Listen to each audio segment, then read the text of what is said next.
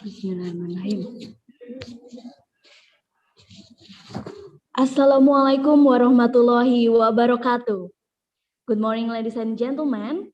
The Honorable Dr. Andes Purwanto, MMPD, as the head of Department Office Administration Education, the Honorable Mrs. Chusnu Sharifah, Lecturer of Event Management, Office Administration Education, Faculty of Economics, Yogyakarta State University, the Honorable Ms. Alfi Nurafi, as the chairman of the committee and all participants.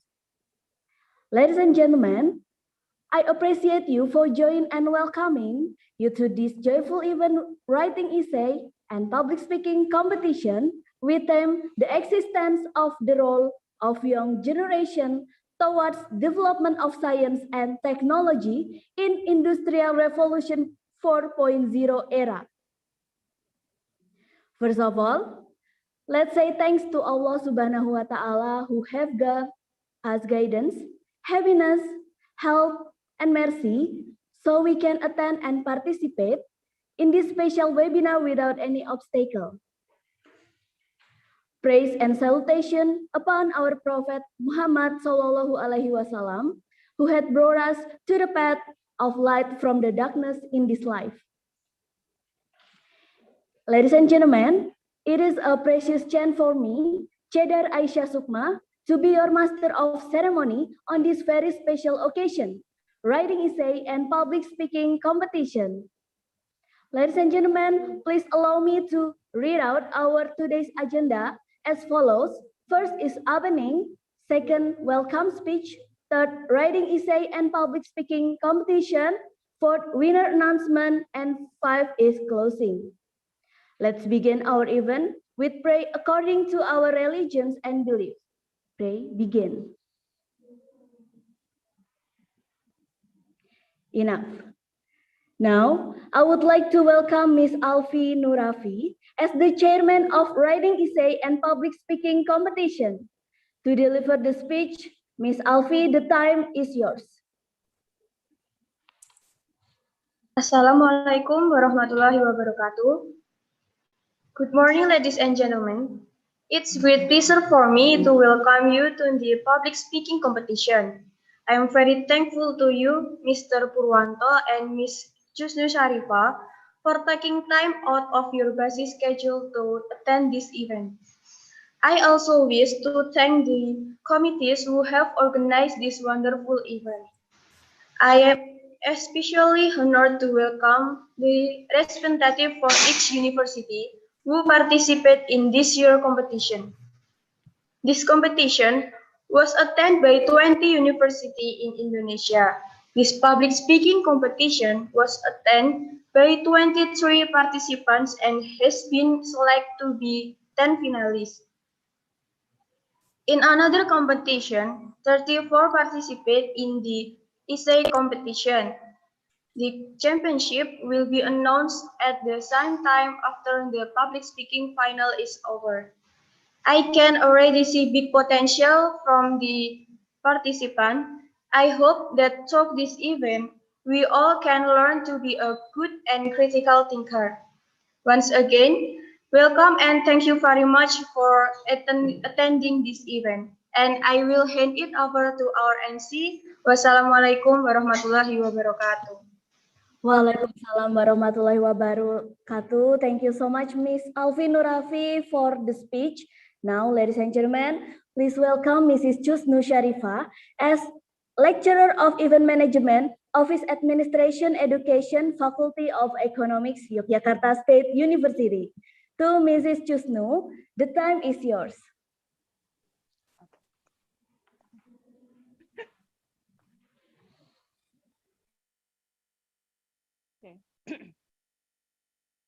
Sorry, can you hear my voice? Yes. Okay. All right. The Honorable, the Dean and Vice Dean of Faculty of Economics, and the Honorable Mr. Purwanto as the Head of Study Program, and education letter such as participant and committee of competition, and also my beloved student. Ladies and gentlemen, thank you for joining the event that organized by Naradipta EO and the English Club, a fun learning English clinic or FLIC FE UNY. This activity is the work of student in the event management subject. So this practical subject is to improve student skills in terms of collaboration, critical thinking, communication, creative thinking. This matter, 10 event organizers from 2 classes of Office Administration Education Study Program have been formed.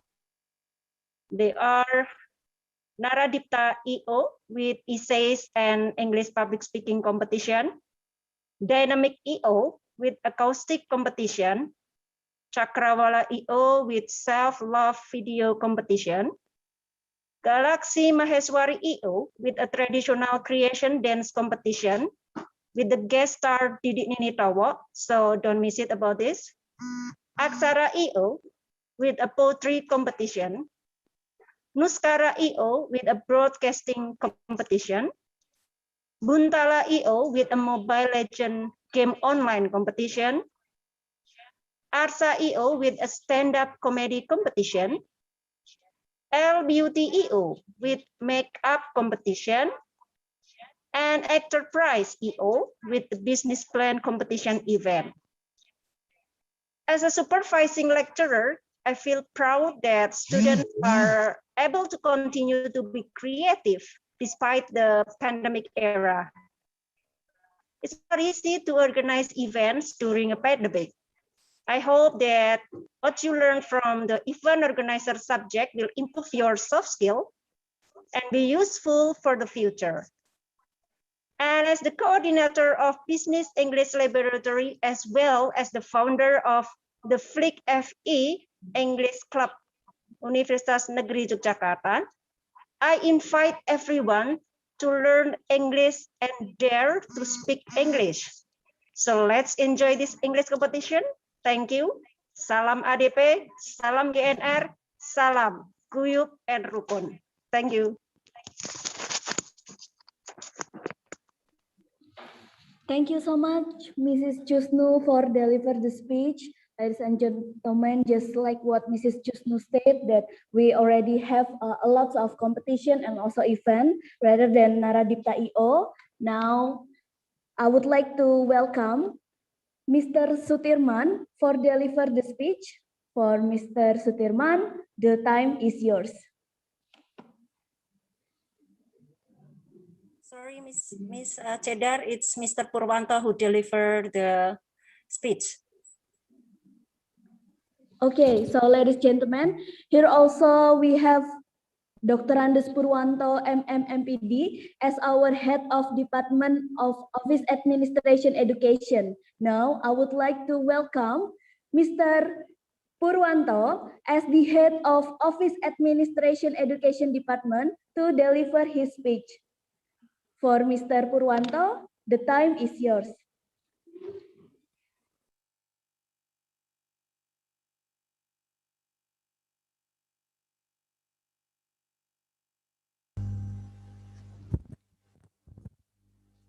Maaf, sebelumnya Pak Dirman bisa datang itu. Hah? Oh ya. Baik, terima kasih kepada para mahasiswa.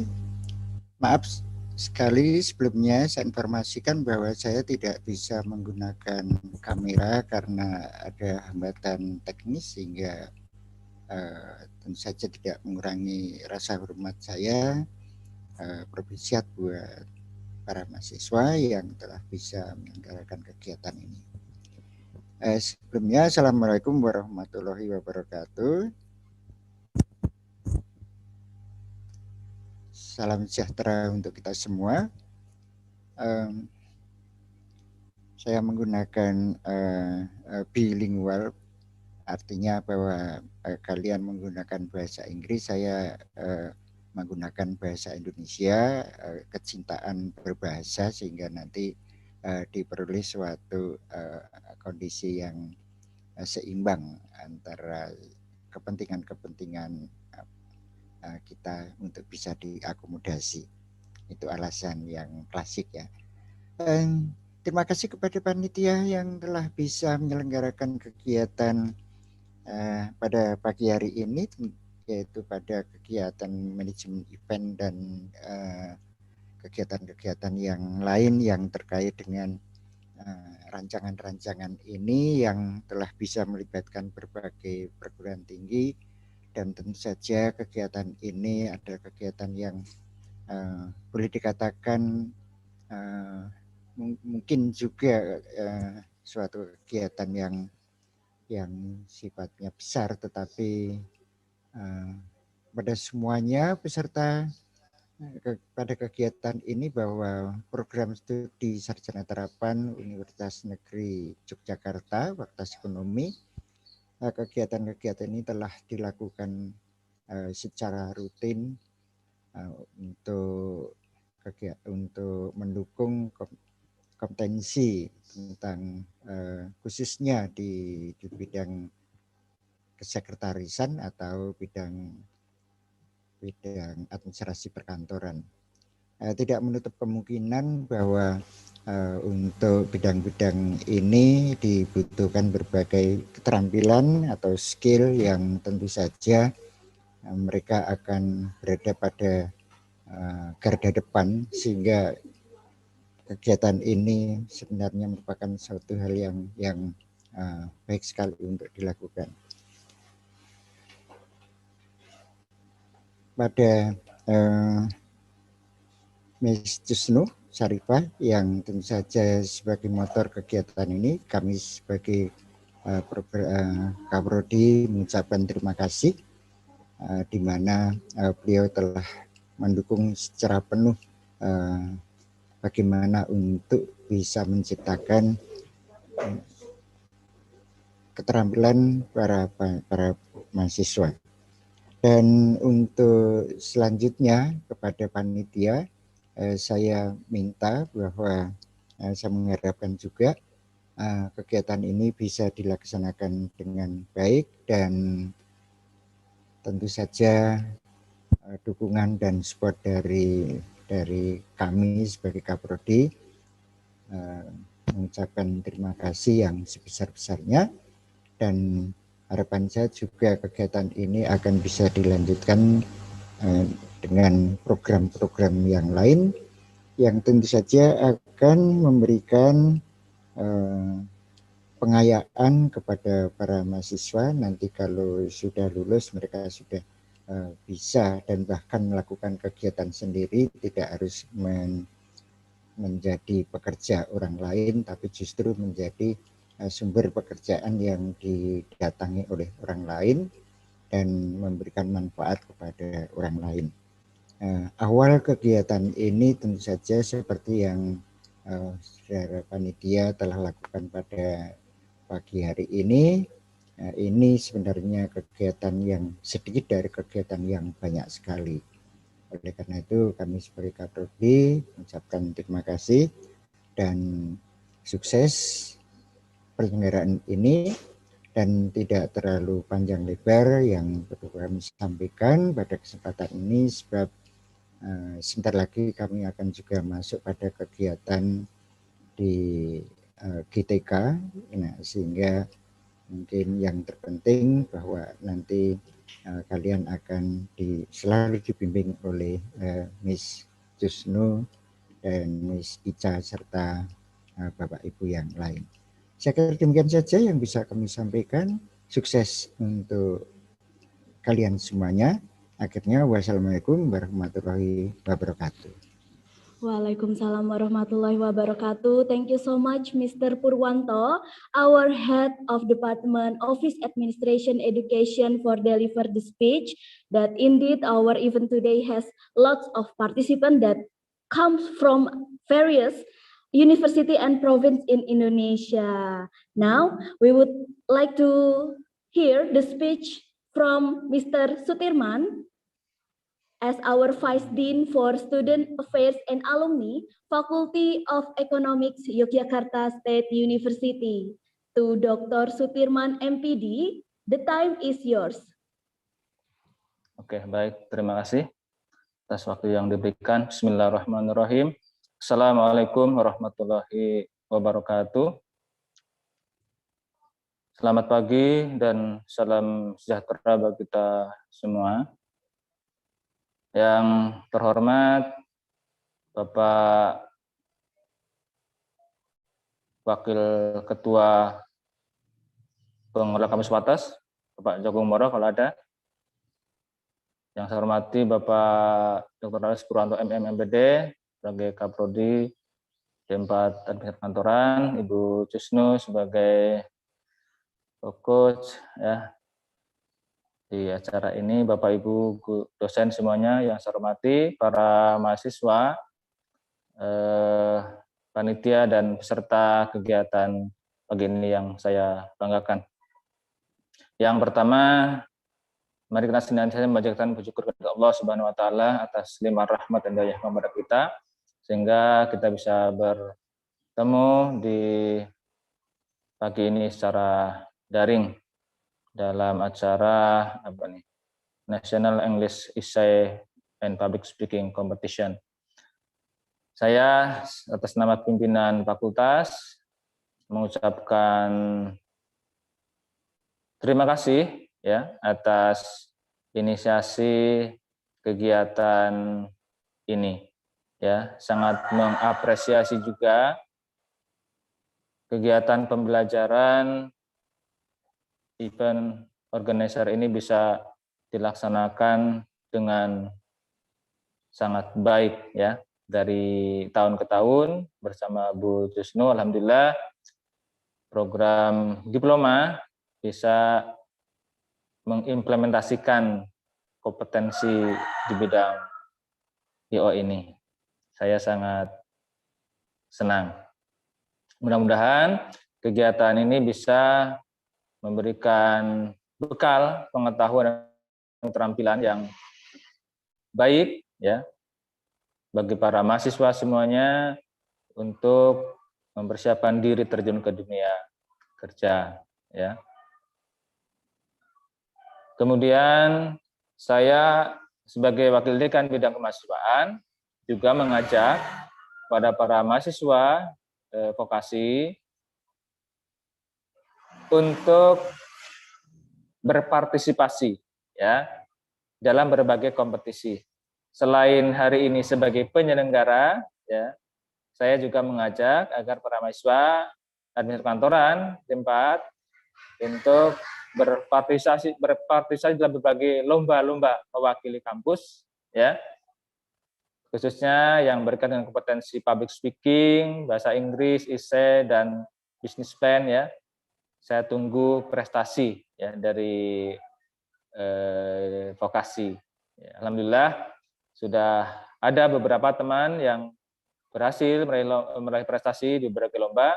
Nah, saya tunggu dari kalian-kalian ini selain sebagai penyelenggara yang sukses juga menjadi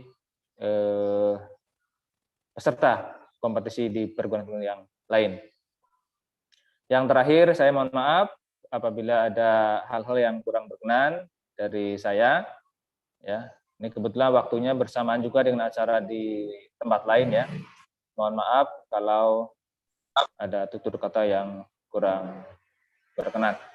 Demikian yang saya sampaikan, kurang lebihnya mohon maaf. Assalamualaikum warahmatullahi wabarakatuh.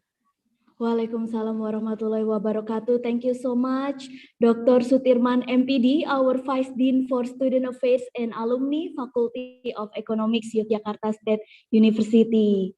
Now, ladies and gentlemen, in this beautiful moment, let us memorize our activity today before beginning the competition. I would like to ask all the participants to open the camera and give your best smile because we will have to taking the picture. Okay, for all participants, please open your camera. Don't forget to bring your best smile. Is the committee ready? Okay, 1, 2, 3, smile. Once again, 1, 2, 3, smile.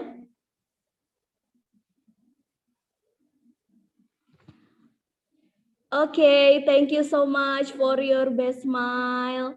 Now, ladies and gentlemen, this event would not realize without enthusiasm from both participants and the committee of writing essay and public speaking competition.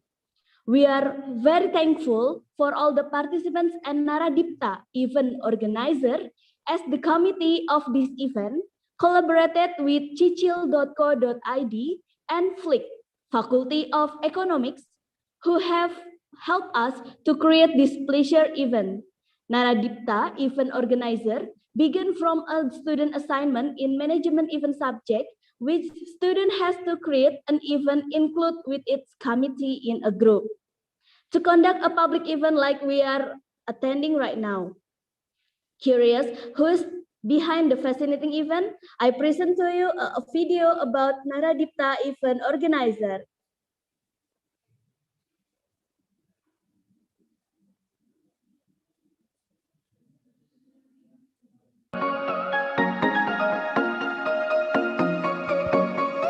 Awal berdirinya Naradipta Event Organizer yaitu berkaitan dengan salah satu mata kuliah jurusan Pendidikan Administrasi Perkantoran Universitas Negeri Yogyakarta yaitu Manajemen Event pada bulan Januari 2021. Filosofi logo Naradipta Event Organizer warna biru memiliki makna kepercayaan, kesetiaan, ketulusan, kebijaksanaan, dan kecerdasan. Buku dengan huruf N di tengah logo memiliki arti buku merupakan sumber ilmu dan sebagai kekuatan dalam menjalankan kehidupan. Sedangkan huruf N merupakan lambang dari Naradipta Organizer.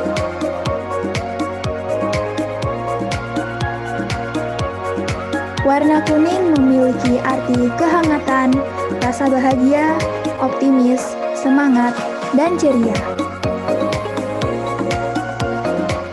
Naradipta berasal dari bahasa Sanskerta yang memiliki makna gemilang atau berkilauan. Tujuan kami menggunakan nama ini karena kami berharap dalam event organizer ini dapat membantu orang lain dalam mengembangkan dirinya.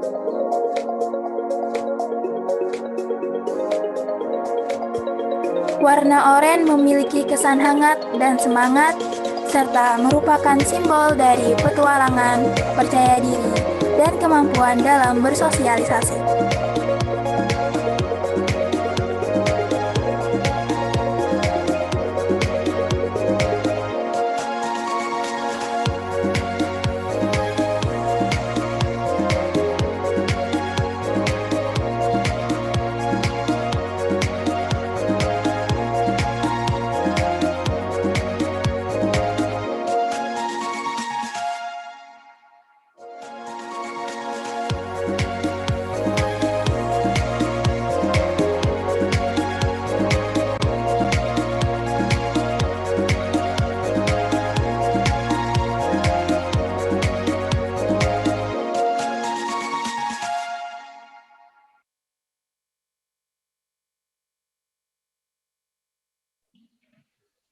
So that's all the person that brought us to this pleasure event, Naradipta event organizer. Thank you so much for Naradipta event organizer. Now, ladies and gentlemen, we also very glad to announce you that we are successfully invited. Our event they invited by total 23 participants for public speaking competition and 34 participants for writing competition. Now we would like to bring you the video about the teaser about National English Writing Essay and Public Speaking Competition. Happy watching.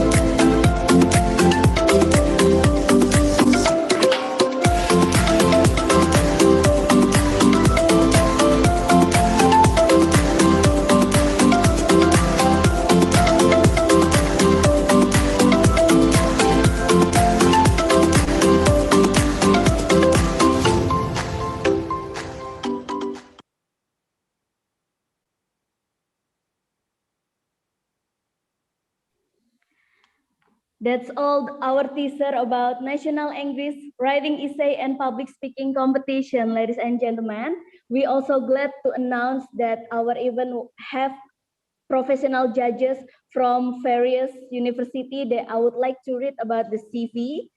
First is Miss Christina Wasiati, SPD MHUM. She's a lecturer that was born in Sleman, 7 May 1971, address in Jatimulyo, Tegalrejo, Yogyakarta, and has a graduate from English Department of Sanata Dharma and have master in linguistics of Gajah Mada University.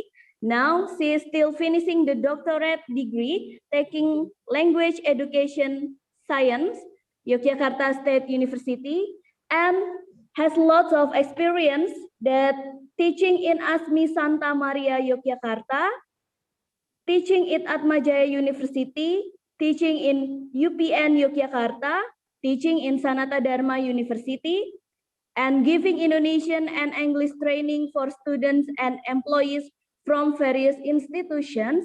And now she is also ever becoming jury of Indonesian and English competition regionally and nationally. And now she also doing several activities like editing and translating some books such as The Unbearable Lightness of Being, Perfect Customer Care, Managing Oneself, Trading Up, and Dare to Kiss the Frog. That's from Miss Christina Wasiati. Now I would like to read our next judges. She is RR Chusnu Syarifa Dian Kusuma MSI, birth in Salatiga, 3rd December 1979, address in Keruing Tree, number 137, Banyumanik, Semarang, and has education Diploma 1 graduated from Secretary of LP3I Semarang, Bachelor degree graduated from Business Administration Department of Diponegoro University, and Headmaster graduated from Science of Business Administration Postgraduate Diponegoro University. She also followed several organizations such as Coordinator Flick FAUNY English Club, Coordinator FAUNY Business English Laboratory, Rotary International Club Yogyakarta, Training Travel Agent of Jogja Tourism Center UGM. She also has several courses such as IELTS in Malang University, TOEFL from SEU Diponegoro University, and take TOEFL from LIA Semarang. She also has several working experience. First is administration staff in DPD Partai Demokrat of Semarang City since January 2005 until November 2007. Second, administration staff in PT Polidaya Guna Perkasa of Semarang since August 2008 until April 2010. She also ever become a personal assistant in PT Poh Putra Indonesia of Surabaya since May until July 2010. And last, she is a lecturer in Yogyakarta State University since 2015 until now. Our third judges, we have Mrs. Dewi Nurul LM, a devoted teacher of English with a focus of English for specific purpose. She has experienced content writer and translator with a demonstrated history of working in the writing and translation industry. She graduated from the school first is Yogyakarta State University, class of 2019, has a Master of Education in English with the thesis topic English for Specific Purpose Materials Development.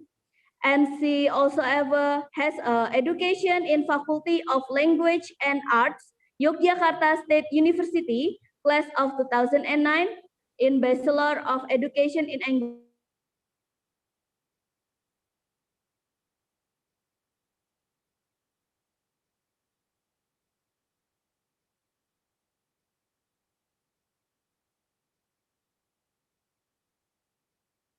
Secondly, content writer and translator, freelance 2012 until now, and consecutive interpreter, PUM Netherlands senior expert on 2015.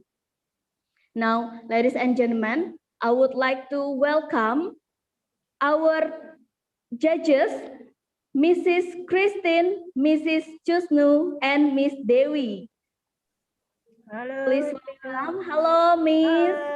Hi, Miss Christine. Hi, Mbak Dewi. Hello, welcome. Hello, everyone. Mrs. Christine, Mrs. Dewi, and Mrs. Chusnu. It's a pleasure to have you guys in our competition right now as our judges. Thank you for joining our Zoom today, Miss. Yes, nice to meet you too. Thank you everyone for to be participant in this event. Thank you very much. Thank you, Miss. So, ladies and gentlemen, that's all our judges today for public speaking competition.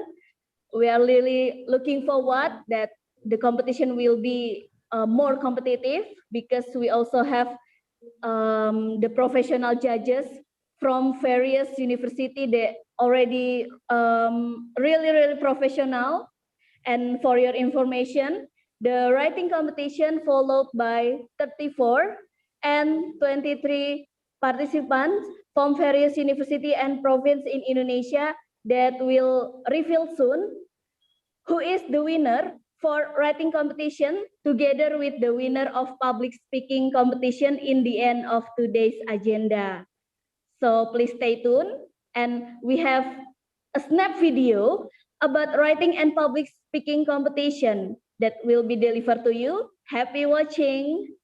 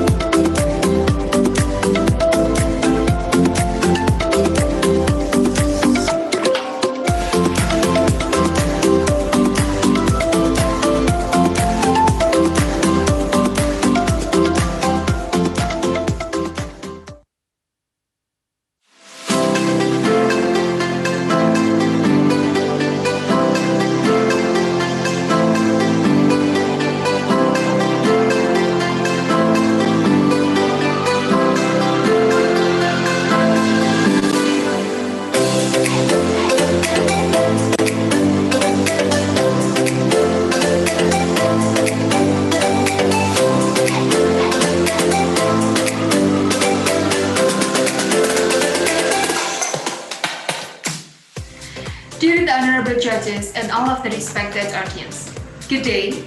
My name is Eka Septian Yunistia. I'm from Sanata Dharma University. In this occasion, I'd like to talk about creative industry. Gentlemen, my name is Apri Rahmanto. I'm from State University of Yogyakarta. In today's occasion, I'd like to deliver a public speaking entitled "The Youth as the Key Development of Education in Indonesia." Ladies and gentlemen, as what he has said before, education is one of the ways for the youth to achieve what they want to finally become who they were meant to be. To some, education is a tool, is a media for them to become a better person. You may feel that education is a waste of time or it's something that you need to do in order to get a job. But you see, honestly, education is more than just trying to get a job and pleasing your parents. Education offers stability in life, and that's something that no one can take away from you. Hey, you. I worry for our future if we could depend it in the hands of viewers. I mean, I don't understand you. When I was young, I was told to respect elders, to be disciplined and well-behaved. But in comparison with today, you guys are reckless. Ladies and gentlemen, are you aware that today, in our country, Indonesia, so many youth are using a social media, but for something less productive and less beneficial? And this revolution is going to change nearly every aspect of our lives. From what we eat to what we believe, to how long we are going to live. The fourth industrial revolution will bring change at speed, scale, even force. This 4.0 industry and all the technology that comes with it does makes it easier for most of us to do our job and daily activities. We can find almost all the information that we need by online. In education, information and knowledge spread easily and accessibility to anyone who needs it. The effect of Industrial Revolution 4.0 create innovation in the field of economics that produce digital platforms in creating and opening new jobs. So how do we invest in ourselves? One of the ways to invest in ourselves is by reading. Read a book, read an article, read stories that you like. In this technological era, we can easily get any information. Newspapers and magazines may be too old for us, but now, with the technology and the internet, just one tap and search, we can get any news and information we want. The second one is youth must have good learning skills. Some youth abilities such as critical thinking, creative, and also innovative are no less important to face this revolution. Third, child development. With the existence of the internet and e-commerce site, people can easily buy goods from a distant place, even with just one click. So, the technology like internet and social media could be a weapon for us to empower other young people to raise the awareness of mental health itself, but it also can destroy our mental stability. Let's move to the next topic. Still about the technology, but now it's from the older generation's perspective. Well, in the middle of the pandemic like this, we are going through the transition from face-to-face learning to online learning. It is not only killing you by symptoms and physical suffocation, but also killing all of our job, employment, harvest and plantation, and slow but sure, it will leave us with death and hunger. If you look at the reality, stunting is a health problem, which comes from sociocultural and economic factors. Children who grew up in poverty and have little to no access to adequate nutrition, mothers who can breastfeed properly due to labor-intensive jobs they have.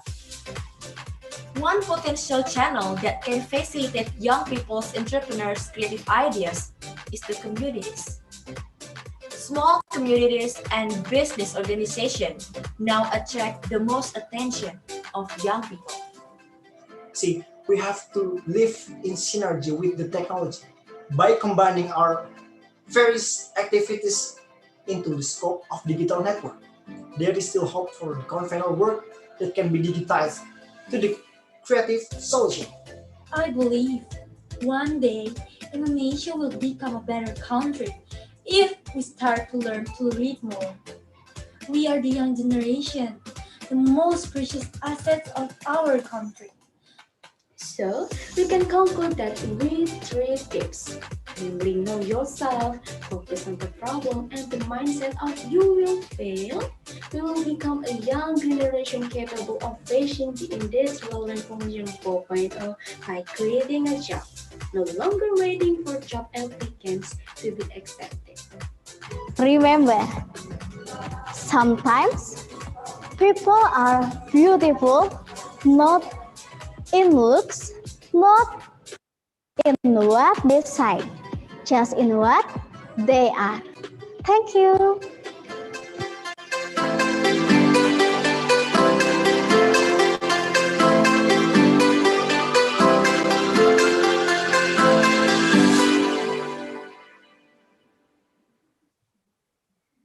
So that's all our participants in this fascinating competition from both of National English Writing Essay and Public Speaking Competition. Such a pleasure together with you guys in this beautiful morning.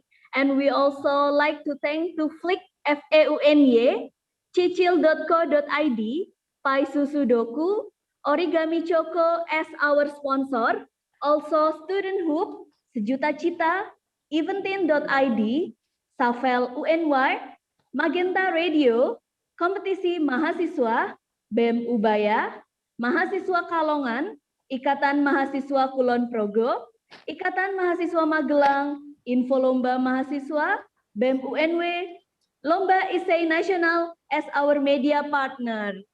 Now, ladies and gentlemen, that only 10 best finalists of public speaking competition that will be deliver their speech today. Now, I would like to announce who is the 10 best finalists of public speaking competition. Here we go.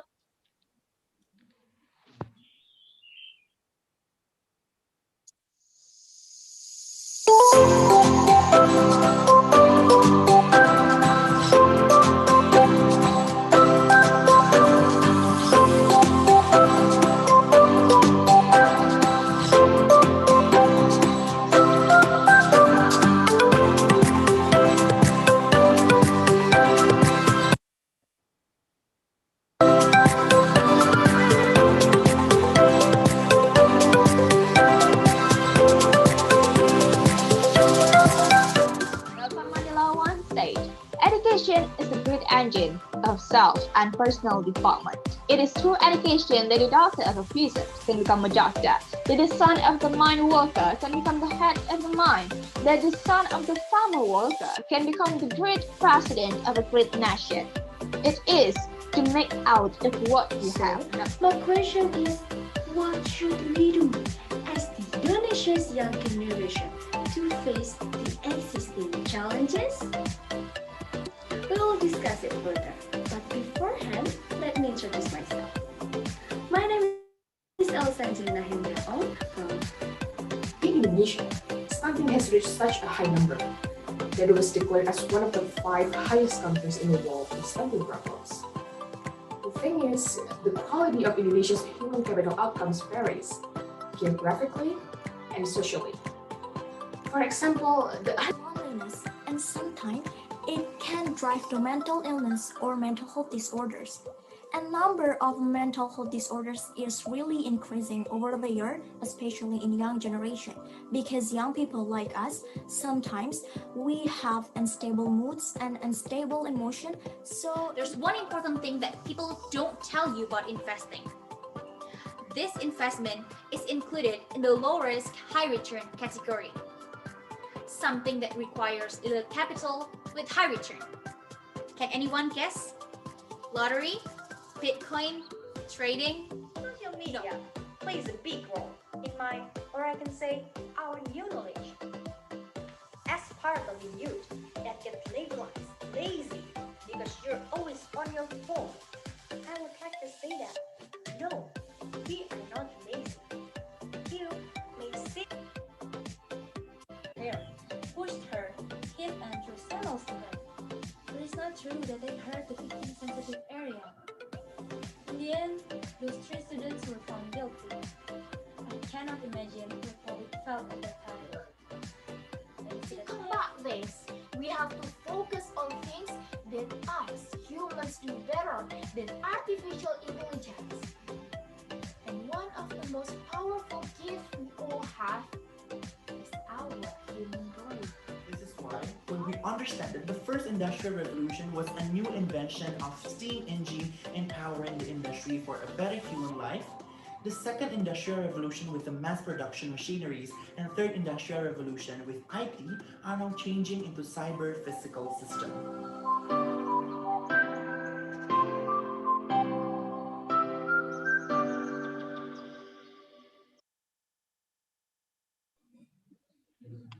Congratulations for our 10 best finalists of public speaking competition. Ladies and gentlemen, now I already got the rules, so we can move to the next agenda is Q&A session with the judge of public speaking competition. And the first, I would like to tell you the rules. First is participants must activate the camera and microphone during the event.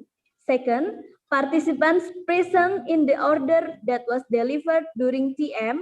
Third, participants make a presentation for 7 minutes. Fourth, participants do a question and answer question with the jury for 8 minutes. And fifth, participants are prohibited from using English language aids such as dictionaries, Google Translate, and the like. And sixth, if the participant has network problems, the judge and the committee will allow 5 minutes of tolerance. If within the specific time they cannot attend, they will be transferred to the last order and get a consequence of a 10% discount. 7, the participant have to naming format with number, underscore name, and underscore university. Now, ladies and gentlemen, I will call one by one. For those participants who's not doing speech, please kindly mute the microphone while Q&A session begin. And each participant will ask by to judge I will please based on committee terms. And I will call the next participant after the previous Q&A done. The first participant is Ray Abraham from President University. To get ready, and for other participants can mute the microphone, please. Thank you. Is Mr. Ray Abraham from President University ready? Iya, Kak. Let me open my camera first. Okay. Am I visible? Yes, you are visible, sir. If you are ready, the time will be on after you say your first word. If I do it landscape, will it be feasible as well, like this? Yes. Okay.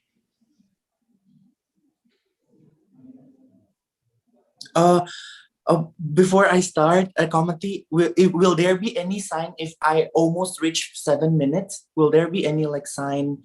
Yes, or... we will tell you from the chat room. Okay. Are you ready, sir? Yes, I'm ready. Okay. The time is yours, Mr. Ray Abraham from President University. I think you tagged the wrong account. I'm so sorry. The one that you highlight.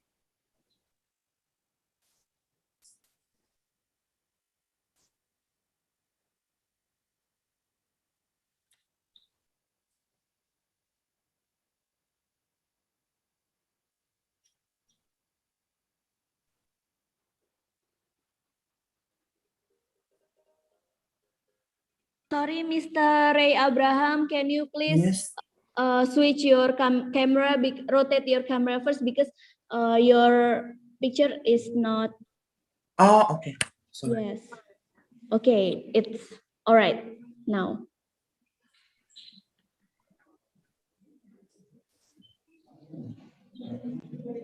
Okay. Sorry. Yeah, can I just do it this one? Okay, you can adjust first, sir. Okay.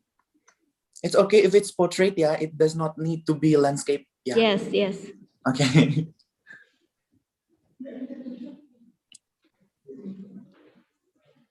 Okay, are you ready, Mr. Ray Abraham? Yes. Okay.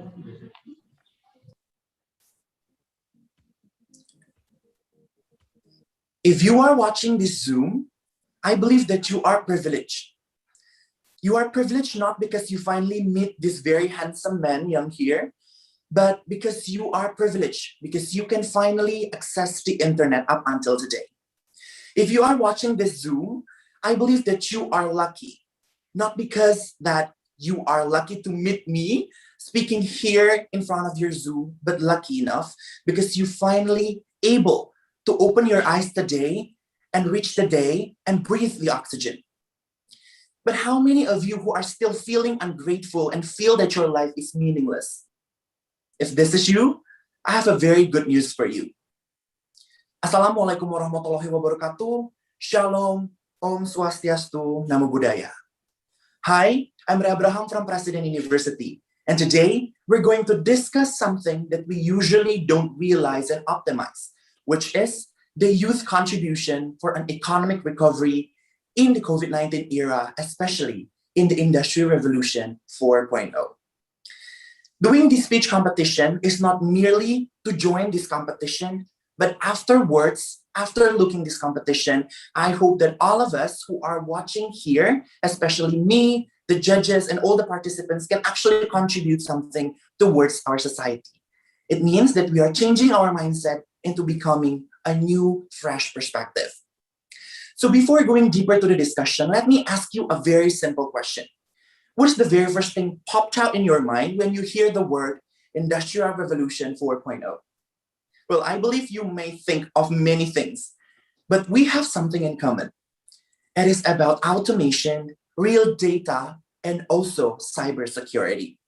The cyber realm we see is the development of the first industrial revolution when steam engine was first found and powered the industry.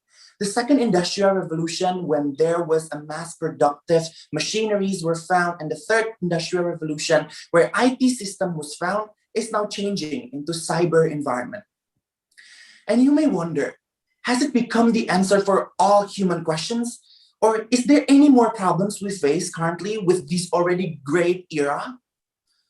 Well, if you ask me that, we have to trace back to the 31st December 2019 when the first COVID-19 was first found in Wuhan, China.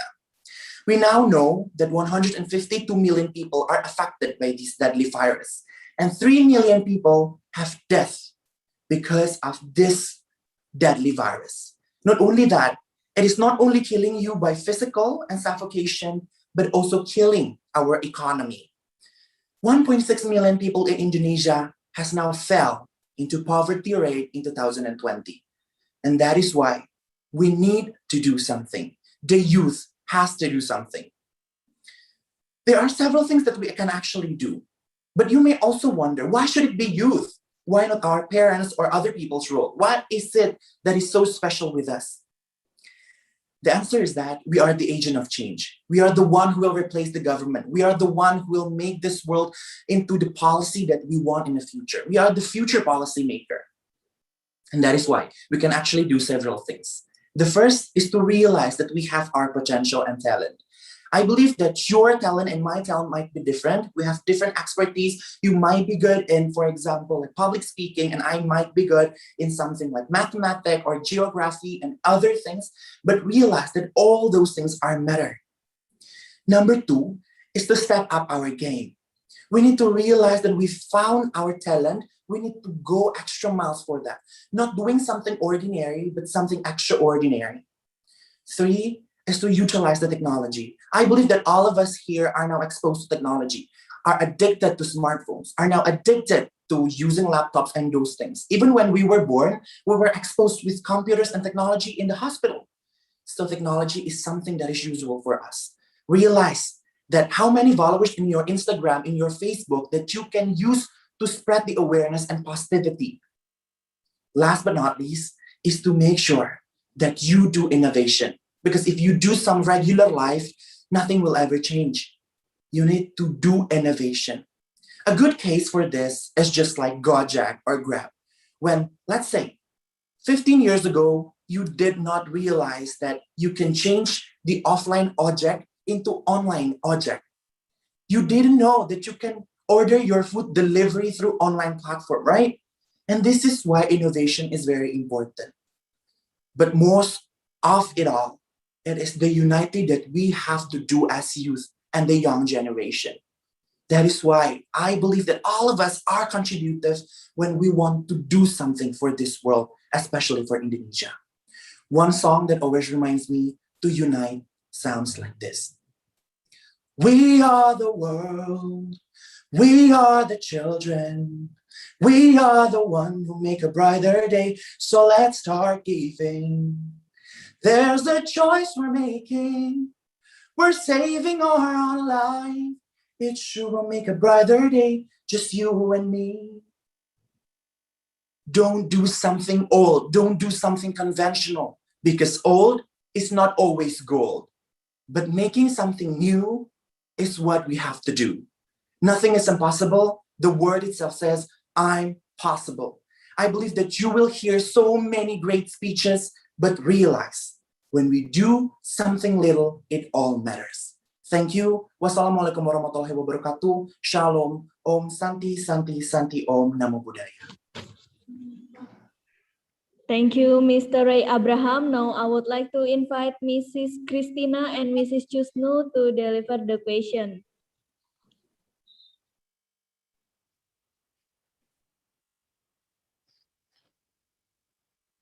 Okay, Bu Husnu, can I start? Yes, you may. Yeah. Okay, Mas Ray, nice topic. Yeah, first Thank of you all, so much, Miss. Yeah, your voice is also good. Yeah. Okay. First of all, I would like to know what makes you interested in taking this topic? Okay, thank you so much, Miss, for the question. I believe that there are so many reasons for people to choose their own topic, but then for me, myself, personally, really deep in my heart, I really want to contribute to the world, especially to Indonesia. I have a dream to actually become, the Ministry of Foreign Affairs of Indonesia, to make decision for Indonesia. And I believe all youth are able to make changes. And that is why by saying that we can actually do something, even though it's little. Let's say, like if you want to change the world, just start something from yourself, making up your bed in the morning, doing something regularly as your habit. It will all make a contribution. And that is why I want to empower all the people, especially when we see here there are, let's say 93 participants. I have realized that we all have our own thinking. But when I am able to say this message, it is not only for a public speaking competition, but it is to put something in your mind, in all of our mind, that yes, we are able to do something. We are confidently beautiful to contribute to that changes. And yeah, we have all those potentials.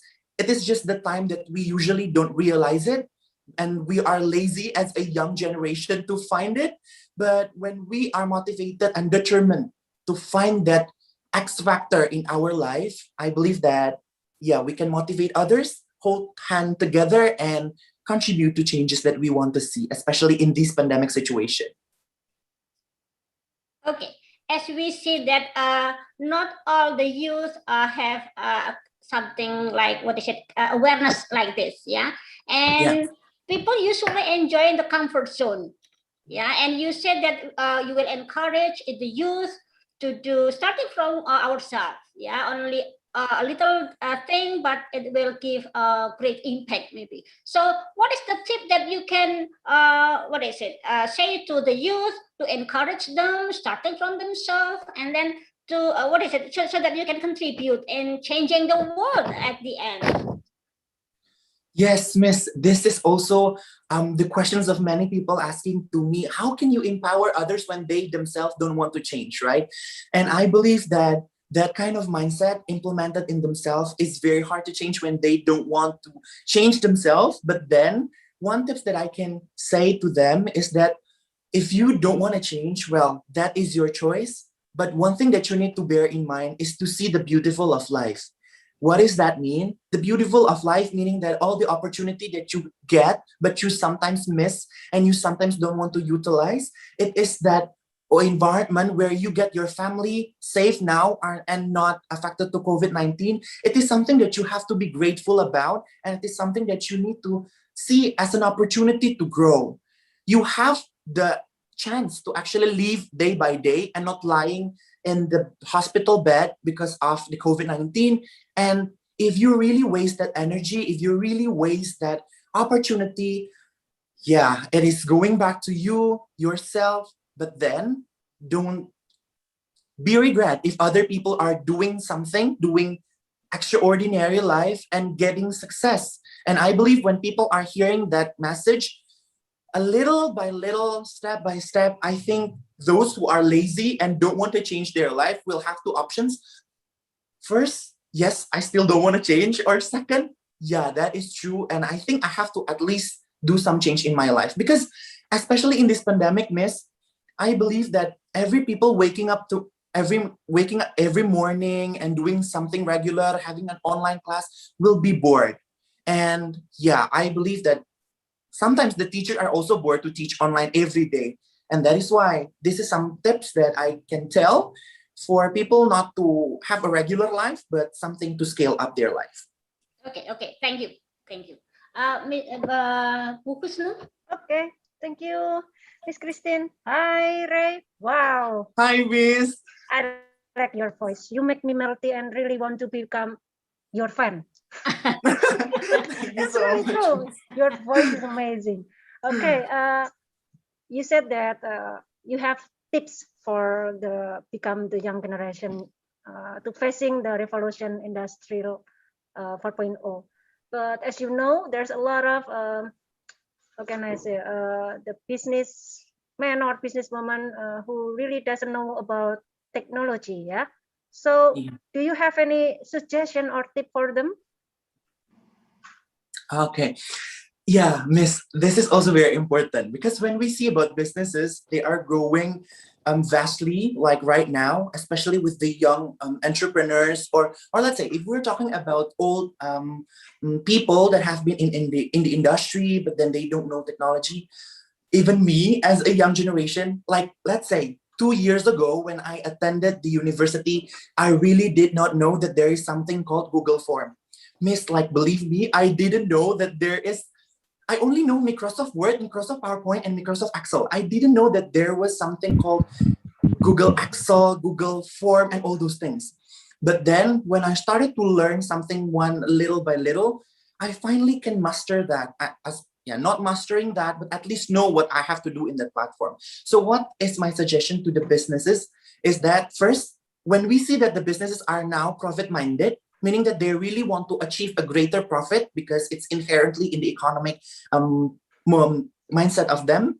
So they will find someone or some people to be hired to utilize the technology and make sure that they are going online or they are organizing their system through technology. And I think the tips will be first, hiring the people for your company if this is an old company that don't know how to adjust. And then secondly, learning inherently through the company. So it is not only depending to that people, but also learning by yourself. But I believe that's for the old businesses that cannot adjust. But nowadays in a status quo, we see young entrepreneurs are already technology savvy and they are already very good at marketing, let's say, doing an online marketing, advertisement, and all those things. So Industrial Revolution 4.0 will not be a barrier for them. Okay, all right. Thank you for the answer once more. So you have several tips, yeah. So which one the most important tips for others? Okay, I think all of the let's say one important thing for all of the answers is to understand one, the world is changing. Number two is to make sure that you are adjusting to the environment, but still understanding the norms and regulation. So when you see that the environment is changing and you realize that it is happening, you will be determined to change and adapt and realize that there are several norms that you have to obey for you not to going out of the limit and breaching the rules and regulation or something that is being in the constitution. And when we are obeying that thing, I think all the contribution will matter. All the contribution will be effective to build Indonesia again. And we will have the world smiling again. I think that's my most important tips, Miss. Okay, thank you. Enough for me. Please, Mr. Thank you, Miss. Yeah. Okay, thank you, Mr. Ray Abraham from President University. Now we are going to move to the next participants. Second participant is Miss Fasya Tiara Mailenia from University Muhammadiyah Malang. And I would like also to call Miss Vanessa to get ready after Miss Fasya. Is Miss Fasya Tiara Mailenia ready? Is my voice audible and clear? Yes. Okay, I'm ready. Okay, ready, Miss? For Yeah. Miss Fasya Tiara Mailenia from University of Muhammadiyah Malang, the time is yours.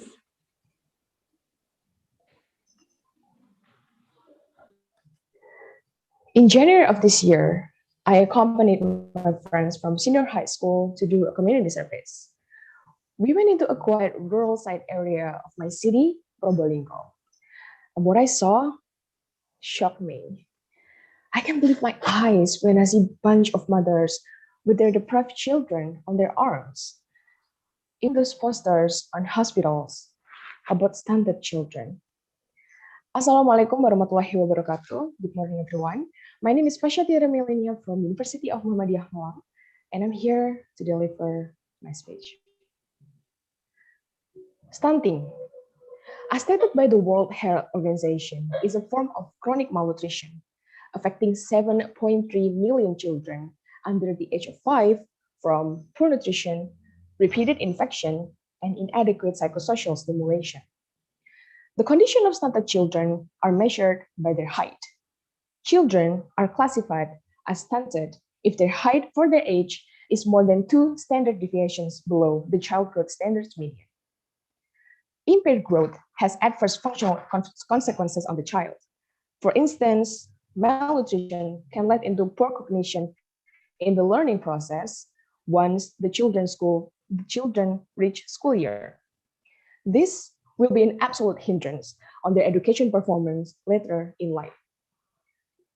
In Indonesia, stunting has reached such a high number that it was declared as one of the 5 highest countries in the world with stunting problems. The thing is, the quality of Indonesia's human capital outcomes varies geographically and socially. For example, the under 5 child mortality rate in non-electrified areas is double the rate than those in urban areas. It means, let's say, if the Probolinggo government from where I live conducting a charity or a socialization about stunting, we cannot guarantee that parents in Krucil or Sumber Asih, an area which located outside of the center of the city in the countryside, further from the government reach, can access them as much as those who live in the center of the city. If you look at the reality, stunting is a health/medical problem, which comes from sociocultural and economic factors. For example, children who grew up in poverty and have little to no access to adequate nutrition, mother who cannot breastfeed properly due to labor-intensive jobs they have, or even the environment they lived in. Everything could be a contributing factor of stunting problems. As I said earlier, in my own city, Probolinggo, East Java, stunting is still considered as the highest health and medical problems. Most of the children who were diagnosed with stunting came from a family with low income, mother who got pregnant at such early age, and a very little access to education about stunting itself. Most of these parents have zero idea that their child is stunted. And when confronted about the fact that their child might be stunted, these parents usually just brush it off with the fact that they are too busy with work or don't have enough resources to feed their child. While I am in no position to speak about parenthood because I haven't had any experience of having children yet, I believe all of you too, we can all agree that healthy life is not a choice. It shouldn't be a choice because it's a mandatory which every child deserves. And this condition worries me. As a part of the youth of Indonesia, I, same with all of you, all the public speaking participants in this room, have all of these privileges to talk and discuss about stunting. Yet, those children don't. We have much more resources and opportunities to learn about stunting, while those children can't help but live with it. In one way or another, we have something in common. Those children and all of us are part of the young generation of Indonesia. We are the gem, the investments who will continue to build Indonesia for the better in the future. And if I could have all of these chances to experience wonderful milestones in life, then they should too.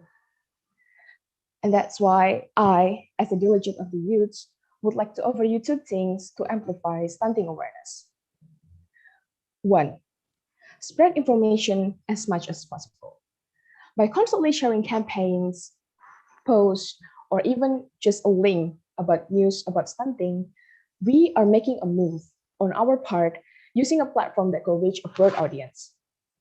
We have all of this advanced media, especially social media like Instagram, Twitter, YouTube, or even TikTok that we use 24/7 every day and could be accessed from our own devices in our hands. And we are the ultimate savvy when it comes to technology. This is our chance to leverage the media for a good cause. And number two is actively joining stunting prevalence program within your own local community. Doing our part via an online platform is definitely helpful, especially in this pandemic, to minimize physical gathering. But joining an actual stunting prevalence program in our own community takes our part to a whole new level. Not only help reducing stunting problems from the distance of your own house, but also help build a healthier community to achieve the second goals from SDG or Sustainable Development Goals, which is end hunger. In hopes, by 2030, we can end all forms of malnutrition, including achieving internationally agreed targets on stunting and wasting in children. And with this, I pledge my allegiance as youth to help Indonesian children access a quality life they rightfully deserve. I'm Fasha Tiara Melania from University of Muhammadiyah Malang. Wassalamualaikum warahmatullahi wabarakatuh. Waalaikumsalam warahmatullahi wabarakatuh. Thank you, Miss Fasha. Now I would like to please Mrs. Devi and Mrs. Christine to give the question. Please, ma'am. Okay, thank you.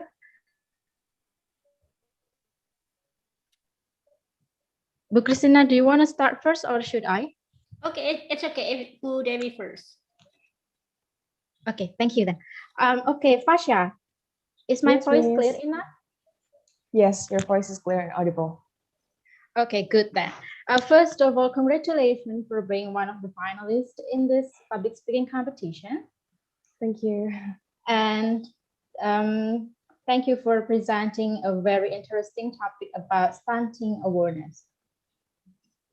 And my question is, towards the end of your presentation, you mentioned 2 things that youth can do to spread stunting awareness, right? And have you Yes. ever done those 2 things? If you have, then please share your experience. Okay, thank you for the question, Miss. With the two of my tips on amplify stunting awareness, I have done the online one, which is like the spread information as much as possible. The first one, I do that by sharing infographics from certain accounts on Instagram, or maybe a post in like news about stunting, and the graph about like the stunting prevalence from like various platforms and organizations such as WHO to my own social media platforms, like what I believe it was Instagram and Twitter. But then I also share them in WhatsApp because I have much more audience in WhatsApp. Like I have a lot of more contacts and people who will watch my updates on WhatsApp. And I have done the online one in which I also participate with my friends, who is a student in one of the in the Surabaya like medical school, from Poltekkes, and they usually have like this webinar about stunting, and I also participate in that. I believe it was like 2 months ago, and I have done my part on the online part because that's what I can do for right now. Okay. And do you think that's effective in spreading the stunting awareness? Okay. I believe it's effective because I have this mindset of anything, like no matter how small or how low your voice outside, like whatever volume that you speak up, it will have an impact, whether it's just 5 views from like your social media updates or even 1,000 likes or 1,000 shares. I think I have done my part, and I think if we're talking about the effectiveness, it's effective in my opinion because I have like speak up about this for my audience and for people who actually interact with me through social media and through online platforms. And I think that is effective because I kept bringing this topic up like time to time. And I think that is one of the reasons I choose this topic, because when you are care or concerned about an issue and you talk about it time to time, people will eventually aware that, oh yeah, this is an issue and this is like an urgent issue that we have to solve together. And I think in the form of effectiveness, it's quite effective from my side. Okay, good answer, Fasha. Small voice matters, right? Okay, Yeah. I think that's solved my question now. Bu Christina, the floor is yours. Okay, thank you, Bu Dewi. Let me continue, Mbak Fasha. What I would like to know, you as the youth, are very interested in stunting. Yeah, what makes you really concerned with this issue? How important Okay. is stunting? Yeah, for our nation. Yeah. Okay, thank you, judges, for the question. I personally chose this topic merely because I feel like this issue, like the stunting issue, is one of the issues that still neglected, or we tend to forget about that this still happens. And me came from a small city. I still witness a lot of people with stunting problems, and a lot of youths do not actually know that that was a stunting problems. And I think that is very important to me because in the future, we eventually will become a parents too, right? And that means we have to learn about all of these things. And also as youth, it is important to start to learn about something that is outside of your, like, let's say your box, because we are the people who will build Indonesia for the better in the future. And we as youth is like neglecting and not caring about this issue enough, or not talking about this issue enough, that issue will be muted and eventually will be forgotten. And I think another reason why I chose this issue to be my topic is that stunting is one of the health or medical problems that is 100% preventable. By preventable, I mean that we can diagnose the problems from such early age. Before, like under the age of 5, we can actually know that, oh, this child will have the possibility of stunting, and then we can prevent that to happen. And I think that's why I chose this topic personally, because of that.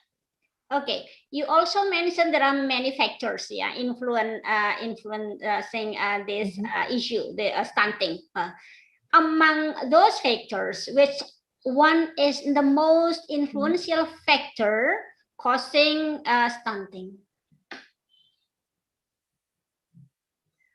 Okay, because the stunting itself is a form of malnutrition, like chronic malnutrition.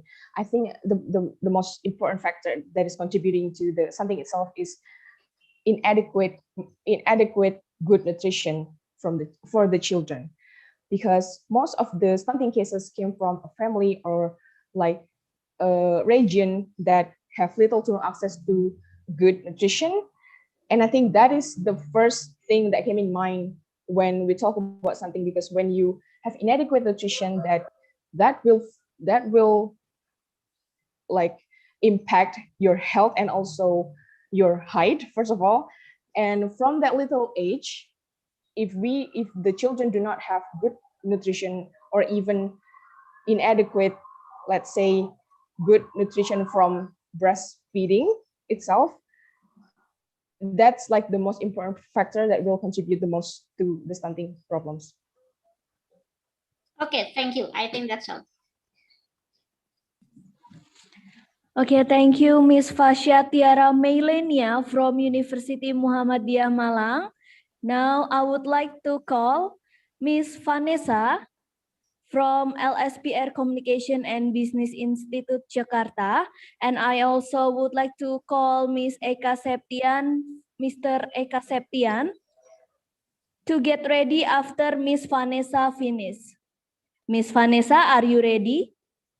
Yes, am I audible? Yes. Okay. Okay. For Miss Vanessa, the time will be start after you speak your first word. The time is yours.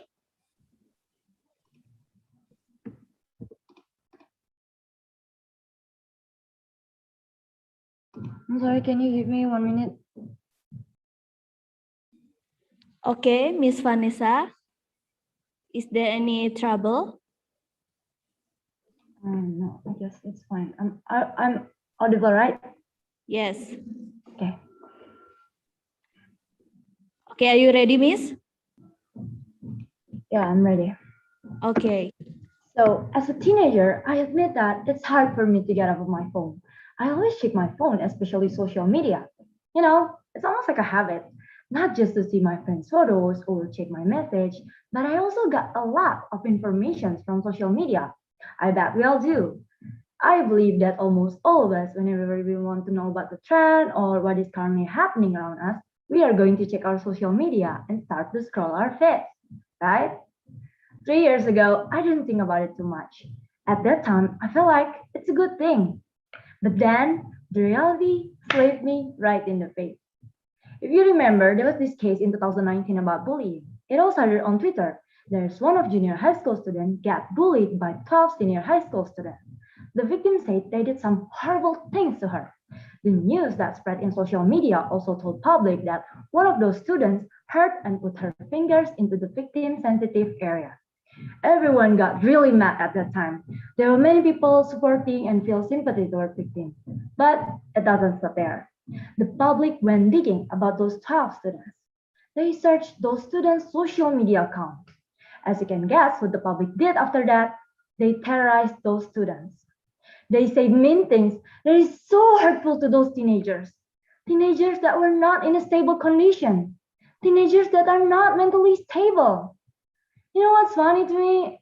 Everyone was so angry to those teenagers because they bullied someone, but they ate their own words. They bullied them. They did cyberbullying. After a while, the victim got hospitalized and the hospital ran some tests on her. The police also investigated this case. When the result came out, hospital claimed that the victim was perfectly healthy and there was no sign of those sadistic torture. The internet heard that. They thought everything the victim said is not true. The public got even angrier than before. It happened once again. They started to bully her on social media. And finally, the police claimed that 3 of those 12 students did pull her hair, pushed her, hit and threw sandals to her. But it's not true that they hurt the victim's sensitive area. In the end, those 3 students were found guilty. I really cannot imagine what public felt at that time. Thanks to that case, I learned a lot of things. From my perspective, both of those 12 students and that junior high school student are victims. They are victims of bullying. They both got hurt. But the public doesn't care, does they? They just love the drama. They enjoy them all.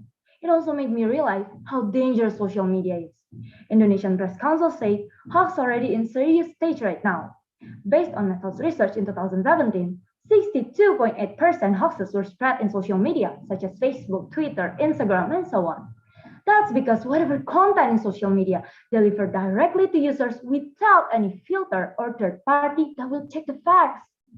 Scary, yet it is still our reality. I also had a misleading information experience before. As a girl who is still in puberty, I really want to have a nice body. But I fell to doctrine. I thought the skinnier I am, the prettier I'll be. How pathetic was I? So I followed some diet tips on the internet. Diet that will make me lose 10 kilograms in a week. It made me obsessed with being skinny. I eat less and less every single day. I reached at the point where I'd feel guilty if I eat anything. I would throw up after I eat something, even just one bite. It was a hard time for me. I couldn't realize how dangerous it was for my body. But I came to my sense after a while. I did my research and finally I knew that it was such a big mistake and misleading information that could have killed me.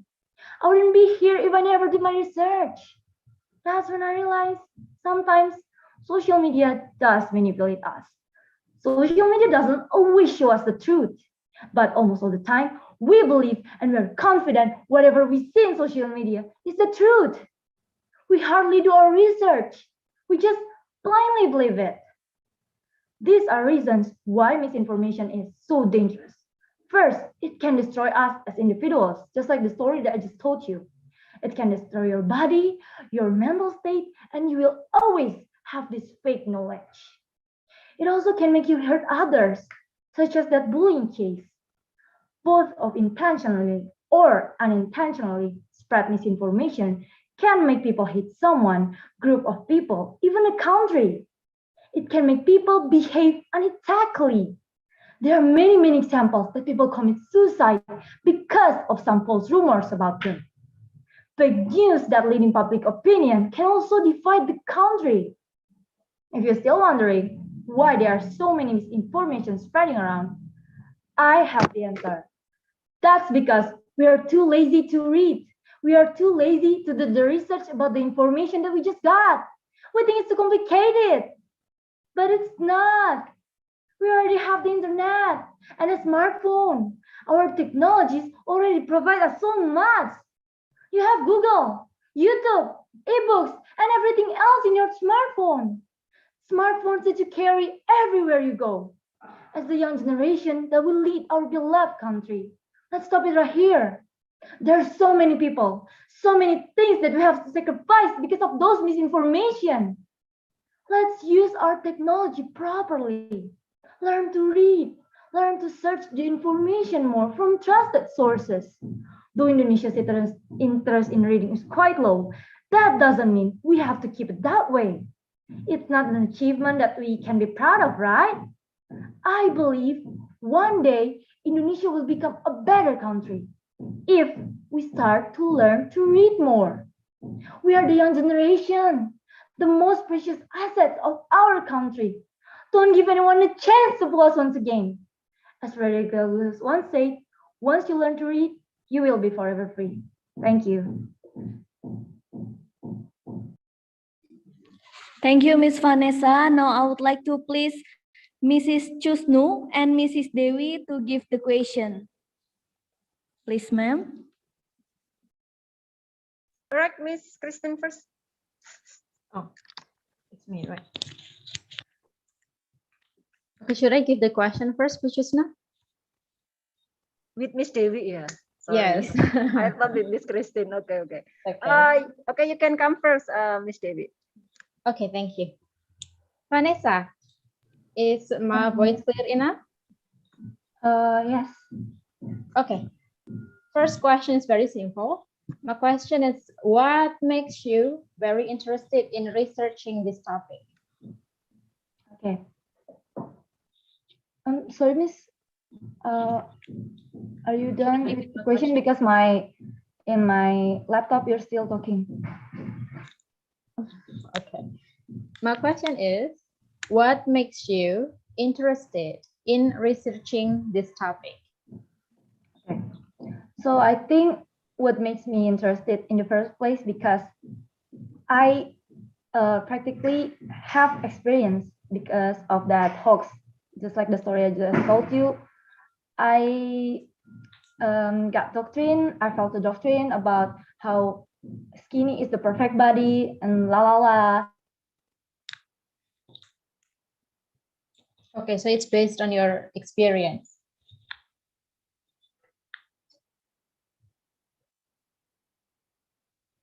Okay, next. Vanessa, are you still there?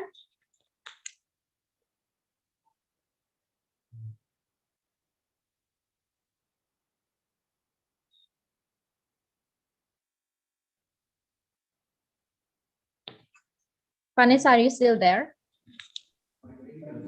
I think she got the lost signal. I think so. Oh, too bad. Okay. How, committee? Should we have give more time for her and you can connect to her? Yes, ma'am. Maybe we will try to call Miss Vanessa first. We apologize, ma'am. It's okay.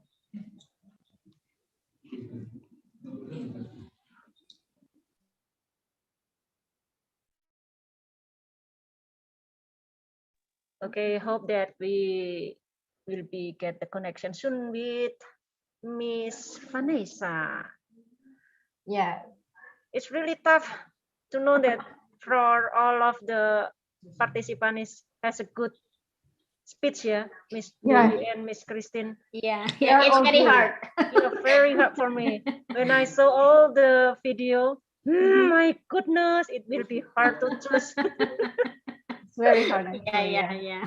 Okay, ma'am. We are sorry. We're still trying to reach Miss Vanessa and still waiting for her. And if 5 minutes left, she's still not available, we will move Miss Vanessa to the back, to the last number, and repeat the question. And then we will continue to the next participants. Okay, ma'am, is that okay? Okay. Sure. Yeah. So, Okay, please because this hang is a on. technician problem, yeah. So it's not Yeah, come from we the cannot help it. participant, of course. So Yes. Unavoidable. as you know, Indonesian has a good internet. Very good internet. Very good.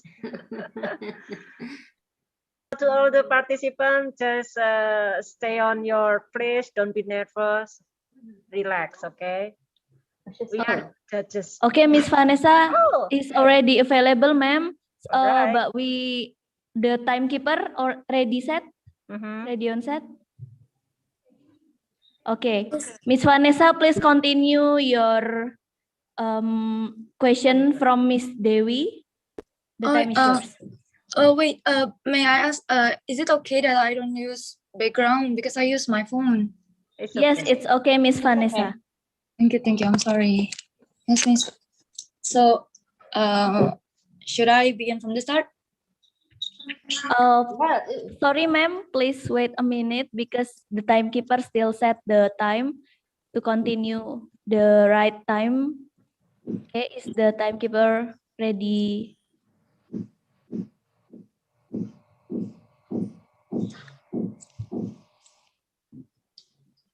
Yeah, okay. Timekeeper ready, Miss Vanessa ready. Okay, please continue, Miss Dewi.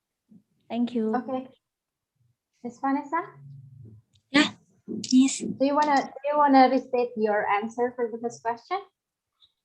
Yeah, okay. So I will answer from the beginning. So why I am so interested in this topic, making it as my topic, my main topic in public speaking competition, Narabdita, because I had experience with hoaxes, like the story that I just told you. It's about food and body imperfection. I thought that I was so ugly back then because I am fat. I was fat.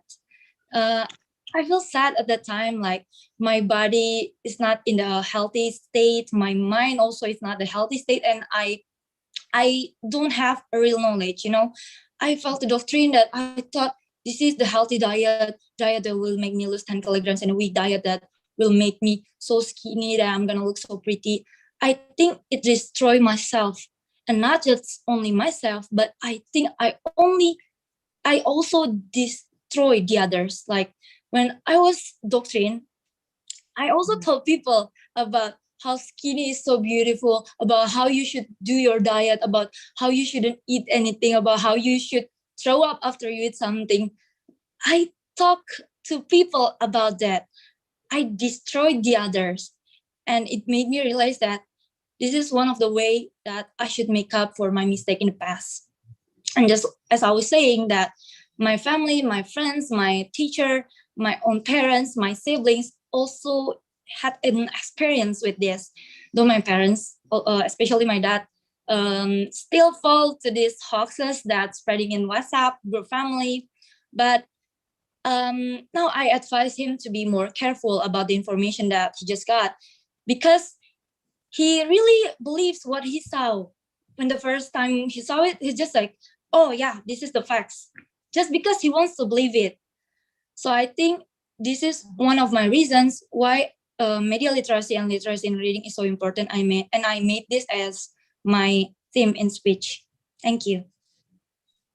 Okay, I'm sorry that you have experienced such misleading information. Yeah, thank you. And last question from me. Do you have any suggestions to give to others to filter this kind of information? I'm sorry, do you have any suggestion? Yeah, for others to filter this kind of information on the internet. I think what people should do is don't believe whatever you see, especially in social media for the first time.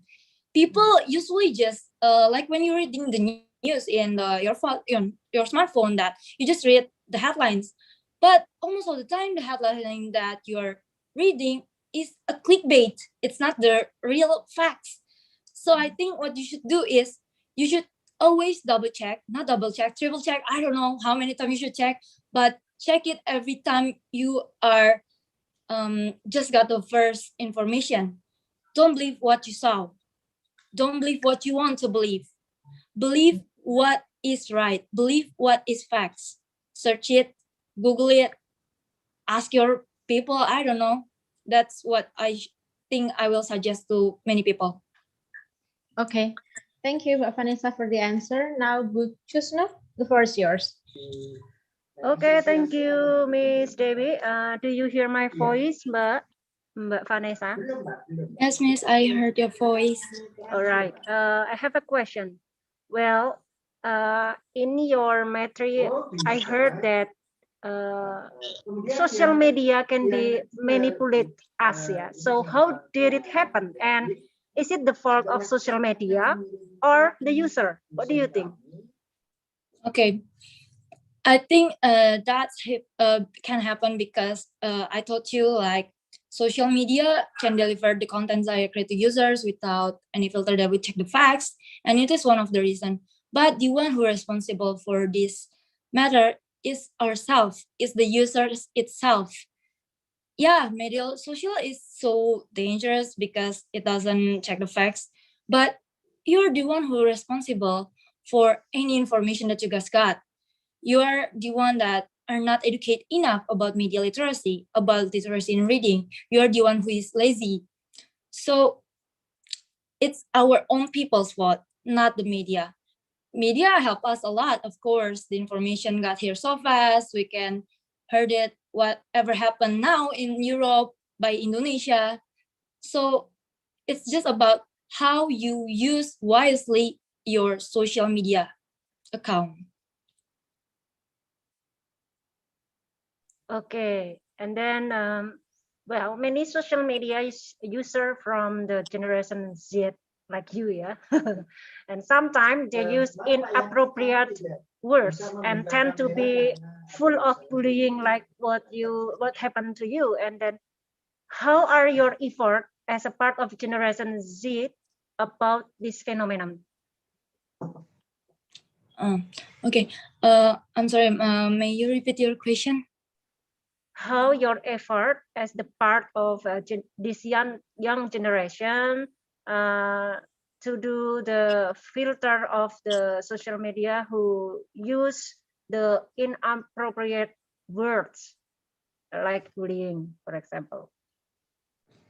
Okay, I think my effort is I should educate my followers first. I use my own platform, like my own Instagram account or TikTok account, about how bullying or inappropriate words can destroy someone's lives. I will give them example. I will give them bad effects.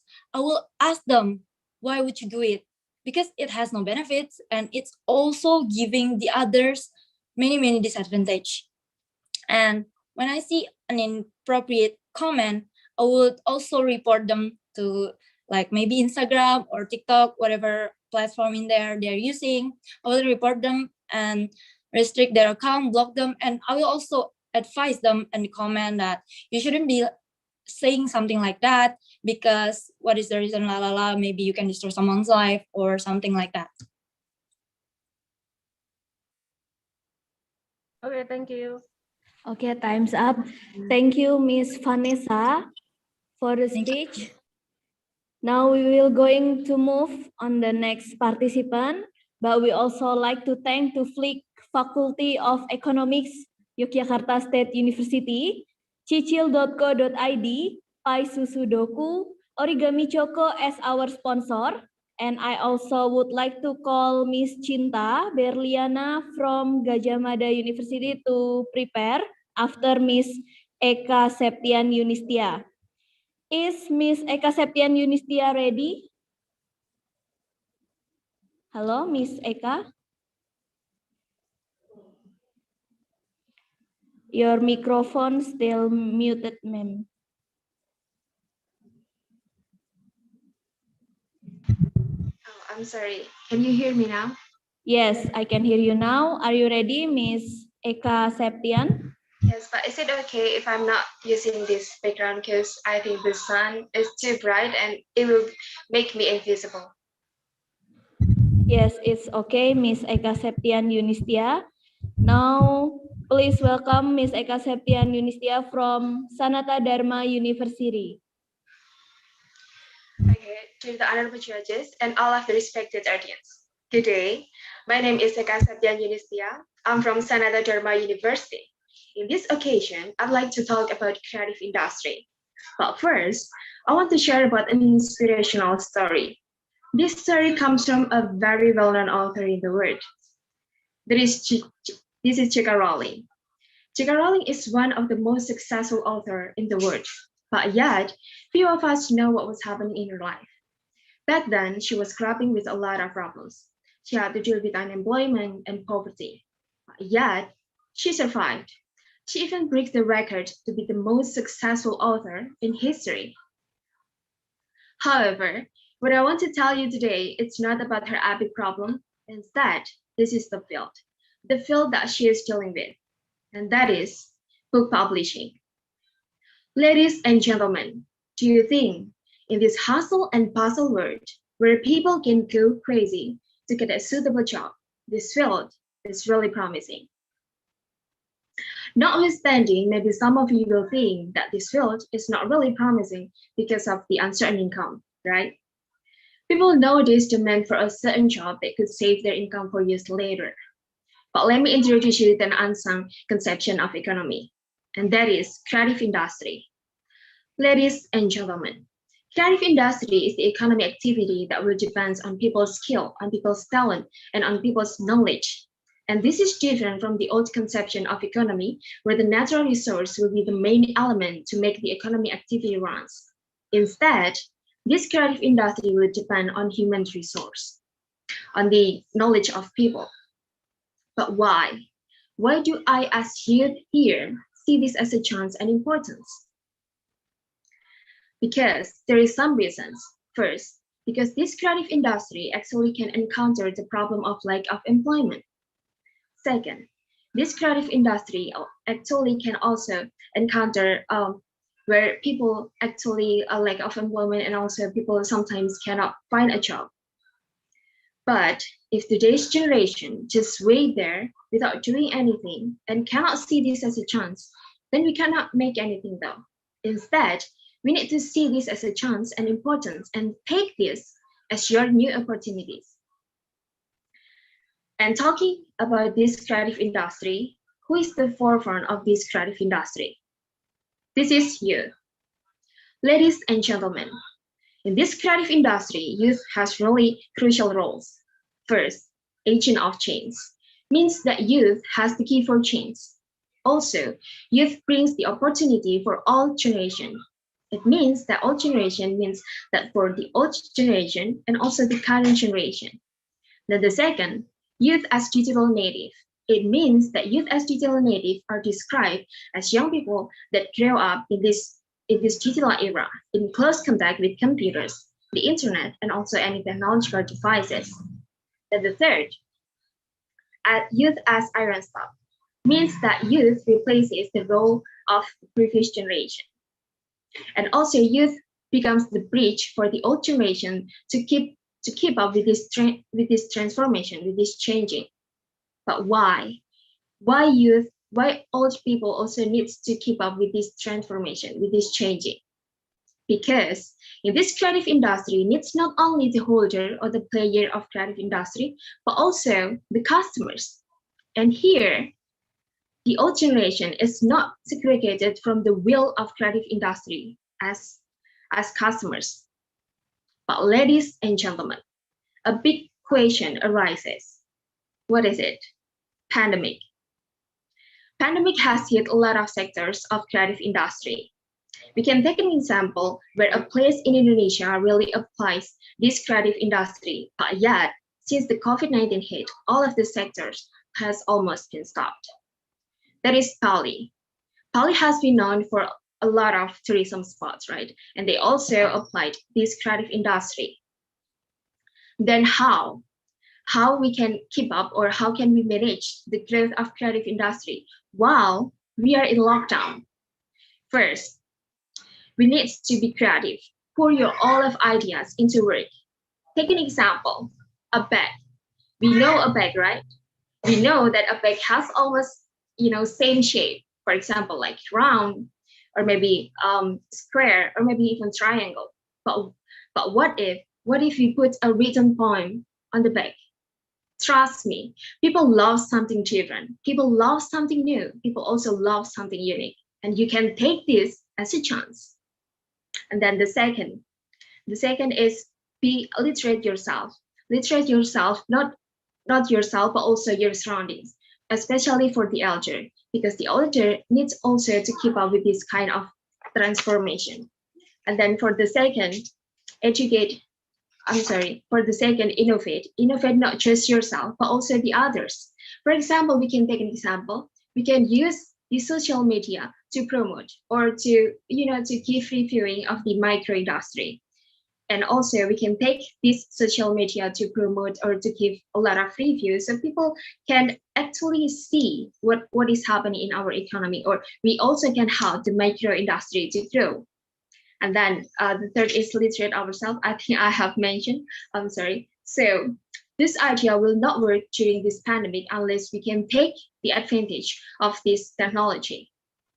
And also we need to not feeling afraid of making use technology, because sometimes people feeling afraid of making use of technology because they kind of illiterate about technology. But trust me, this technology actually is meant for us to use. It's meant for us to help our life to be easier, even to be way cheaper. And remember what our founding father has said, that give me 10,000 old men, I will undoubtedly reap the smear from its root, but give me 10 youths, I will undoubtedly shake the world. So at the end of the speech, I want all of the honorable judges and all the audience to stand up with us youth to grow, to be innovative, to productive using technology. Thank you. Okay, thank you, Ms. Eka Septian, for your speech. Now, I would like to please Mrs. Dewi and Mrs. Christine to give the question. Please, ma'am. Okay. Dewi? Yes, okay. Should I go first? Yeah. Okay. Eka, do you hear my voice? Is it clear enough? Yes. Okay, a very interesting presentation that you have delivered. And I have one question for you. My question is, what do you expect people or youth will do after listening to your presentation about to innovate, to grow, and to be productive? Okay, thank you for the question, Miss. So actually, I'm here. I consider myself as a creative person. So I also put the creative innovation on my speech. So I want later, if people listen to my speech right now, I want people to be more creative, to have innovation, on to grow their financial, and also I want to give evidence that here. As a student, I'm just a student, but also I can get a job from social media, because I use social media to find some jobs, and right now I'm a tutor. So I want people to see this as a chance, because in this creative industry, actually, it's not about art or maybe about market, but also it actually covers like game, esport, and it's the knowledge also the knowledge of people, and also technology are really crucial in this building this creative industry. So I want people not to feel afraid of using technology. I want people to be more creative, and I want people to see this as a chance. And I'm here as an evidence. Like that means. I hope this answers your question. Yeah, it does. Okay, one more. Can you convince me that this creative industry is crucial or very important in this era? Okay. First of all, actually, how did I find this topic? Actually, I'm a tutor, and I was teaching my students at that time, and I found this creative industry in IPS book. in EPS book. So it's actually compulsory, right? Then I see this as a chance. Actually, the government has been enforced this creative industry, but it's not really, giving a crucial or significant, growth. So I want to bring this up.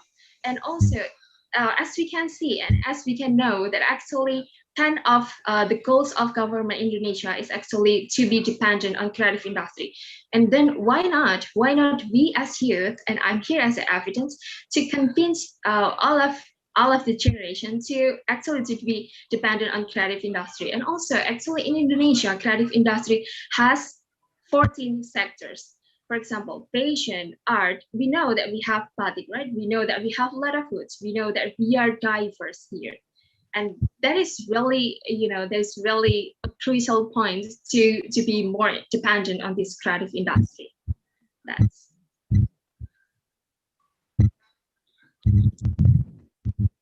Okay, thank you for your answer, Eka. And I hope that the other participants who listen to your presentation can learn something from it. I think that's all from me. Bu Christina, the floor is yours. Okay, thank you, Bu Dewi. Let me continue. Eka, yeah. If you, evaluate yourself, yeah, do you think that you are creative enough? Well, actually, I can consider myself as a creative person because I really love making something. So I really love to make crafts. I really love to make songs. And based on my experience, actually, during this pandemic, I make songs. And that's not really hit the soundtrack or sound chart like that, but it's actually giving me motivation that actually I'm as youth, why not I use this technology for doing at least, we have a lot of free time, we sometimes feeling bored, we sometimes cannot really gain a lot of knowledge during this pandemic because we cannot meet in person with people, with our friends. But we can use technology. And also I'm the evidence here that I can get a job during this pandemic from the technology. And that's really, it's just my opinion. Well, and also I want to highlight why I'm here as a creative person. I want to share. My father actually called me as not me, but called my creation, my craft as trust, because my father thought that why would I make those crafts? Why would I bother myself to make crafts, to make everything, to make anything? But I can just focus on my study, right? But I just love that, and I think this is the chance, and I can sell all of this crap. I can sell my song, I can sell my service, I can do anything. That's what I am. Okay, that's very great. Okay, then Eka, maybe you have also experienced by yourself. If you are looking at the surroundings, yeah, not all youth have their own awareness like that. So what is the big challenge faced by youth to be creative? First of all, Miss, I want to ask instead, what do you mean by not having a challenge or not having awareness about the challenge? What do you mean by that? Okay, what I mean is like this. Not all the youth have self-awareness like what you have done so far. Yeah. So what do you think is the big challenge faced by the youth to be creative? Well, Miss, first of all, I think youth actually are really creative. We can see during this pandemic, a lot of people, especially youth, using TikTok, right? And TikTok actually has provided there for getting income. So there we can get income. It's actually not really hard to be creative because there is money. I'm sorry, I will tell this again that I'm money oriented. Yeah, that's okay. Yeah. Actually, it's not bad, but this is the crucial point to make people actually to move, right? To move their mind. And actually there is a lot in technology. We can earn a lot actually. We know that, well, maybe some people not really aware. Yes, we can say that, but actually the technology has a lot of chances, has a lot of opportunities for us to get, and it's really easy you know, if we don't really think about how what should I do, what should I make, what should I just do that first, because it's actually been there, it's actually already there. You just can't get that. You just take that, as a chance. And be creative means that you just pour your all of ideas, because creative means that being different. We don't need to be same as other person, because we as a human, we have our own thought here. Okay, yeah. Okay, I think that's all. Thank you very much, Eka. Yeah, thank you. Yeah. Thank you, Miss. Okay, thank you, Miss Eka, for your speech. Now I would like to call our next participant, the fifth participant, Miss Cinta Berliana, to get ready. Miss Cinta Berliana, are you ready now, ma'am? Yes. Is my voice clear and audible? Yes. Okay, I'm ready. Okay, for Miss Cinta Berliana from Gajah Mada University, the time is yours. Assalamualaikum warahmatullahi wabarakatuh, the honorable judges and the honorable audience, ladies and gentlemen. Nelson Mandela once said, education is a great engine of self and personal development. It is through education that the daughter of a peasant can become a doctor, that the son of a mine worker can become the head of the mine, that the son of a farmer worker can become a great president of a great nation. It is what we make out of what we have, not from what we are given, that separates us from another person. Ladies and gentlemen, as what he has said before, education is one of the ways for the youth to finally become who they were meant to be, to finally achieve their dreams. To some, education is a tool to finally get a better lifestyle, to finally get a better improvement of themselves. But to the other people, ladies and gentlemen, education is the life itself. Now there comes the question, isn't it? How can the education becomes the life itself? Let me explain to you how. Through the revolutionary of every aspect on this life, including on how they could become worse off or how they could become better, education is included on it too. Now the next question is, does the education revolve into a better or a worse situation? Ladies and gentlemen, let me tell you this story. 20 years ago, education was passed on books and literacy and stuff like that. But right now, we are surrounded with technologies around us. We are surrounded with smartphones. We are surrounded with applications and smart stuffs right here. And ladies and gentlemen, 20 years ago, students had to go to libraries to finally find the answers for their tasks and for their researches like that. But right now, ladies and gentlemen, we only need like 30 seconds to do that.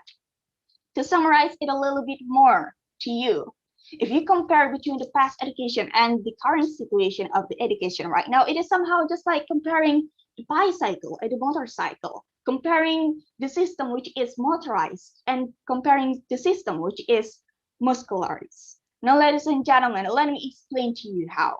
Today, the students have much wider and greater opportunities to explore the most suitable ways of the learning itself. Not to forget to mention, it also applied to the teachers as well. A faster medium and easier ways to finally get a way for themselves to learn something. Where it is truly contrast, if you ask me, if the difference for the current situation of the education and the past situation of the education itself, ladies and gentlemen.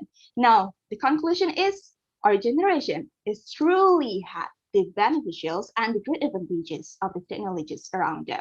Now, ladies and gentlemen, the era that I have just explained to you had its own name. Guess what it is? The name of the era itself is the Industrial Revolution 4.0. Industrial Revolution 4.0 is a phenomenon that arises through the dynamic situation that is happening right now, where it includes the human and the machine to finally get the innovative solutions that is happening right now, where it could improve the lives of the human moderns. Now, ladies and gentlemen, to face learning in the 21st century right now, everyone in this room itself, the Zoom meeting itself, including the students and the teachers, have the obligation to become more creative, to become more innovative, to put the fun and practical ways at the same time while applying those education 4.0 in their learning and teaching systems. And ladies and gentlemen, you may see that some teachers use Kahoot, some teachers use some other digital platforms and websites. Those are the examples of the education 4.0 right now. Now there comes one of the most important elements, one of the most important topics that I have to discuss right now.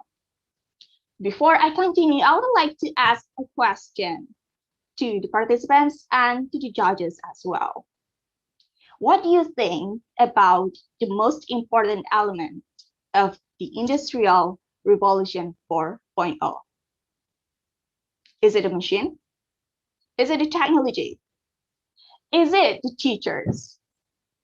Well, actually, it is very much of those. But to clarify it, in fact, ladies and gentlemen, it is the youth itself. It is our generation. Mary McLeod once said, ladies and gentlemen, we have a powerful potentials in our youth, and we must have the courage to finally change the old ideas and finally put the practices that we may direct those and the good ends of it. Now, ladies and gentlemen, it is awesome that people say that we had much greater potentials in ourselves, that we have future in our generation. Now, do you still remember the quotes from Insinyur Soekarno? That literally he said like this: give me 1,000 parents and they will pull the simmer from the roots. But give me 10 youths and they will shape the world. Now, ladies and gentlemen, the conclusion is the youth existence itself is to finally become the leader for tomorrow. And education is one of the ways to finally prepare them to become the future leaders of it. Just like what Nelson Mandela said. Just like what Mary McLeod said, and just like what Insinyur Soekarno said before. Therefore, ladies and gentlemen, it's a new challenge for us to build more innovative ways, to build more creative ways, to finally engage with this youth, and to maximize those ways to prepare them to finally become the future leaders. Not to forget to mention that the problem is that the easier it gets to maximize the wider the risk that we get along with it at the same time, such as like laziness and too much dependency on technologies. And to minimize this risk, ladies and gentlemen, I have a solution that I could offer to you, which is to offer a career-focused system education to those youth. And why is it like that? Because right here, we are not preparing for the future leaders that is just with big brains. We are not preparing people who is really good at academic stuff. We are not preparing people who is good at mathematics and numbers. No, we are not preparing people for that. But we are preparing our youth to finally become the future leaders that is good at problem solving, to finally prepare themselves, to finally be good at leading people to believe and to get in the ways that it is the best way for all of us.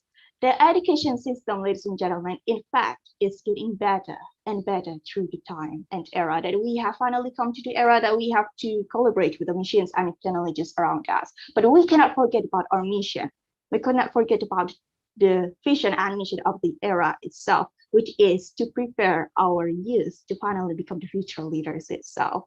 Ladies and gentlemen, the system is powerful, but the result has to be more powerful itself. Time's up. My name is Cinta Berliana and I am from Gajah Mada Time's University. That's all from me. Thank you for your attention. Wassalamualaikum warahmatullahi wabarakatuh. Waalaikumsalam. Thank you, Miss Cinta, for your speech. Now, I would like to please Miss Chusnu and Mrs. Dewi to give the question. The time is yours, ma'am. Please, Miss Christine.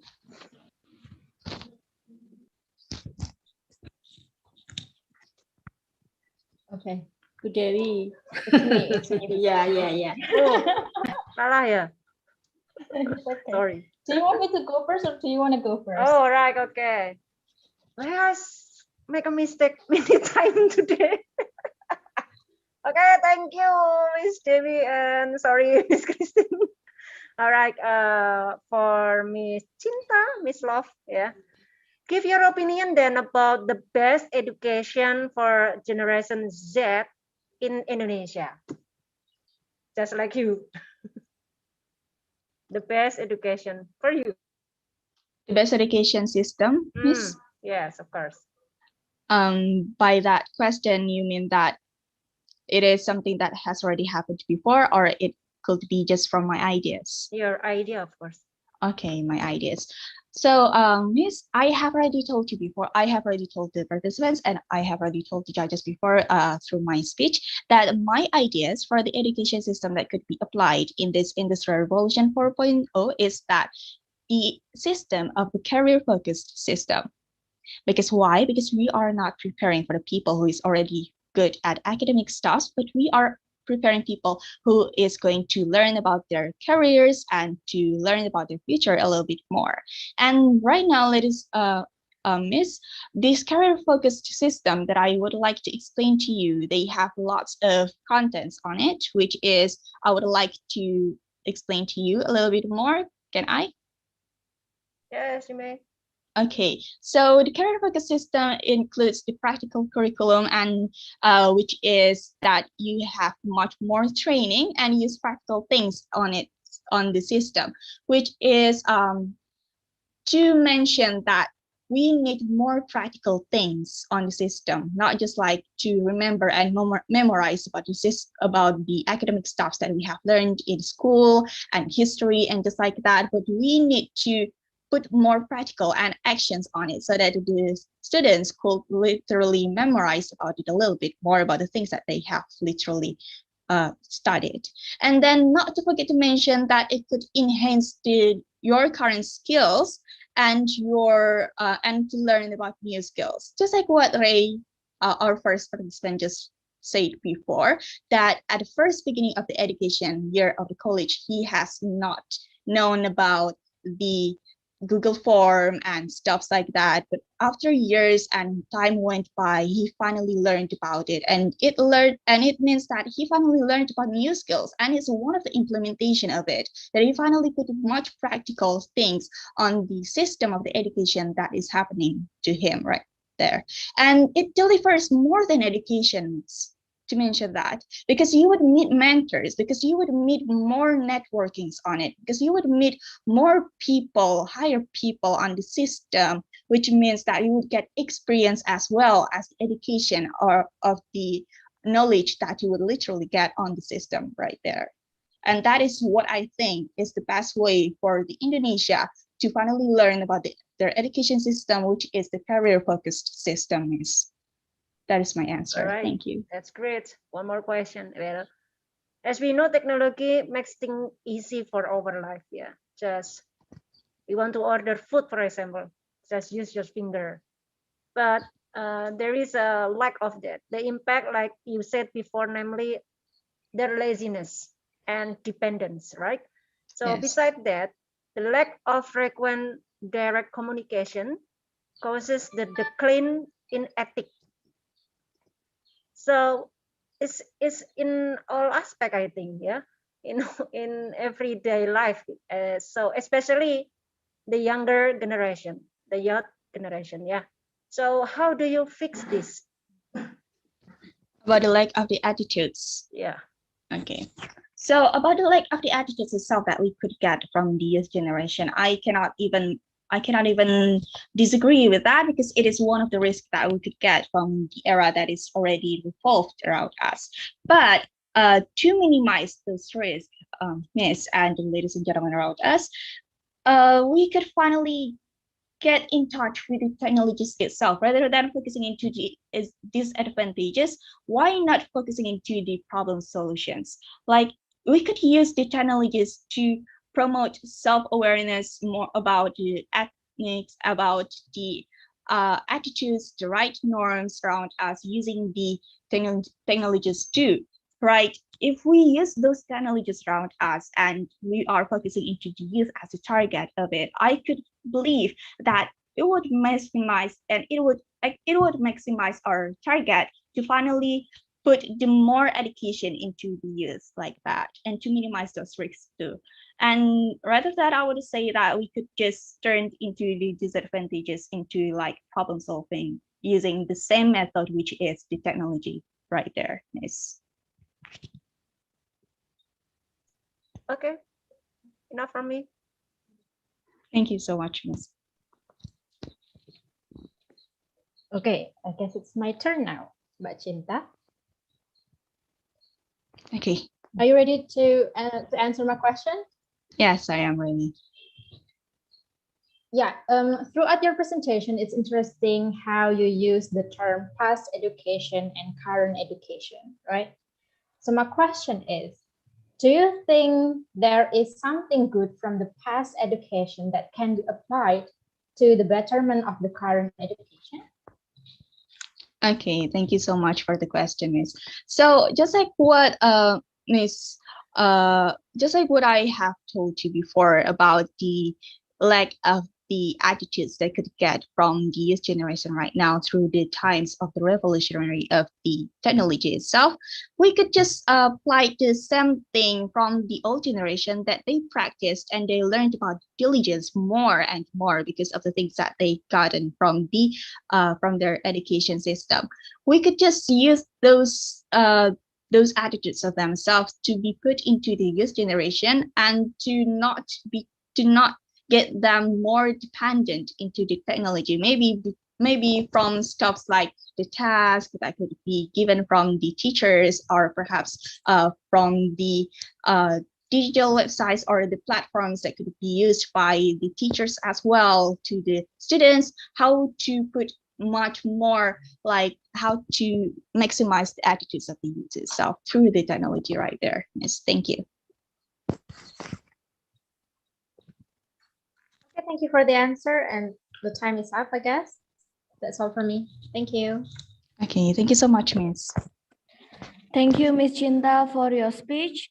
Now, ladies and gentlemen, before we continue to our next 5 participants, it's better for us to have a little break by watching a video, by Flick Video, what is exactly Fun Learning English Clinic, Faculty of Economics, Yogyakarta State University, that will tell you what we can do in Flick Yogyakarta State University. Now, I would like to present the video about Flick Yogyakarta State University.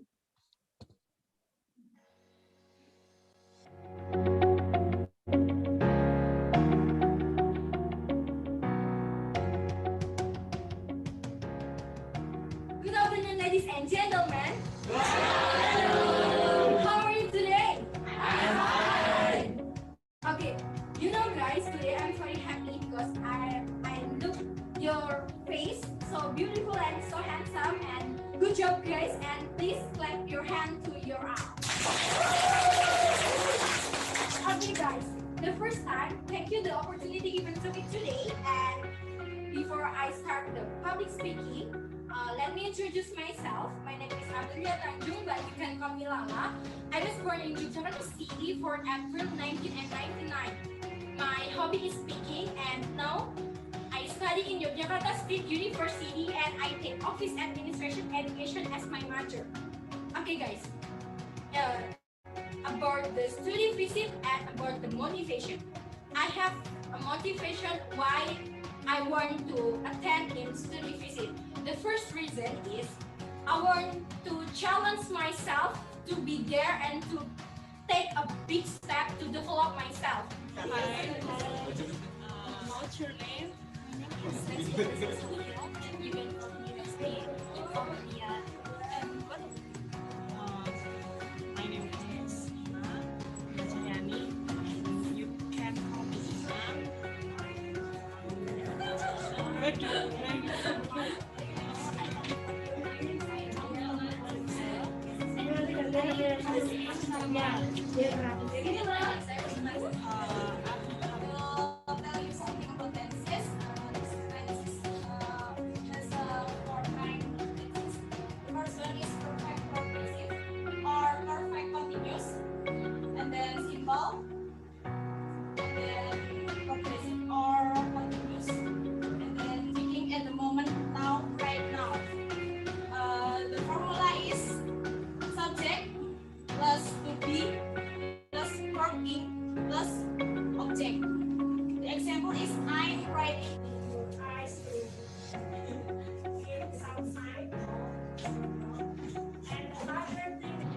Okay, I think this film, this movie, The Fault is Our Stuff, is very interesting film because this is many we can learn about this below this when the woman won this law, he is so very touched by her and also enjoy it. Okay, what do you think about this movie, Nairi? I think it's good. The acting is on point and actually I'm not a fan of romantic movie, but when I watched this movie, I literally cried. I cried my heart out. Wow. It's so sad and so beautiful. I can't express my feeling. I'm so overwhelmed by the acting of this part. So thank you. Thank you very much. Here I will tell you a word. You will human who work in college. Oh.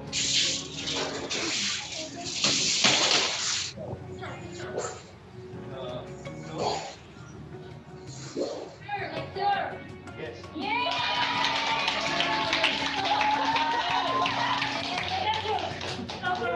I don't know what you guys say. Thank you. We enjoy the and I will give you some clue. The first is the color is white. And then the second clue, the surface is smoothly. And then the third clue, you can draw and writing in the things. And then you can guess, guys. I can guess, it is pepper. Yeah!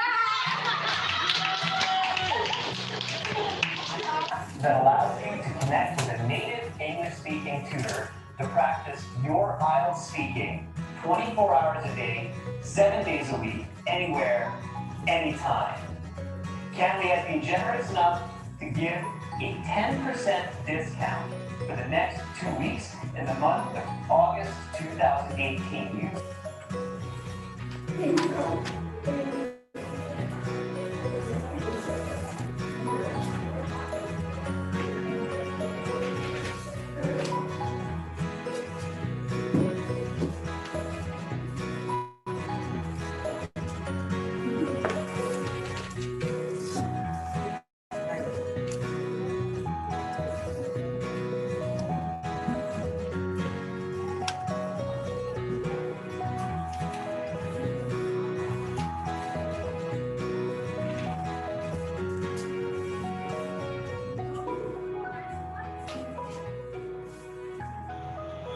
My hobbies are gaming and I like to riding at night, at morning or afternoon with my bike. I hope I can become a motovlog, but I can do that in this time because I'm still in college.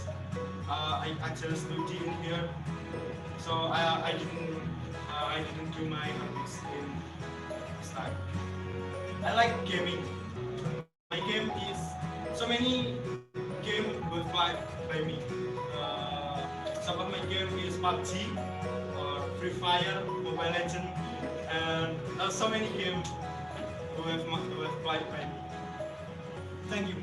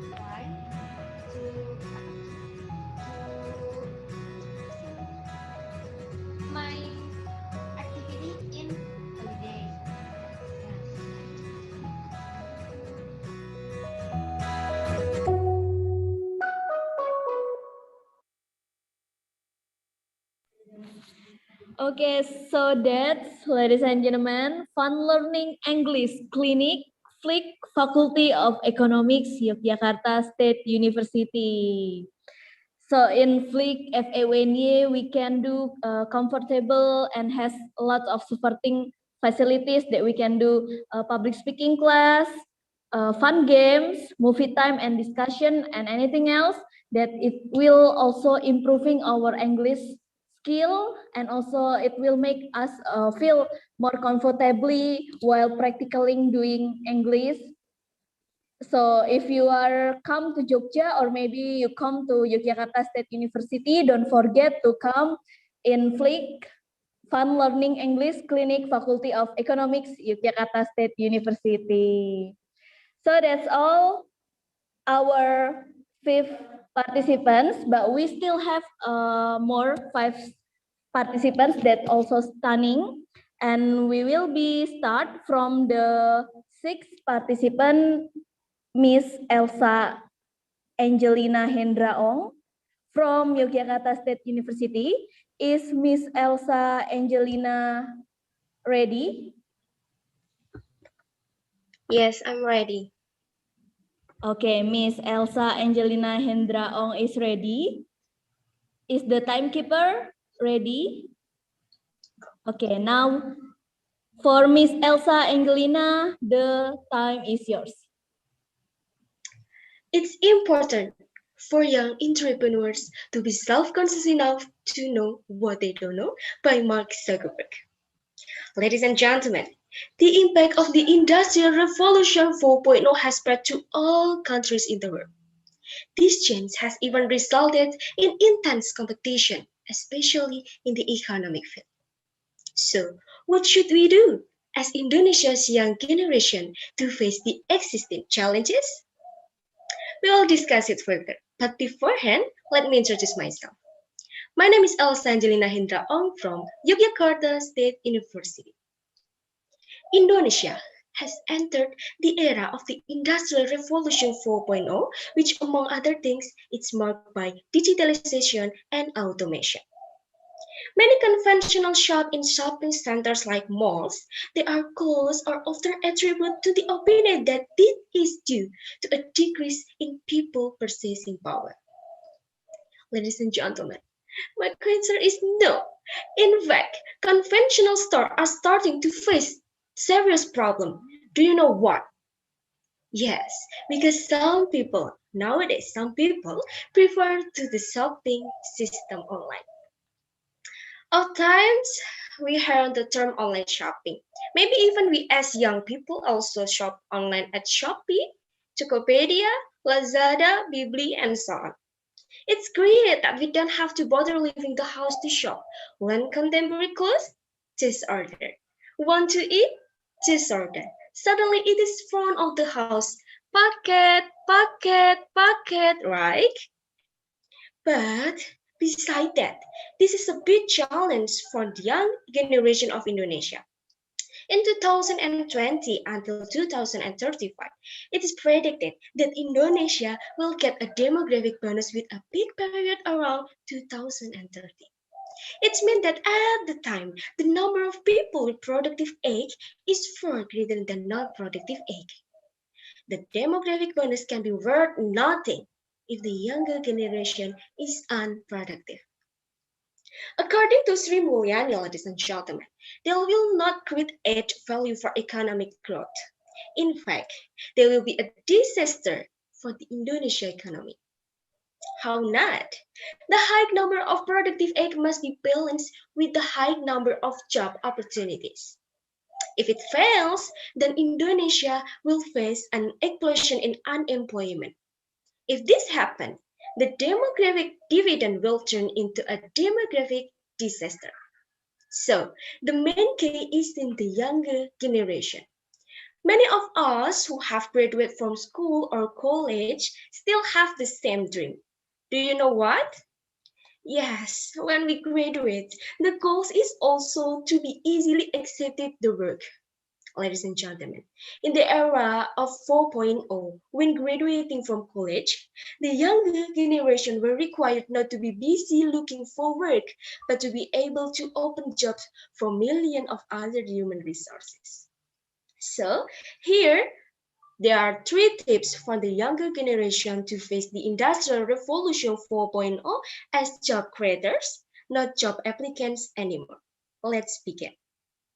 The first point is know yourself. Honesty to yourself is very important, ladies and gentlemen. Always ask why. Why I do this? And you have to be honest. It's really hard to be honest to yourself. That's not easy. Besides that, know yourself, know your passion. If you make business that match your passion, you are not only passionate about work, but you can also inspire others. In addition, if your business success is born from your passion, it will be more valuable and meaningful. The second point is focus on the problem. Don't focus on the business model. Don't focus on what people do out there. Just focus on the problem that experienced by many people. If that problem are not experienced by many people, the business is only that big. If that problem are experienced by many people, of course, the chance is that big. Focus on the problem, focus on the customer, what are the problems that they face, then focus on the business model, monetization, etc. The problem first. And the second is there any problem? And this next is, can I solve the problem through a product technology? All right. The last point is, you will fail. The main mistake of our entrepreneurs of Indonesia, they thought when they go up, they will always go up. And when they go down, we will always go down. This is a pathological mistake why Warren Buffett can make money from stock market. Because human physiology are like that. If the business is going well, they thought they will always go well. If it's not, they will be desperate. If you want to survive as an entrepreneur, you have to realize that what's come up must come down, and what's come down will come back up. So we can conclude that with 3 tips, namely know yourself, focus on the problem, and mindset of you will fail. We will become a young generation to capable of facing the Industrial Revolution 4.0 by creating a job, no longer waiting for job applicants to be accepted. There's a saying that say, entrepreneurship is not a profession, but a mindset, by Sandiaga Uno. Thank you.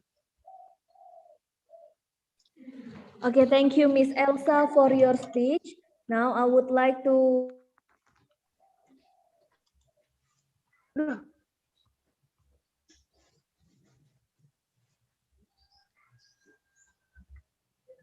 Sinyalnya hilang ya, guys? Okay. Halo. Halo. Oke.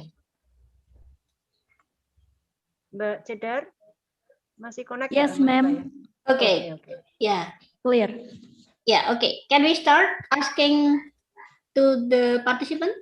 Yes, Mrs. Christine, the time is yours. Okay. Let me ask first, Mbak Elsa. Let's have a kind of reflection, yeah. As you said that young generation should prepare themselves, yeah, to face the revolution era, yeah. So if you reflect yourself, have you prepared yourself so far? Okay, thank you for your question, Miss. Nowadays, we have to prepare ourselves to facing the Industrial Revolution 4.0. In my opinion, I already to facing the Industrial Revolution 4.0. First, of course, I know myself and I love myself first. How did I find to myself to facing the Industrial Revolution? It started when I listened to song from One Direction that has lyrics, "You're insecure, don't know what for. You're turning head when you work to the door. Don't need makeup to cover up. Being the way that you are is enough. Being the way that you are is enough. This is the lyrics is so amazing, right? And after that, I look in the mirror and I try to tell myself, hi Elsa, you are amazing. Let's go to facing the Industrial Revolution 4.0. And I have some experience if I hang out with friends. Elsa, you're so fat.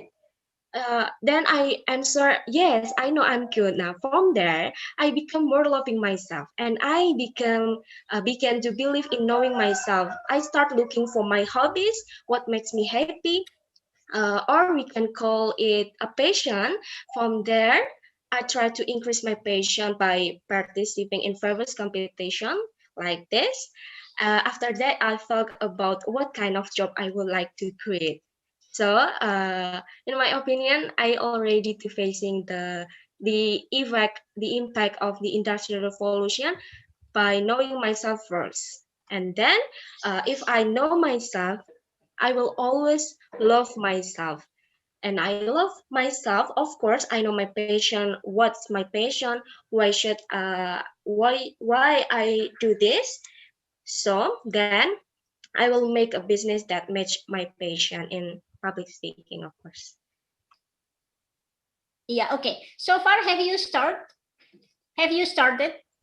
Yes. With joining the competition like this, it will more create my passion, more experience, and then with my loving myself, I think it is the most important thing. Will I want to facing the Industrial Revolution. I already. Okay, Mbak Elsa, what is the big challenge, in preparing ourselves, especially as the youth, to face the next, era, this era? Okay, Miss, thank you for your question. I think the big challenge is start from ourselves. Many of your generation,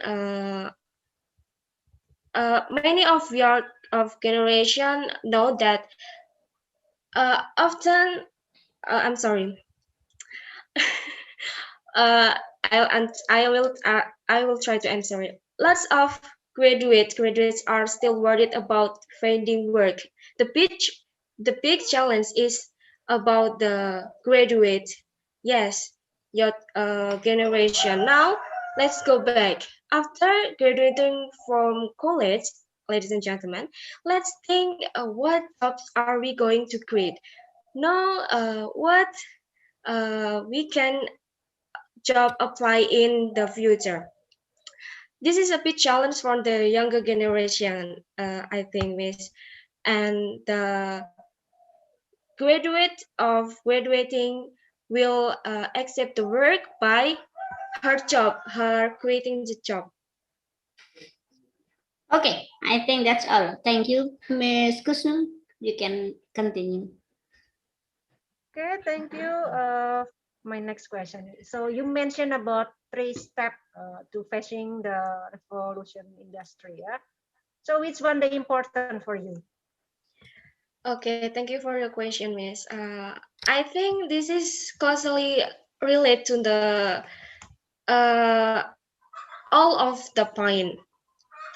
Then, in my opinion, the 3 tips that I have shared are very related, but if it's allowed to choose, the most important point is know yourself. A business starts with yourself. Do we want to start? Are we ready to become young entrepreneur? It all starts with us, with ourselves. If we want, then the ideas we have, we will do.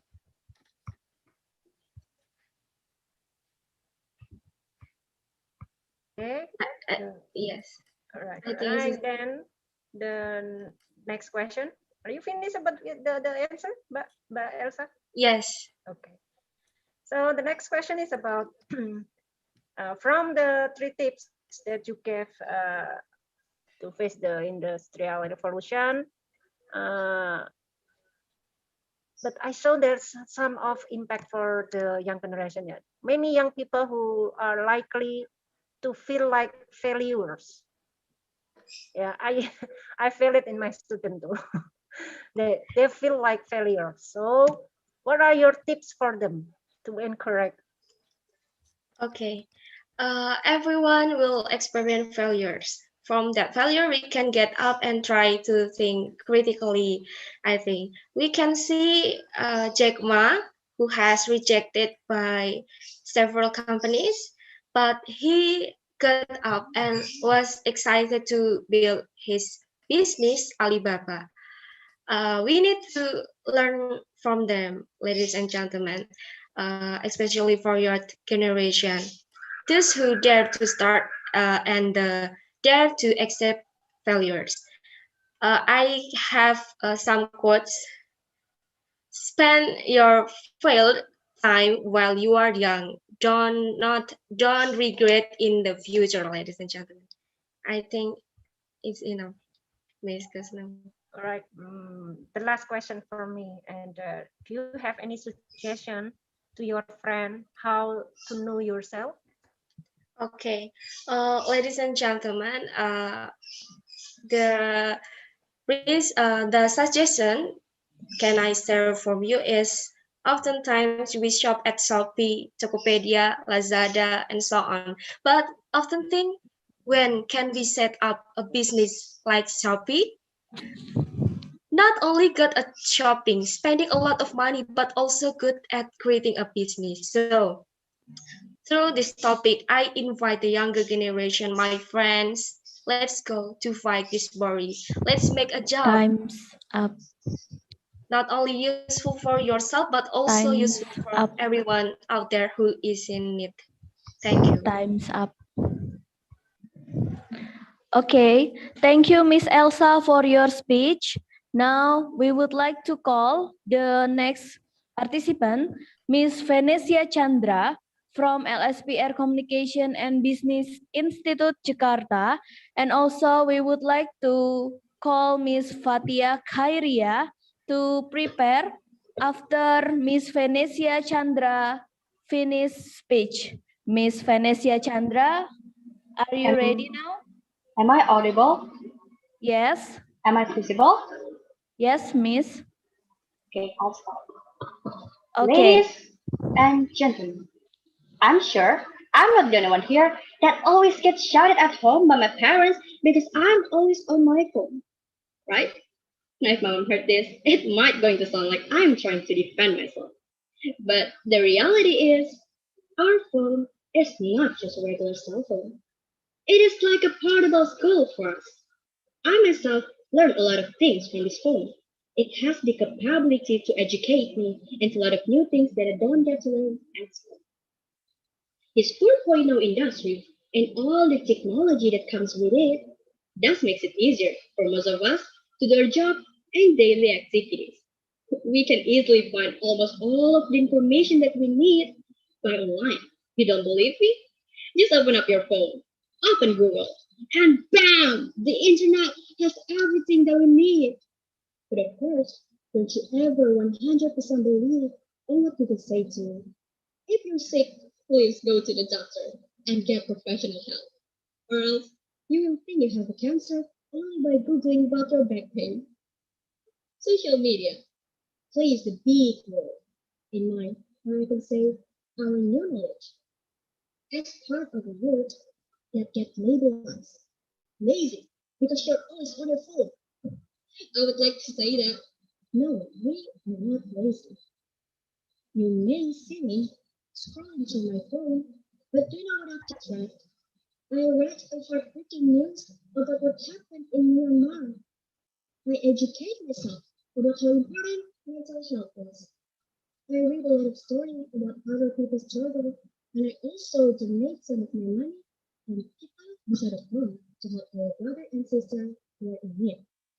And yes, I am able to do all of that with my phone. This 4.0 industrial revolution opened up many new gates to the outside world, and I feel it is important for us to know what is going on outside our world. And I don't know if all of you may realize that a lot more people became more vocal and dare to speak up on things that is happening around us because of the internet presence. I also dare to say that many people became more educated with the help of the internet and technology. Even according to the PEW Research Center, millennials are the most educated generation, and Gen Z is the less likely to drop out of high school, even more likely to be enrolled in college. This 4.0 industrial revolution makes us proud with all the things that we have. I'm quite and quite surprised to see that nowadays, a lot of youth already learn about investment. We didn't even get to learn anything about managing money from our school, right? So, where did they learn all of these things? Once again, the magic of social media and the internet.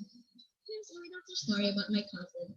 She's just turning 17 this year, and she's already understand about stock investment more than I do.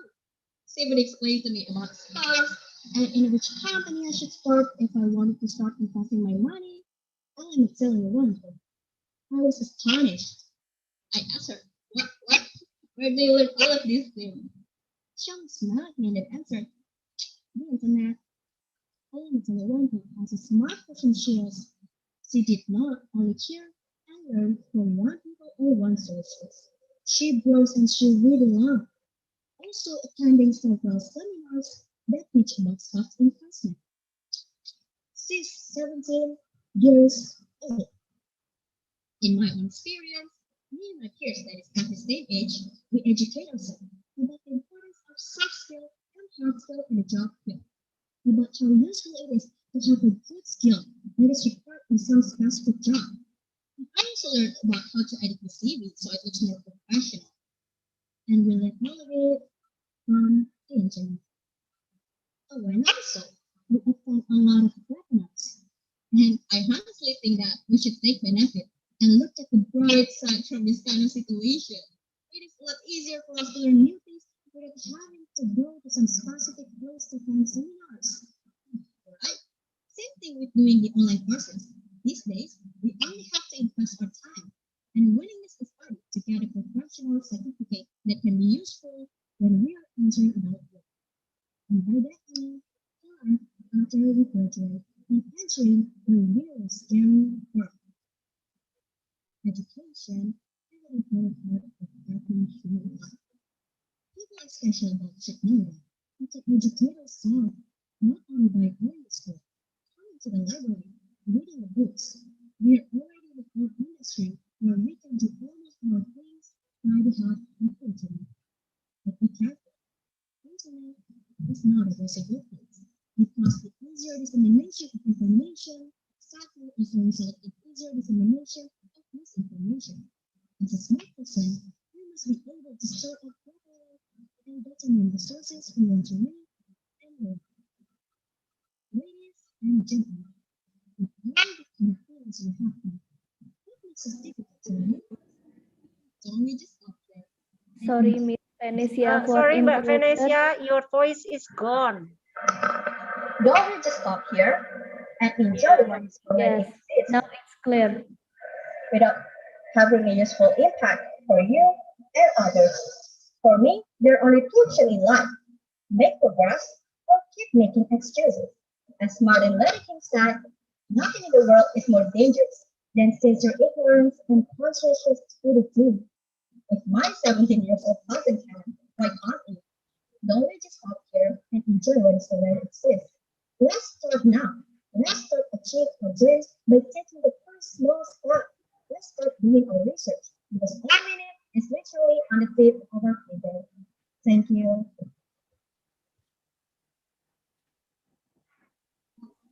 Okay, thank you, Miss Venetia, for your speech. Now, I would like to please the honorable judges, Mrs. Dewi and Mrs. Christine, to give the question for Miss Venetia. The time is yours, ma'am.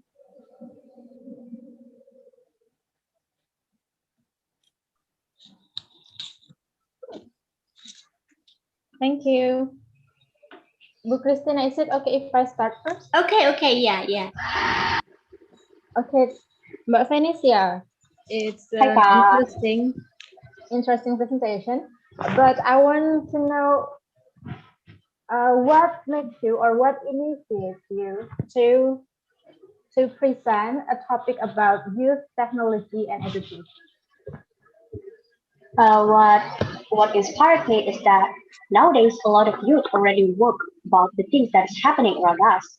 Like for example, I read that my cousin, she's just 17 years old, but she's already understand about investment, and that's amazing about how useful it is technology from now on. And my purpose is I want to encourage the youth and make young generation to be more aware about what we have now. We have technology that it can help us basically learn everything from the internet. What stops us from learning new things? We can maximize our potential with the help of the internet. I want the young generation to be more woke and aware. We can make a great future together. That's what initiated me and inspired me. Okay, good. So you have mentioned the example, and I think that's like the positive impact of technology and the internet on youth education, right? And how about the negative impact? Is there any negative impact of technology and or the internet on youth education? With the technology nowadays, there's a lot of easier dissemination of information, sadly also result in easier dissemination of misinformation. There's a lot of false information out there, hoax, even mental illness. There's a study that says that nowadays a lot of youth already have mental illness, especially in the United States, because of the internet also. If you watch the Social Dilemma on Netflix, it really explains about how how we are the product to them. If you're not paying for the product and we are the product, that's exactly the negative impact. So to prevent it as a young generation, as a youth, we should be able to educate ourselves about what is the good news, what is the bad news. At first, it's the education first. We have to have a basic knowledge first. What is, doesn't make any sense, so it's the false information like that. We can prevent it. Okay, so how about, do you have any kind of tips or practical examples that youth can do to educate themselves and to lessening the negative impact of the technology and the internet? So I have a tips that I've been saying this to my family also. For parents, please do not give your kids a phone if your kid is below 17 years old, because they still doesn't understand the social media, how it works, and how they just show up everything that we wanted to read, not something that we need. They just show up something that makes us insecure maybe. So the tips is for the youth, if they want to have a good knowledge, they should start reading. From 7 years old, my mom always told me at least one day you read one book. So from that on, I started reading, and I really like reading a lot. Things like that. So what I can give tips is for school, you can have time for students to bring books at school and read just whatever they want to read. It's okay if it is novel or comics, it's okay, it's totally okay, because you can learn from basically everything, everywhere. That's the tips for me. Yeah, that's a very good tip, Venetia. I think that's all from me. Now I will give back the floors to Bu Christina. Okay, thank you, Bu Dewi. Let me continue, Mbak Venetia. Yeah. Okay. Related to the role of the youth. Yeah, as you said that, or maybe the attitude that I would like to know. What is the attitude that youth should have? The wise attitude I've been to see, or maybe to learn from the negative impact of technology. The most important. I'm sorry, ma'am. Are you finished? Maybe some youth get addicted to internet, that is very negative. So what should we have the wise attitude in facing the technology? Okay, I can speak based on my personal experience. Okay. So I'm only play Instagram for 13 minutes a day. So you should have like boundaries on your own self, because you're responsible for your own action, right? So you should teach your kids that you can play phone, but only 1 hour a day or things like that. It prevents them for being addicted to the social media and things like that. Okay. Is that all? What is the first question? Okay. If that's all, I will continue. According to you, how to promote awareness to the youth that sometimes internet is very dangerous. For example, for us also as the youth, how to upload the good content that can be educate many people, something like what is it happening now. If, for example, the youth as a model have so many followers, so I think youth can play a role there in order to educate person. What do you think about that? If I was an influencer, I would use my platform to educate the young generation to more good things. Because nowadays, I'm not even an influencer, but I have family. My first environment, the closest environment to me is my family. I always educate my younger siblings, my younger cousin, to be more logical thinking. So what doesn't make sense? It is a false information. Based on that, you should know what is the good things, what is the bad thing, what is the true, what is the false information. It all based on logical thinking and education. That's the most important thing. You should know what is the good and what is the bad. What is the true, what is the false, what is the correct answer, what is the wrong answer. First of all, we should educate ourselves first. Okay, and it is interesting that you say that you make yourself a kind of habit by reading a book every day. Yeah, but to be literate in reading, it is not very easy, especially for the youth. Yeah, they are a little bit lazy to read. Yeah, so what is your tips, or what do you suggest to the youth, especially to enrich themselves, to educate themselves? That's why, miss, for me, parents should teach their kids from a very young age, so it becomes a habit for them. But if you're already old and you doesn't like to read, it's okay. Fun fact: TikTok has a lot of information from it. You can find the reliable source. You can easily learn about Microsoft Excel. I learned Microsoft Excel from TikTok. I learned about Google Form from TikTok. They have a lot of information. I don't learn about beauty and managing money from school. I learned that from TikTok and YouTube. So you can find a reliable source, insightful source from that kind of social media. It's quite interesting. Okay, thank you very much, Mbak Venesia. Thank you. Okay, thank you, Miss Venesia, for your speech. Now we would like to call the next participants is Miss Fatia Khairia from Institut Teknologi Bandung. And I also would like to call Miss Utari Nurfitriandra to get ready after Miss Fatia Khairia finish her speech. For Miss Fatia Khairia, are you ready? Hello everyone, am I audible? Is my voice clear enough? Yes, Miss Fatia. Is the timekeeper ready? Okay. Okay, great. I'm ready. Okay, hang on, ma'am. Okay, the timekeeper ready. Now, the time is yours, Miss Fatia. Good afternoon, ladies and gentlemen. I hope we are doing well. Hello everyone. I am Fatia Khairia from Bandung Institute of Technology. Thank you for giving me this opportunity so I can speak in front of you. And today, I will be talking about mental health awareness by young people in 4.0 era. So, when people heard about 4.0, they might be thinking about advance in technology, or maybe the digitalization, or maybe the internet. The word of 4.0 is really powerful and has endless meaning.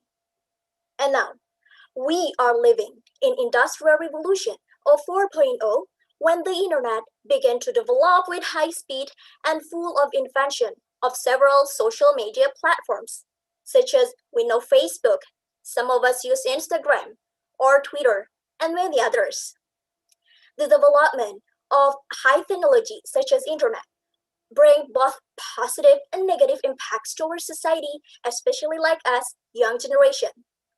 The example of positive impacts, like now when we are on tough times called COVID-19 pandemic. And we know social media brings people closer virtually, as we can connect to our family members, we can connect to our relatives, or even friends without physical contact. We also can spread social messages and start campaigning by the internet with faster and wider. But wait, the high fidelity also brings negative effects to our lives, such as, for the example, when we are on the internet or when we get on social media, sometimes we are looking for the attention, we are looking for the appreciations, and we start compare ourselves to others. Do we realize it can trigger to the anxiety, to the self-doubt, to the depression or low self-esteem, and it can trigger to the mental illness. The number of mental health issues is really increasing over the year, especially in young generation, because most of us still have unstable mood and unstable emotions, so sometimes it can be exploded and it can get worse. So technology and social media and the internet could be a weapon that can empower other young people, but on the other side, it can destroy our mental stability. So it's really, really important for us, young generation, to have strong foundation within ourselves first, so we can use these tools positively. Ladies and gentlemen, from the statistic in 2019, the biggest number of group and internet users worldwide, the biggest group is between age 10 until 30 years old. Look, it shows how massive young generation use the internet on our daily basis. But young generation should be creative. We should be responsible while using the internet as the part of our social cultural information. One of the real action is by campaigning mental health as a part of our social cultural information in our society. So in this 4.0 era, it's really, really important mental health literacy for every person. And young generation like us have the critical role to be the agent of the campaign in this social movement. Ladies and gentlemen, we are young generation. We can make content, we can use our voices, we can use our words to raise mental health awareness. And it's really exciting. Moreover, we can exchange mental health information and spread over the world. And I think it is really good strategy to break the negative stigma in our society. But, ladies and gentlemen, we still have some challenges in using internet for mental health campaigning. In some cases, the messages or information are not verified, and eventually the viewers are misled. It is same as hoax information. So what we should do before campaigning and start spreading message? What should we do? The answer is we should confirm the information to the professional first. Is it accurate? Is it credible enough? Is it true? I think it is important step, so the campaign goal is still clear. And so keep in mind, we should have valid information to be informed to others. Ladies and gentlemen, nowadays, we can find numerous content about mental health literacy, about mental illness, about mental disorders, and most of them are made by young generation. We should be proud of it. It is really exciting because young generation combine internet, combine information technology with a social media platform to raise mental health awareness. Once, Christian Lynch said, technology is a powerful servant, but a dangerous master. What we have to do is being responsible and trying to minimize the negative effects of technology. And now, we hope information and communication technology can be the tools to help other solving other social cultural problems. Ladies and gentlemen, mental health is important in everyone's life because it connects to our physical health, it impacts to on how we live our lives, and it connects to our society. But in fact, more than 80% of people do not receive proper information about this topic related to this topic, mental health. And there are still stigma that shapes a bad image on people having mental illness, especially in our country, Indonesia. So, as young generation, we could fix it. We could be agent of change. We could be the agent of the campaign of this big social movement. I'm Fatia. Thank you so much for all your attention, and I'm open to a discussion about this topic. So I give the forum back to the MC. Thank you, everyone. Thank you, Ms. Fatia, for your speech. Now I would like to call the honorable judges, Miss Chusnu and Mrs. Dewi, to give the question for Miss Fatia. Please, ma'am. Okay. Me first? All right. It's okay if Yes, you want to go ma'am. first. Hello, Miss Fatia. Hello. Okay. I want to ask you about your material, yeah. Technology and social can damage the mentality, yeah, of the younger generation, just like as you know. So, what you can suggest to deal with it, with that? Thank you so much, Miss, for the interesting question. So, what we should do, what we have to do as the young generation. First, social media is our account.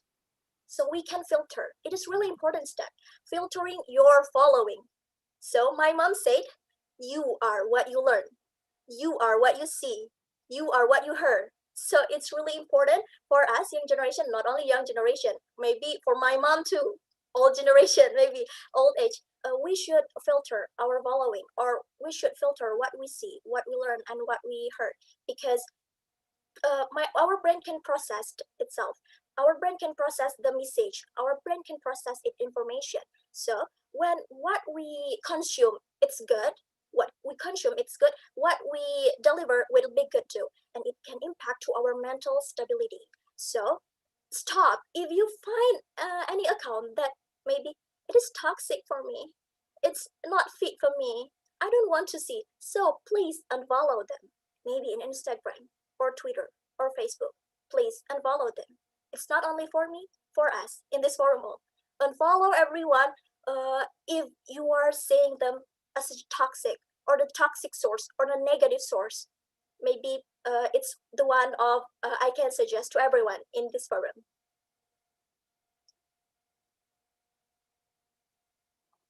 Miss? All right. Okay, next question. What are the mental health awareness challenges for young generation and how to solve it?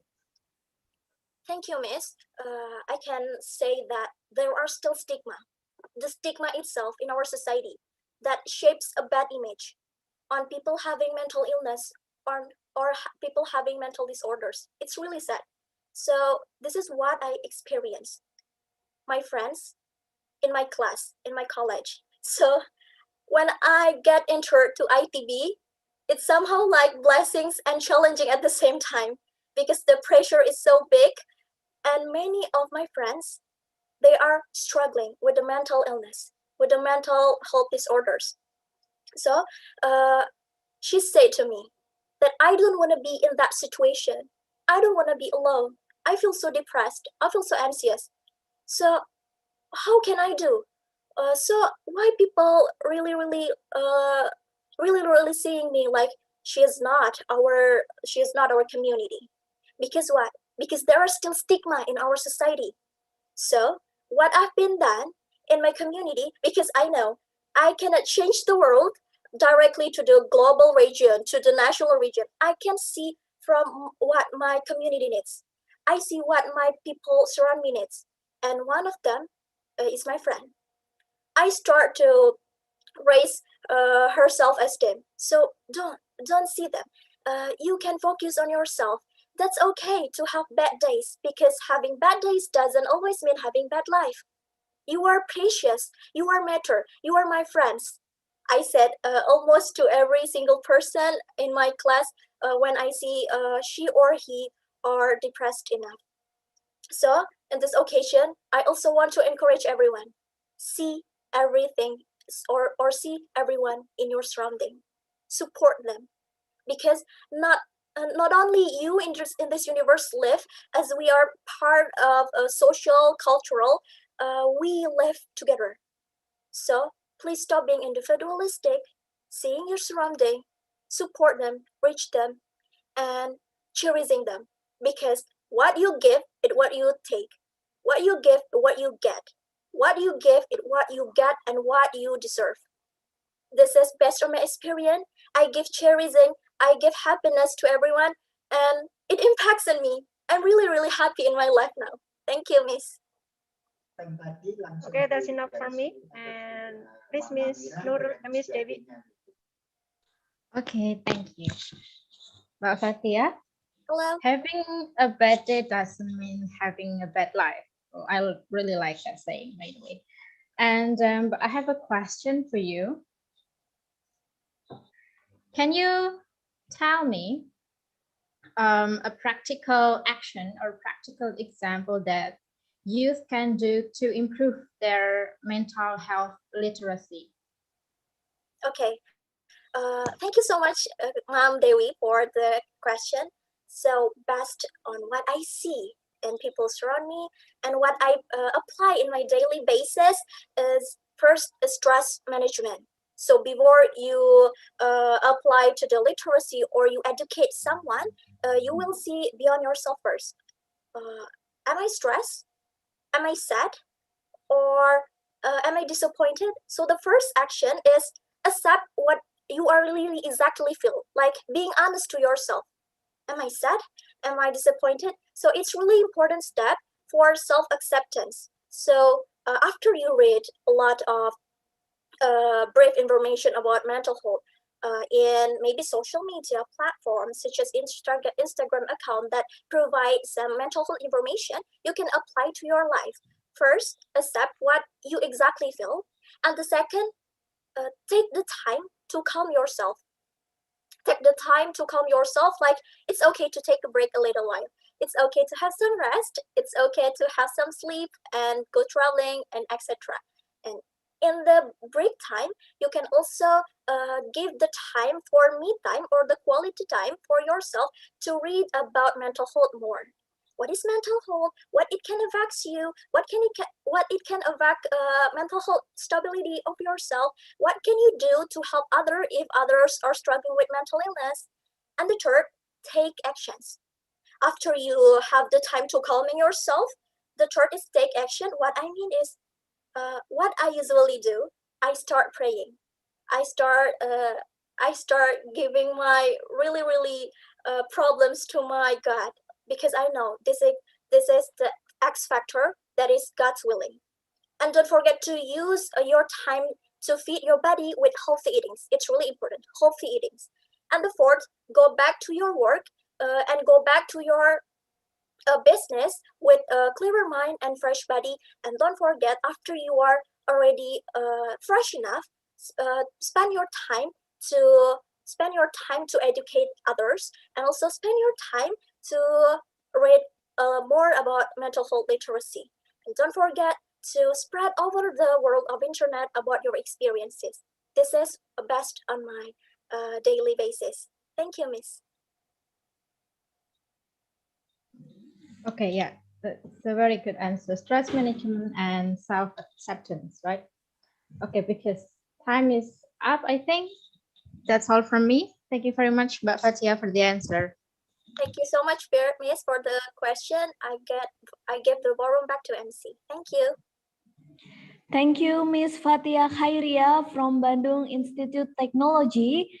Now we are going to call the next participant, the ninth participant, Miss Utari Nurfitriandra from LSPR Communication and Business Institute Jakarta.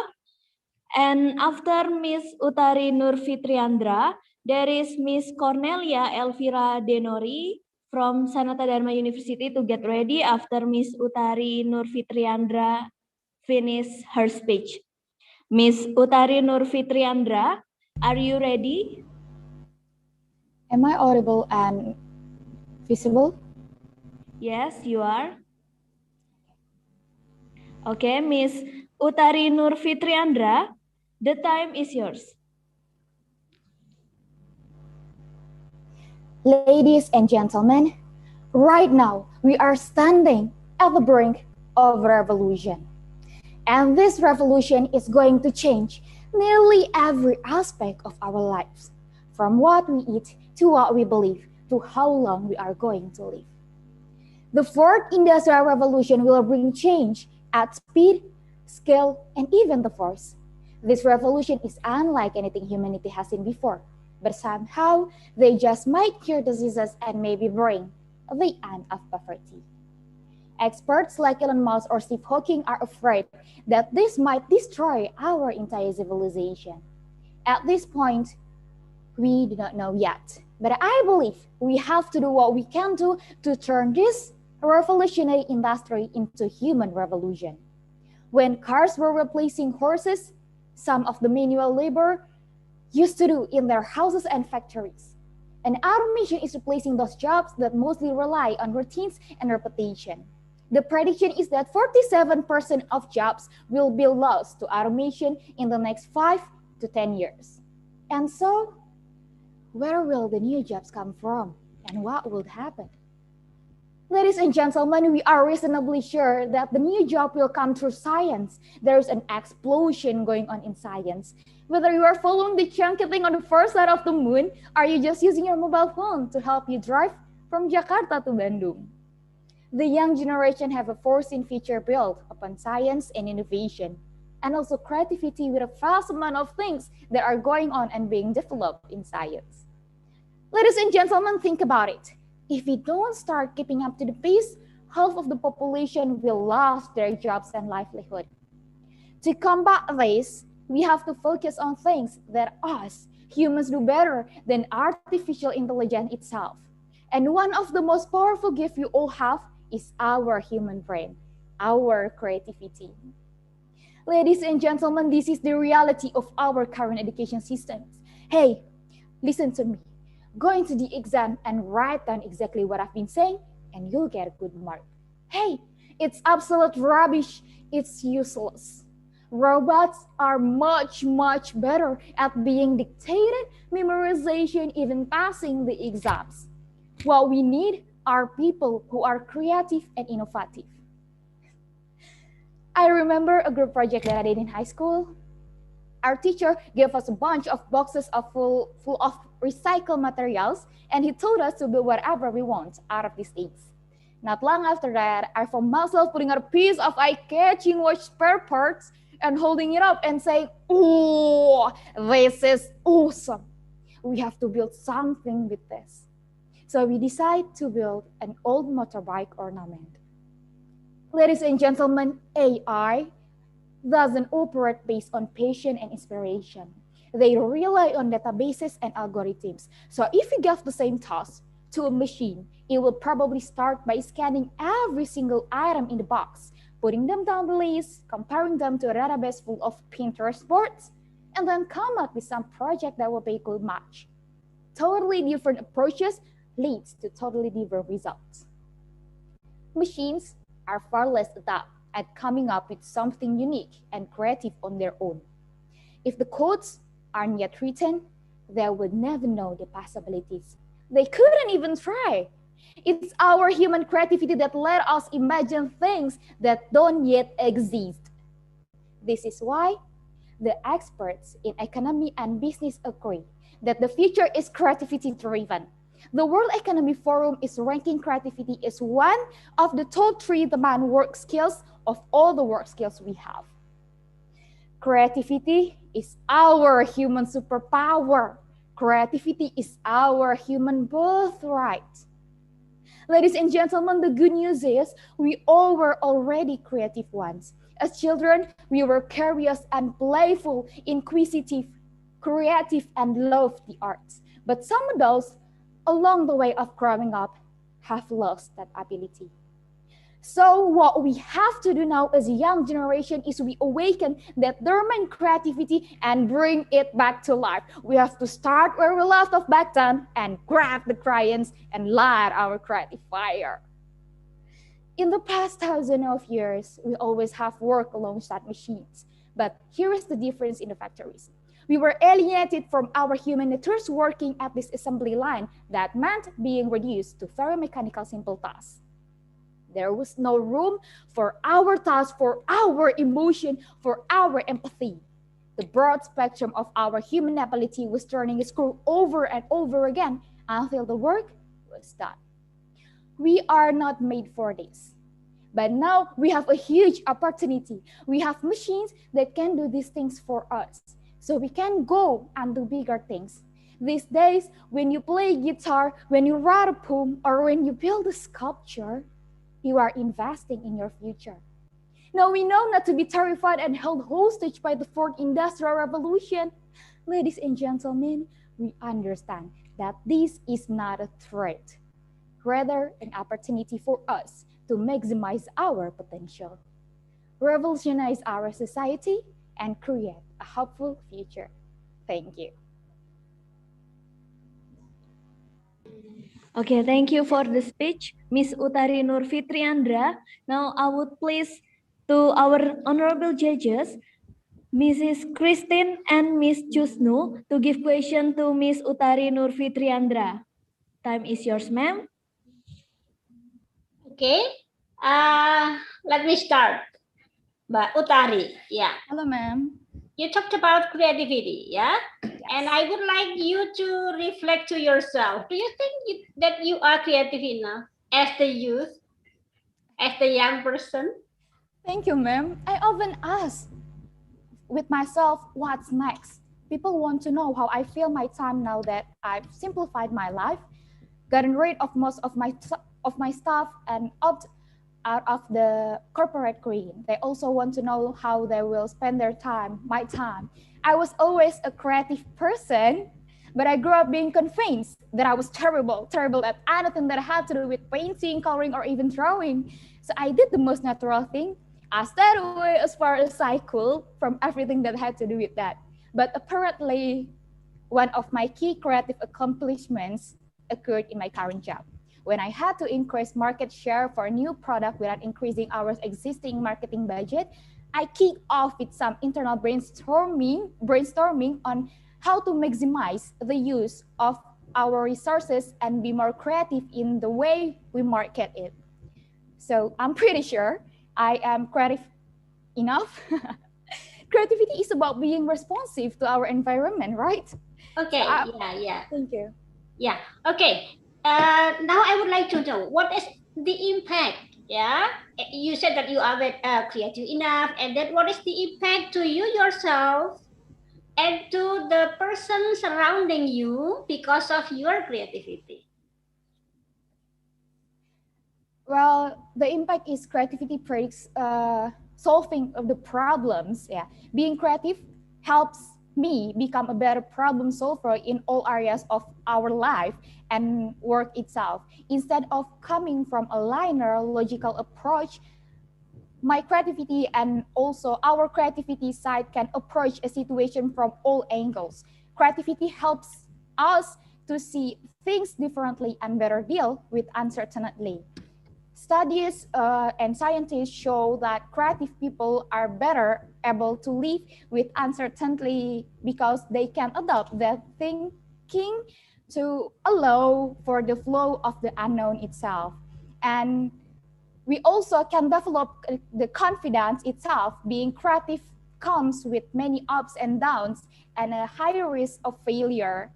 You have to be vulnerable to share your art and willing to take the risk that what you create may never see the light of the day. Engaging in the creative process is a great confidence builder because you discover that failure is part of the process. Okay, it's the part of the process, I assure you. Once we see failure as something that is survivable and something that helps us grow and that it makes our work better, we can release the fear and try new things, even at the risk of failing itself. Okay, the next questions. In the last sentence, you said that we have to revolutionize society. Yeah, but it's not so easy, right? So Yes. do you have any tips of how to revolutionize the society? Okay, thank you. One thing that I concern about it, remember that conformity is the enemy of creativity. Yeah. As important as it is to be familiar with what's going on around you, it is also essential to maintain your individuality as a creator itself, as a creator of yourself.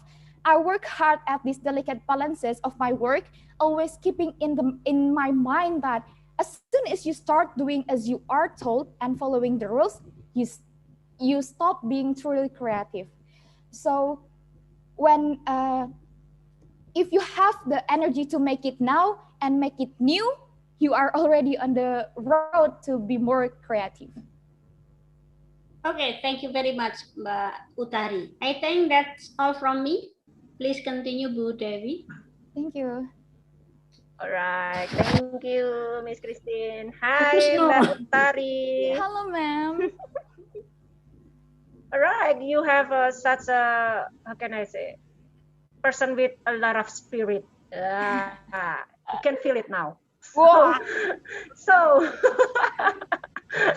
my question is, how to overcome your insecurities and develop your creativity? I'm sorry, ma'am. Can you repeat your question? How to overcome your insecurities and develop your creativity? Okay. Our brains are built for creativity. We are wired to be creative, but not only if we practice our creativity can we build this muscle and become creatively strong.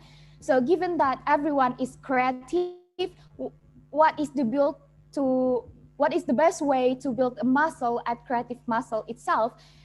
The good news is we all were already creative once. As children, we were curious and playful, inquisitive, and love the arts, as I said before. But some adults, we have lost that ability. So what we have to do, we awaken dormant creativity and bring it back to life. But I know for some people that kind of easier said than done, and I was one of those people. Thank you, ma'am. Okay, the next question is, what do we do if we are not a creative person? Okay. Can you hear me? What we have to do if we are not creative person, or we are in that situation? Oh, I'm stuck here.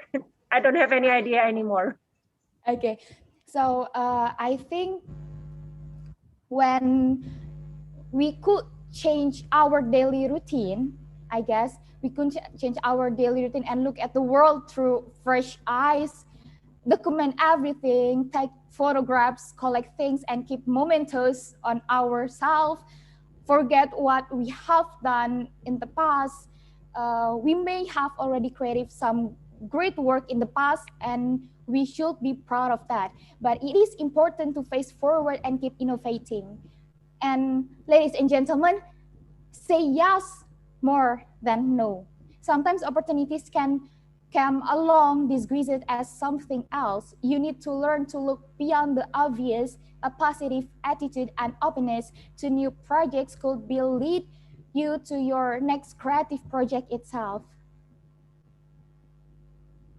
And also, ma'am, the impact a positive approach to project is very understood. If there is a passion and optimism at the core of a project, it is bound to succeed it. So as I said before, if you have the energy to make it now and make it new, you are already on the road to being more creative at this era. Okay, the last question. Tell me 3 words to describe about you as creative person. Okay.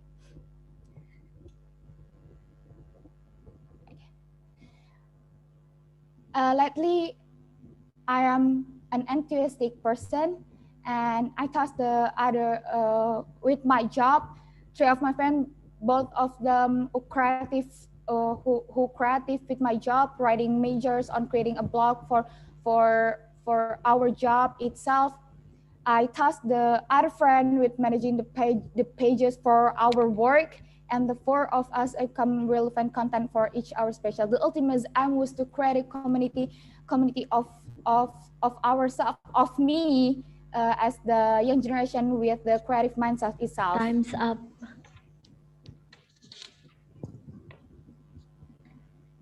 Time's up. Okay, Miss Utari, thank you for your speech. Now I would like to call the next participant that will close our 10 best finalist speech that will be delivered by Miss Cornelia Elvira Denori from Sanata Dharma University. For Miss Cornelia Elvira Denori, are you ready, Miss? Yes. Okay. The timekeeper ready?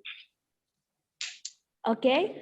So now let's start Miss Cornelia Elvira Denori from Sanata Dharma University. The time is yours. Okay. Dear honorable judges and all audiences, my name is Cornelia Elvira Denori, and I am a student of Sanata Dharma University. It is an honor for me to be here and deliver a speech for you all today. In this opportunity, I would like to talk about investment. Nowadays, people are competing to invest. Everyone is aggressively spreading the importance of investing in stocks, mutual funds, gold, or property. When young people make investment, they can achieve financial freedom in the future, as well as contribute in developing the country's economy. People always say, invest now or regret later. Start investing from now, or we will be left far behind because money will always inflate and increase every year. The stock investment provides high return with high risk as the consequences. But what about people like us who don't have the courage and the capital to serve the world of stock investing? What kind of investment can we make? There's one important thing that people don't tell you about investing. This investment is included in the low risk, high return category, something that requires little capital with high return. Can anyone guess? Trading? Bitcoin? Lottery? No. The answer is you. Invest in yourself. Invest in your education. Warren Buffett, an expert in the world of stocks, said that the best investment you can make is an investment in yourself. The more you learn, the more you will earn. Self-investment will never be timeless. You can invest anytime in any way. So how do we invest in ourselves? One of the ways to invest in ourselves is by reading. Read a book, read an article, read stories that you like. In this technological era, we can easily get any information. Newspapers and magazines may be too old for us, but now, with the technology and the internet, just one type and search, we can get any information and news that we want. We can read it through an ebook or an audiobook. Ladies and gentlemen, we will be one step ahead of 90% of the world's people if we often read a book. A step that is very simple yet very difficult to do. Make reading a habit, a routine. Later, you will get used to it and you can feel the tremendous impact of just reading a book. Next, maybe some of you have done this or maybe some haven't. Join a webinar or a certified training. Attending many seminars with qualified speaker will be very useful to enrich your knowledge and expand your network. You can also take some certified training, language courses, or anything to increase your skill. You will look superior to job recruiters if you have extra skills like Mandarin or English compared to those who don't. And if you don't want to use your money to invest it in stocks or property, use it to invest in your education. Register for a double degree program or a postgraduate program for the majors you are interested in. It could be business management, communication, information and technology, etc. By investing in your education, you will be above others who only have a bachelor's degree or a single degree. This will give you a plus. Even you can get more salary than those who don't have the same skills as you. But sometimes we can't rely on ourselves for success. We need mentors to lead us to success. We can find good mentors from public figure with inspiring images.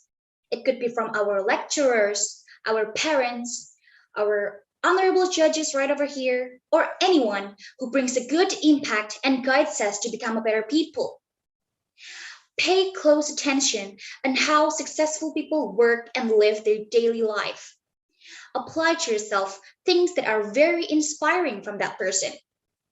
It could be from the habit of getting up in the morning, reading books, exercising, and many others. By having mentors, they can also help you hone your soft skill so that you have enough skill to become a leader in the future. A leader that can change their country.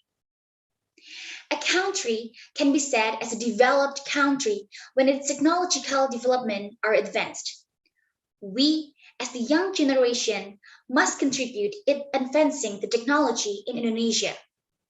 To start, we can learn from the basics, such as operating Microsoft Word, Microsoft Excel for daily needs, recording data, and processing data. Furthermore, we can also learn about coding. Who knows, we can create a startup company that is known globally like Gojek or Tokopedia, right? Last but not least, make things happen. Successful people are people who make their ideas come true. Don't just write down a few goals that you want to achieve in the next 5 years without any real action. Keep practicing and trying to reach it. Practice makes perfect. Even the slightest progress is still considered a progress. If you have a dream, start from the step I said earlier by investing in yourself. Armed with sufficient knowledge, experience, and skill, you will be above others who only have stock portfolio. So, have you invested in yourself? Someone said, if you learn something for an hour every day, in a year, you will be the expert of that. Learn something new. Believe that you can, and you will be amazed at the result. Remember that money can run out and disappear at any time, but not with intelligence. Self-investment is an investment that will never run out, which we will always carry for life, cannot be exchanged for anything, and will never go out of style. Study while others are sleeping, work while others are loafing, prepare while others are playing, and dream while others are still wishing. Thank you. Thank you, Ms. Cornelia Elvira Denori. Now I would like to invite our honorable judges, Ms. Dewi and Mrs. Christine, to give a question to Ms. Cornelia. Please, ma'am, the time is yours. Thank you. So, Christina, is it okay if I start first? Yeah. Okay, thank you. Cornelia, self-investment is never out of style, you say, right? Yeah. I really like that closing, by the way. And you also ask your audience, have you invested in yourself? Now I want to give the question back to you. Have you invested in yourself, or do you think you have invested enough in yourself? Okay. Thank you for the question. I'm trying to answer it. I think I've already invested in ourselves. I've already implemented all the things that I say in my speech, because it is impossible if I say a speech that has nothing to do with me. By implementing what I say in my speech, I will be more confident and sure in what I say to other people, because what I say is based on my own experience. For the reading books, I like reading books since I was a kid. My favorite book back then was about Kancil and crocodile, or anything about tales. But as I getting older, I like to read some English novels. But now my favorite book is about self-developing. I just read about a book titled Motivation and a book about how to manage our money. Next week, I want to buy a book titled 7 Habits of Highly Effective People that I saw on Gramedia yesterday. Hopefully, if I can win this competition and get the money, I can buy more books to enrich my mind. For attending many seminars and certified training, I like attending many seminars, especially when it's about something that is different from the majors I am in my college. For example, how to become a businessman, how to start small business, how to design a Canva for marketing aids, etc. And I also have one more thing that I don't tell you in my speech, that how to invest in ourselves is by having experience to have a job while you are in college. As a student, I work several jobs. I work as a freelance English tutor for kindergarten to senior high school student. And here I will have more experience as a teacher. So I think that I will be smarter than them, than those who don't become a tutor, because I teach others. I also work as a cashier in my auntie's clinic. I'm in charge for the money out and the money in, how to deal with customers and patients. Here I can learn about that people are different. They're not all the same. I can learn how to deal with different types of personality when I'm working there. And then I also sell some clothes, my pre-loved clothes. And now the newest and the latest things is that I built a small business where I have to sell foods online through a pre-order system. It is named Sate Naichan on Instagram if you want to check it. Here I made my own original recipe. I cook my own orders. I prepare everything by myself, and until I can get more money to pay someone to work for me. Later on, I will have this little business of mine expanded by having my own store. And if you want to come and visit, it is my pleasure. Here I learned how to be an entrepreneur, how to make money by my own, and I hope that I can have these entrepreneur skills that I can compete with others who is more advanced than me in the world of work later. Amen. Oh, yeah. That's enough investment, I think, yeah, for you. Okay, last but not least, last question for me. Among those things that you have implemented yourself, like reading, seminars, internship, blah blah blah, what is the best way for you to start with? If you have to recommend one thing that you have to start with.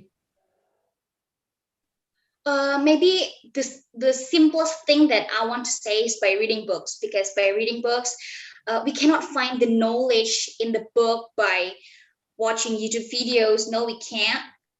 But the important thing is, how do we implement it in ourselves? How do we practice it? Not just I want to read some books so that I can be smart. No, just read that book, like finish it in a month or a week. And then the second most important thing, that if you have experience, because in the world of work later, if you want to compete with other people out there, you should have that experience before you get into the world of work, right? So I think the first step is the reading, and then do the practical experience. Okay, thank you very much for the answer, Cornelia. Now I will give the floor to Bu Christina. The floor is yours. Okay, thank you, Bu Dewi. Okay, let me continue. It's very interesting, but Cornelia, yeah, you have a lot of investment in yourself, yeah, starting from the very young. Also becoming, yeah, you have many professions, yeah, I think, yeah, and that's good. Okay, so I just would like to, I would like you to give the emphasis of education is the only way to change life. What do you think about that? I'm gonna say that education is the only way to I'm sorry, miss, to change our life. Yeah, to change our life. Yeah. Maybe because I'm a person who thinks that education is number one, I would say that yes, I think that education is the one thing that can change our life. Education is not meant for only formal education in school or college. We can also have informal education by joining certified training. You can if you don't want to go to college or school, you don't have to. You can learn something that you are really interested in. For example, you can join programming training or Mandarin courses if you want to be a guide or you know.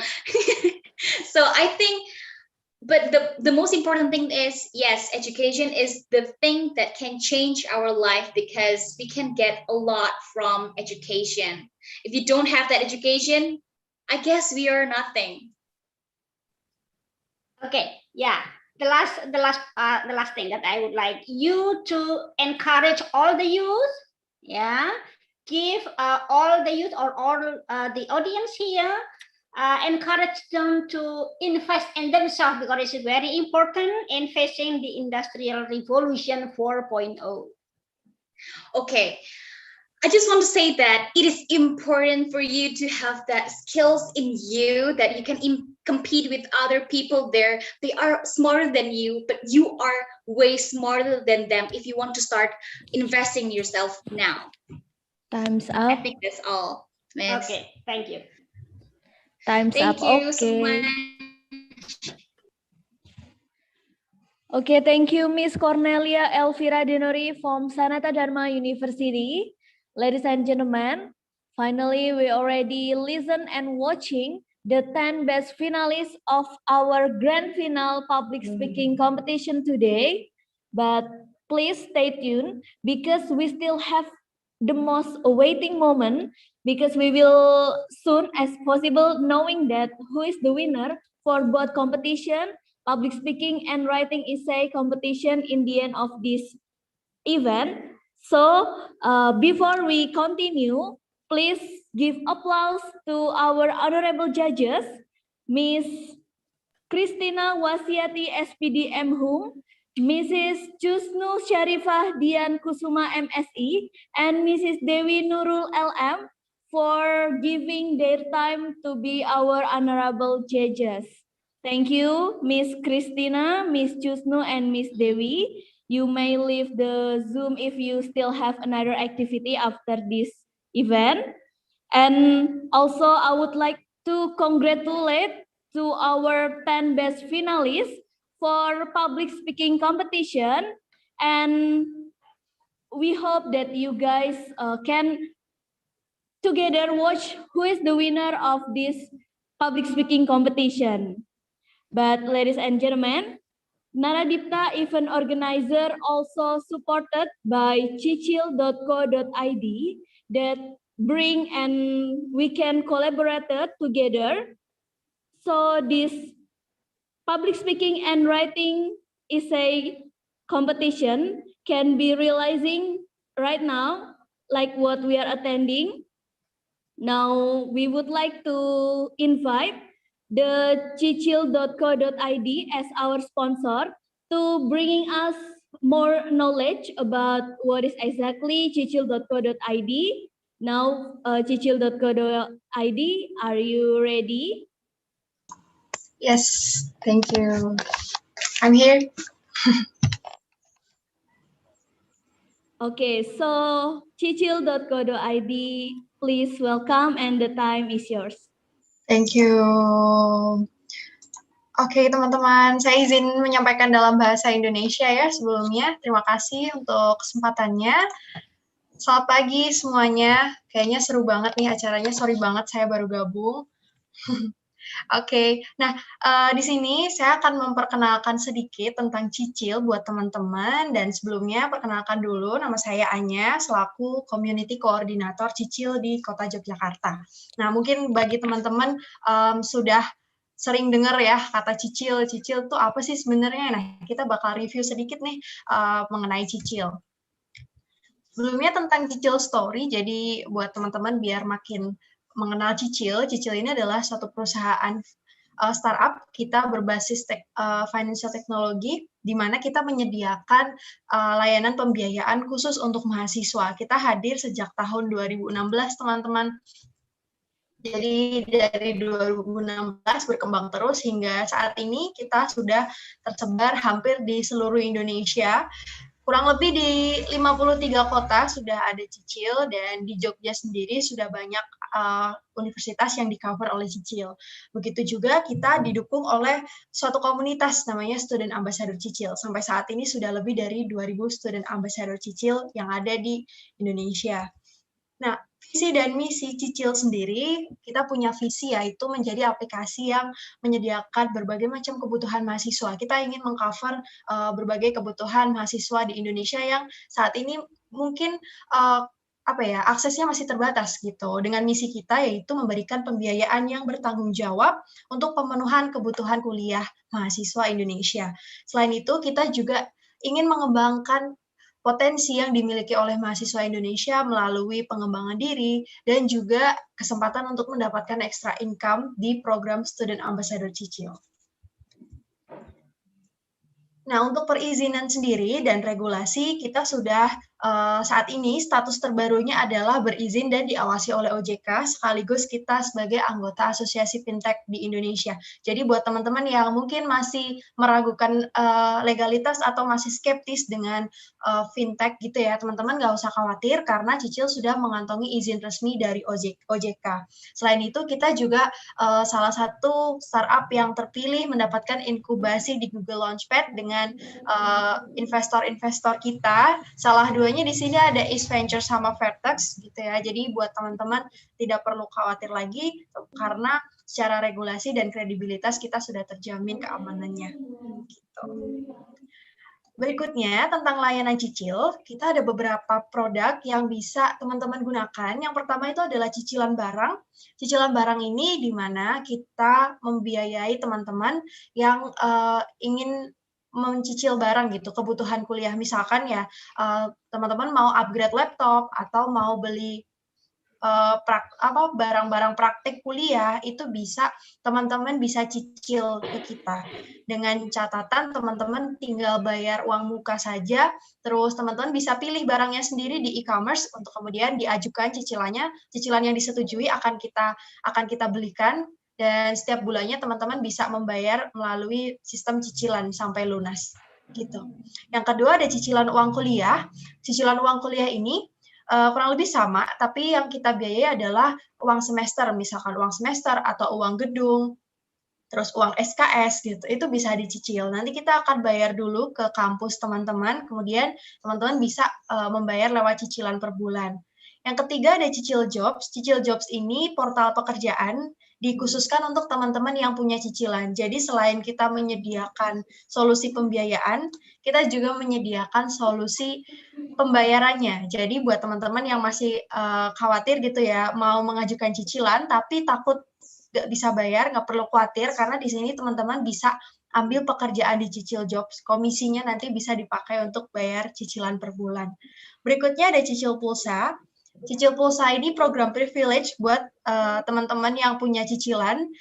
Apabila teman-teman mencicil dan punya track record pembayaran yang bagus, maka teman-teman bisa pakai produk Cicil Pulsa. Dengan sistem pembayarannya itu pay later, jadi beli sekarang, bayarnya bulan depan. Berikutnya ada Cicil Belajar. Teman-teman yang suka atau sedang membutuhkan training atau kursus, misalkan yang ini ya mau persiapan IELTS atau persiapan tes TOEFL atau pengen belajar pengucapan bahasa Inggris dan yang lain, topik-topik yang lain, bisa banget beli voucher training atau voucher khusus dari Cicil. Jadi Cicil bekerja sama dengan lembaga-lembaga training, misalkan sertifikasiku atau Progate, terus ada juga Elsa Speak untuk bahasa Inggris dan YEC. Teman-teman bisa beli voucher trainingnya dari kita.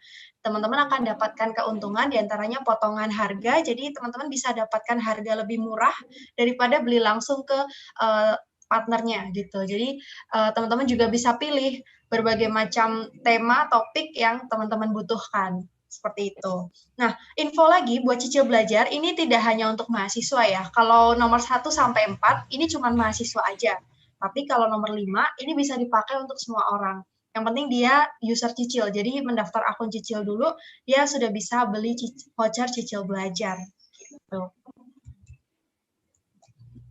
Oke, berikutnya mungkin yang terakhir ya, ada program Student Ambassador Cicil. Jadi ini salah satu perwujudan misi kita, yaitu program Student Ambassador, di mana ini komunitasnya Cicil. Komunitasnya ini beranggotakan mahasiswa gitu ya, mahasiswa yang sudah di cover kampusnya oleh Cicil. Di sini teman-teman akan mendapatkan training dan juga pelatihan untuk menjadi representatif Cicil di kampusnya masing-masing. Adapun beberapa keuntungannya, yang pertama experience, teman-teman bisa dapatkan pengalaman kerja, bekerja sama dalam satu tim startup gitu ya, mungkin bisa melengkapi CV-nya juga. Kemudian teman-teman bisa dapatkan networking dari berbagai kota di Indonesia. Terus juga ada extra income, jadi ada penghasilan tambahan buat teman-teman untuk setiap ambasador yang berhasil mendapatkan user Cicil. Nanti ada komisinya. Dan berikutnya ada program dan aktivitas eksklusif semacam training, terus kursus, ada Cicil Academy juga, ada one-on-one dengan HR Cicil, dan berbagai macam kegiatan lainnya. Seperti itu teman-teman kegiatan di Cicil. Dan ada satu lagi info tentang kolaborasi. Buat teman-teman yang ingin berkolaborasi dengan Cicil, teman-teman bisa hubungi kontak yang ada di sini ya, bisa dicatat. Nah, mungkin sekian dari Cicil seperti itu. Waktu berikutnya saya serahkan kembali ke X. Terima kasih. Okay, thank you, Miss Rara Fitriana, delegates from Cicil.co.id. It's such a pleasure for us to know that Cicil is really will help us as a student, of course, because as a student we have several things that maybe we have to take a loan to fulfill our needs, like for pay the study pay and buy a laptop maybe, or maybe buy another gadget to, you know, improving our skill as a student. So for all participants here that may be interested to join as a Cicil ambassador, you can contact Miss Fitriana in the number that was already shown in the Zoom. And now, ladies and gentlemen, we already in the time for take a break. Now, please use your time to praying, or maybe if you are not fasting, you can eat something, because on 1 p.m. we will continue our event. We will announce the winner for both competition, National English Writing Essay and Public Speaking competition.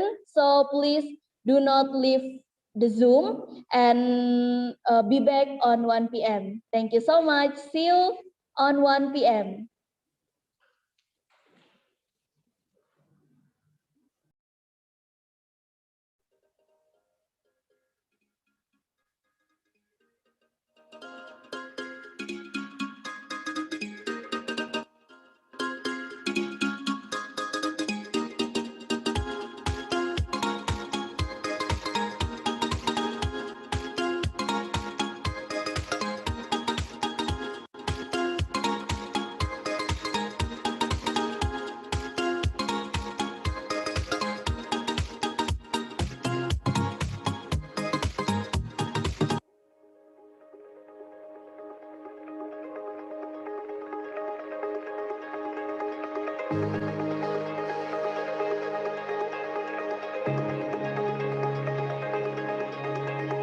Pekerjaan kantor terus berkembang seiring dengan kemajuan teknologi. Faktanya, ilmu administrasi memang selalu dibutuhkan di seluruh perusahaan yang bergerak di bidang apapun itu. Peluang kerja administrasi perkantoran pun sangat terbuka lebar.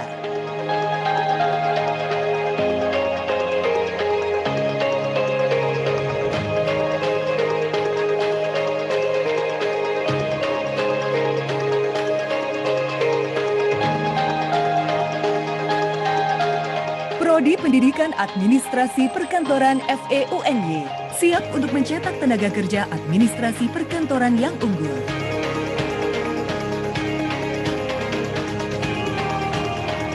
Saat ini, minat pendaftar di Prodi Pendidikan Administrasi Perkantoran semakin meningkat dari tahun ke tahun.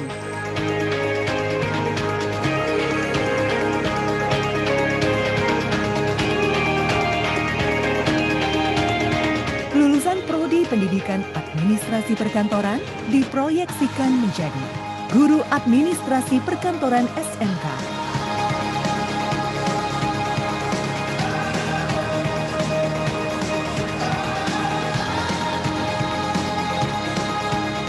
Praktisi atau pegawai kantor.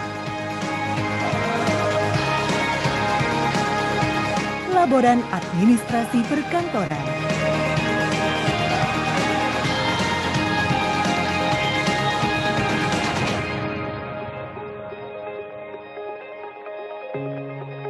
Wira Usaha Mais.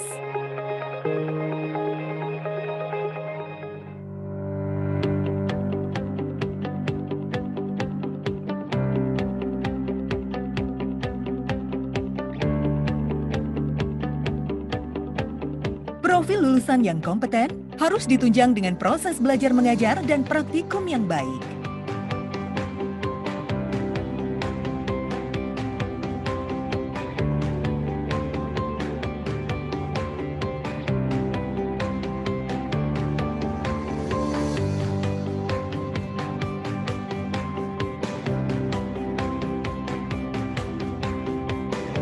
Praktikum-praktikum pekerjaan kantor modern sebagai bekal keterampilan lulusan.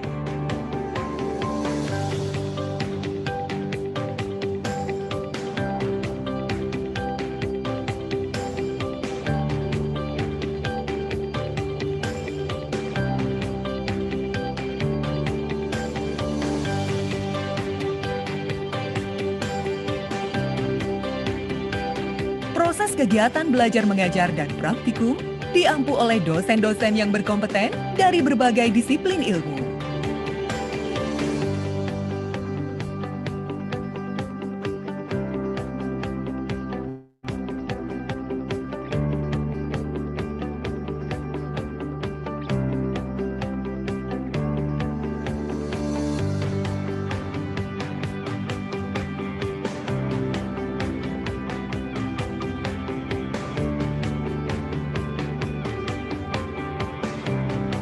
Fasilitas pendukung yang modern dan terkini membuat proses belajar mengajar dan praktikum menjadi lebih optimal.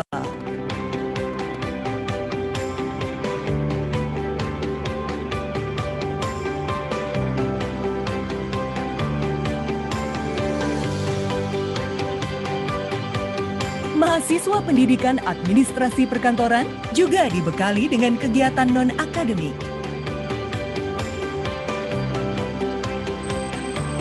Kegiatan-kegiatan mahasiswa berpegang teguh pada nilai-nilai kebangsaan dan nasionalisme.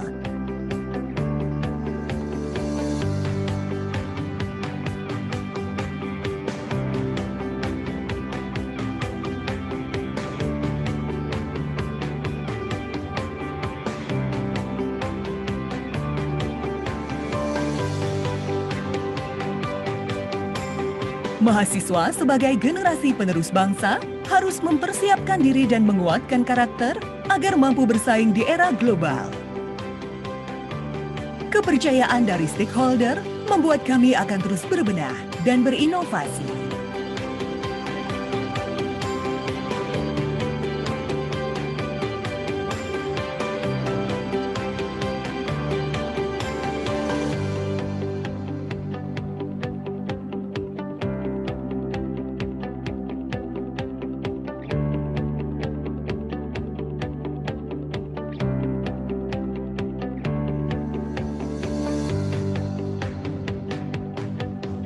Kami berkomitmen terus mencetak lulusan unggul untuk Indonesia yang lebih baik.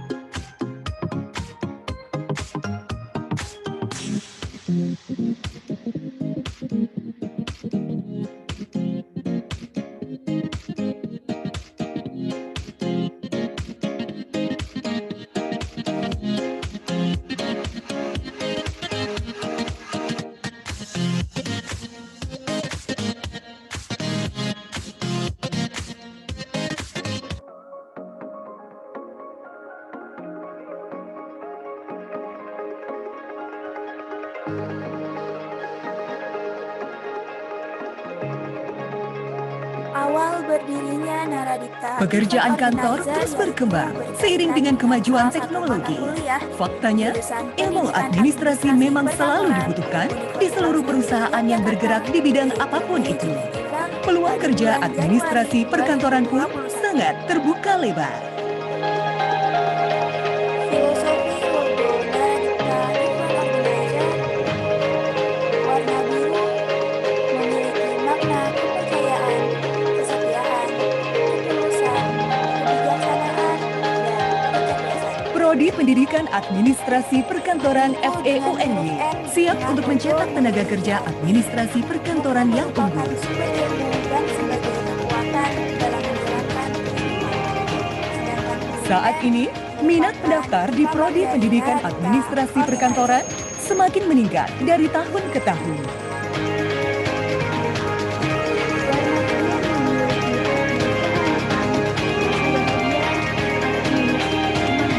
Lulusan Prodi Pendidikan Administrasi Perkantoran diproyeksikan menjadi guru administrasi perkantoran SMK.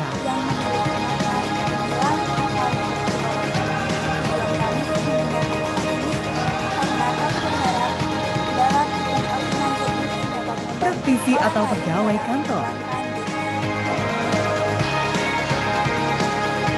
laboran administrasi perkantoran, warna oranye memiliki kesabaran dan semangat, serta merupakan simbol dari petualangan, percaya diri, dan kemampuan dalam bersosialisasi. wira usaha mais.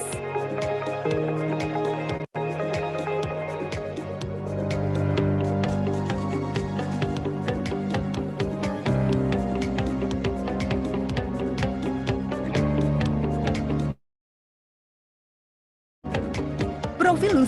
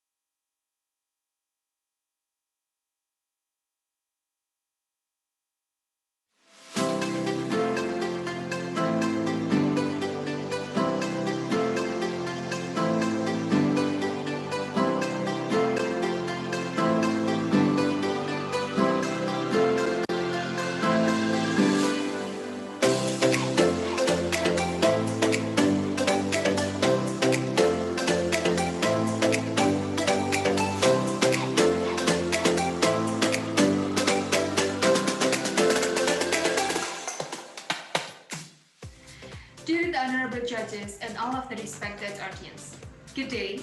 My name is Eka Septian Yunistia. I'm from Sanata Dharma University. In this occasion, I'd like to talk about creative industry. Gentlemen, my name is Apri Rahmanto. I'm from State University of Yogyakarta. In today's occasion, I'd like to deliver a public speaking entitled the youth as the key development of education in Indonesia. Ladies and gentlemen, as what he has said before, education is one of the ways for the youth to achieve what they want to finally become who they were meant to be. To some, education is a tool, is a media for them to become a better person. You may feel that education is a waste of time or it's something that you need to do in order to get a job. But you see, honestly, education is more than just trying to get a job and pleasing your parents. Education offers stability in life, and that's something that no one can take away from you. Hey, I worry for our future if we keep dependent in the hands of viewers. I mean, I don't understand you. When I was young, I was told to respect elders, to be disciplined and well-behaved. But in comparison with today, you guys are reckless. Ladies and gentlemen, are you aware that today, in our country, Indonesia, so many youth are using a social media, but for something less productive and less beneficial? And this revolution is going to change nearly every aspect of our lives. From what we eat to what we believe, to how long we are going to live. The fourth industrial revolution will bring change at speed, scale, even force. This 4.0 industry and all the technology that comes with it does makes it easier for most of us to do our job and daily activities. We can find almost all the information that we need by online. In education, information, and knowledge spread easily and accessibility to anyone who needs it. The effect of Industrial Revolution 4.0 create innovation in the field of economics that produce digital platforms in creating and opening new jobs. So how do we invest in ourselves? One of the ways to invest in ourselves is by reading. Read a book, read an article, read stories that you like. In this technological era, we can easily get any information. Newspapers and magazines may be too old for us, but now, with the technology and the internet, just one tap and search, we can get any news and information we want. The second one is youth must have good learning skills. Some youth abilities such as critical thinking, creative, and also innovative are no less important to face this revolution. Third, tech development. With the existence of the internet and e-commerce site, people can easily buy goods from a distant place, even with just one click. So, the technology like internet and social media could be a weapon for us to empower other young people to raise the awareness of mental health itself, but it also can destroy our mental stability. Let's move to the next topic. Still about the technology, but now it's from the older generation's perspective. Well, in the middle of the pandemic like this, we are going through the transition from face-to-face learning to online learning.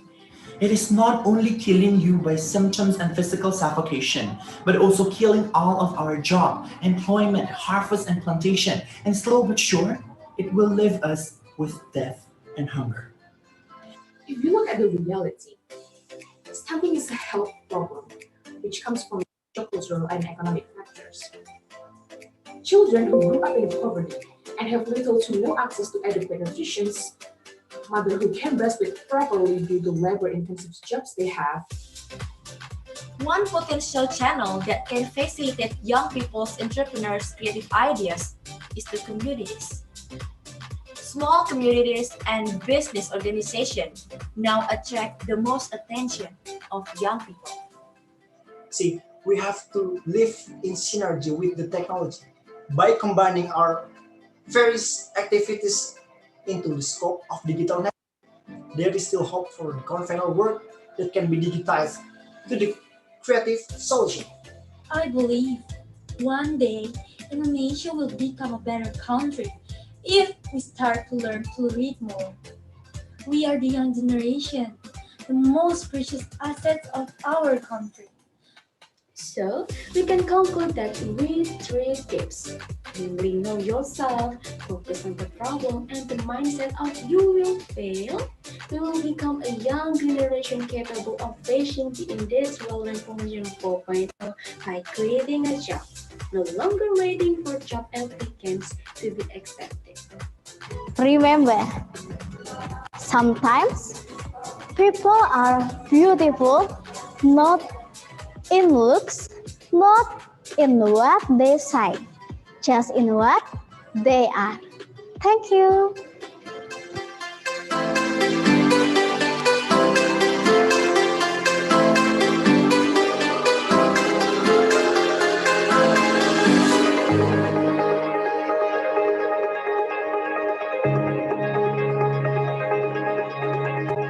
Pekerjaan kantor terus berkembang seiring dengan kemajuan teknologi.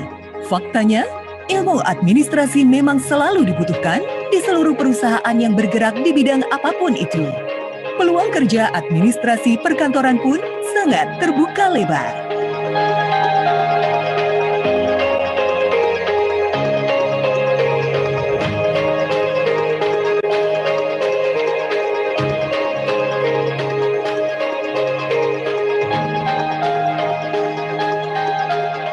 Prodi Pendidikan Administrasi Perkantoran FEUNY siap untuk mencetak tenaga kerja administrasi perkantoran yang unggul.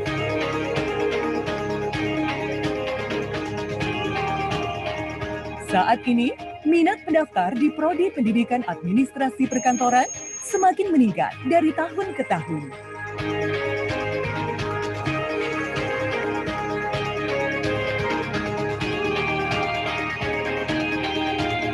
Lulusan Prodi Pendidikan Administrasi Perkantoran diproyeksikan menjadi guru administrasi perkantoran SMK.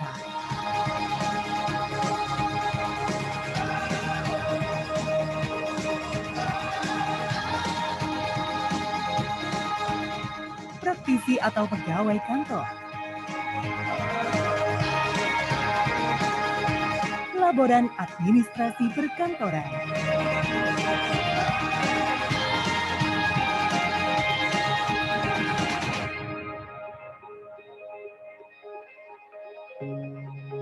Wira Usaha Mais.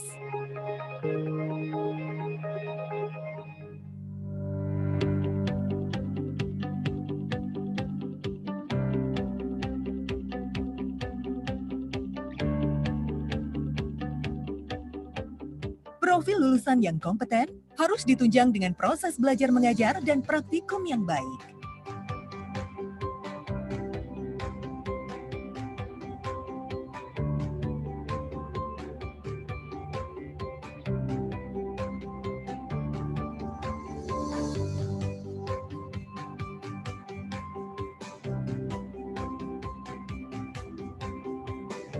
Praktikum-praktikum pekerjaan kantor modern sebagai bekal keterampilan lulusan.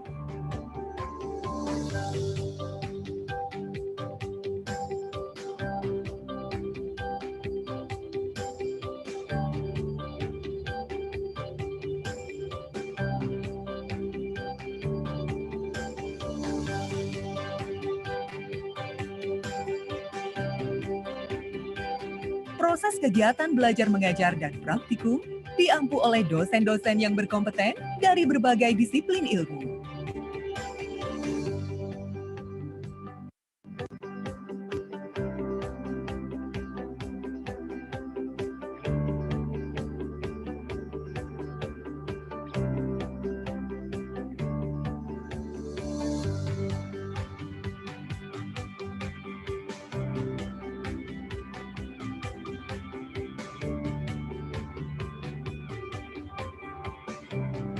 Fasilitas pendukung yang modern dan terkini membuat proses belajar mengajar dan praktikum menjadi lebih optimal.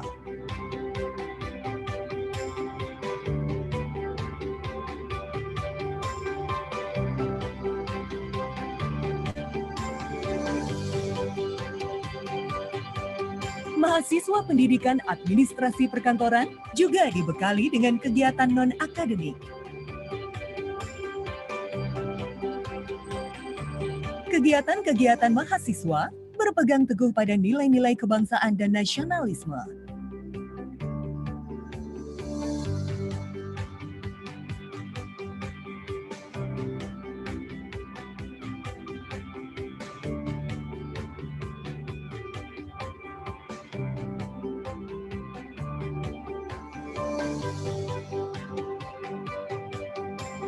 Mahasiswa sebagai generasi penerus bangsa harus mempersiapkan diri dan menguatkan karakter agar mampu bersaing di era global.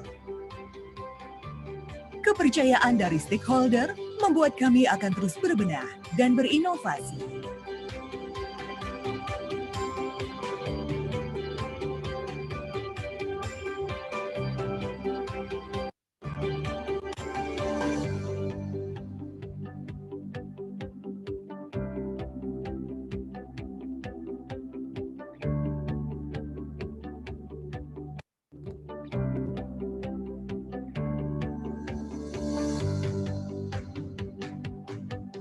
Kami berkomitmen terus mencetak lulusan unggul untuk Indonesia yang lebih baik.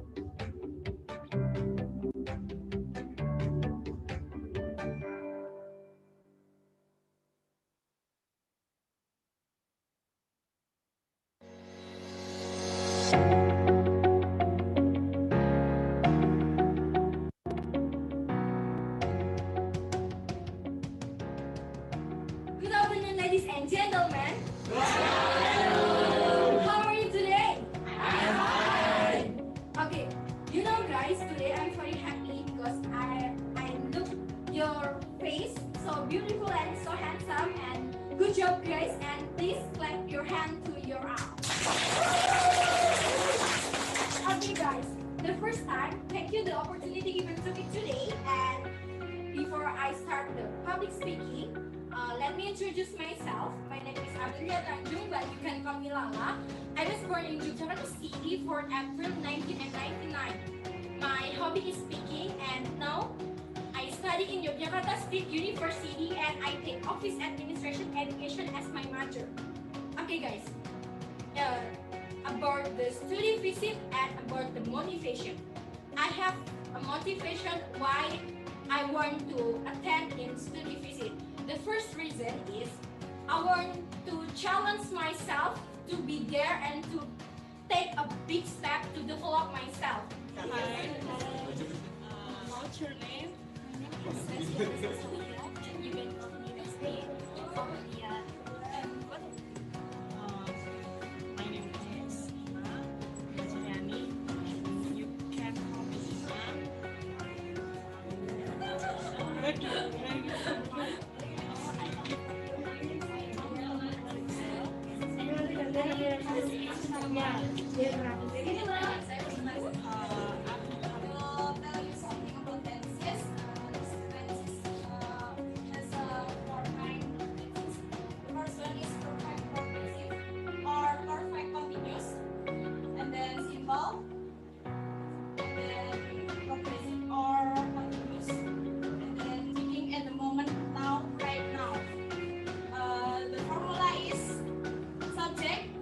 plus to be plus working plus object. The example is I'm writing.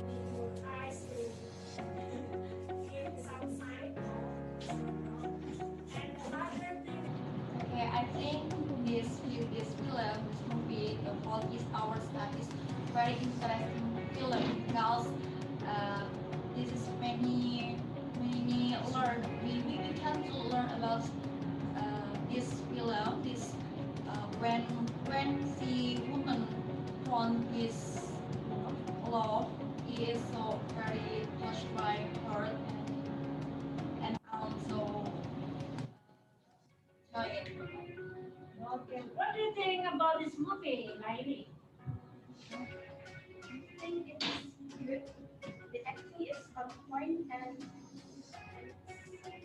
actually I'm not a fan of romantic movie, but when I watched this movie, I literally cried. I cried my heart out. Wow. It's so sad and so beautiful. I can't express my feelings. I'm so overwhelmed by the acting of this. So, thank you. Thank you very much. Here I will tell you a word. Usually, human who work in college. Oh, it is profession. So,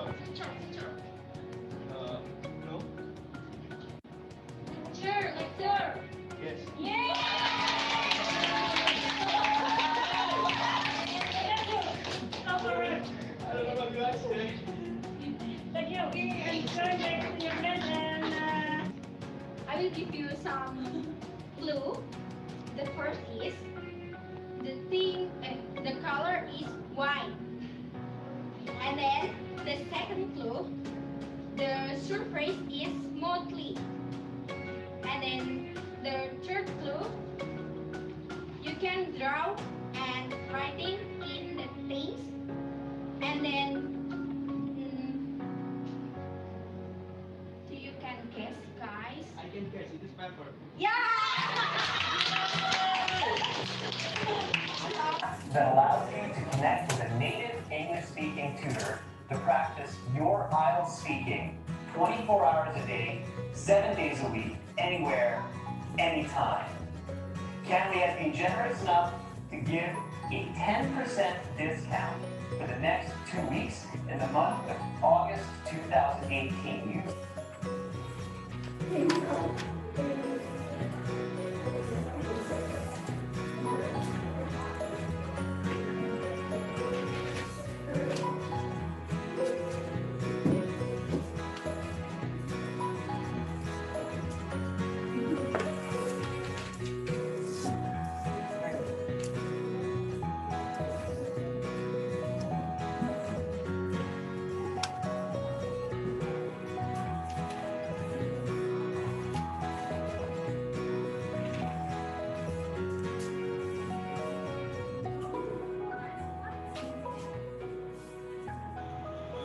My hobbies are gaming, and I like to riding at night, at morning or afternoon with my bike. I hope I can be on motovlog, but I can do that in this time because I'm still in college. I just studying here, so I didn't do my hobbies in this time. I like gaming. My game is so many games will by me. Some of my game is PUBG or Free Fire, Mobile Legends, and so many games who have played by me. Thank you.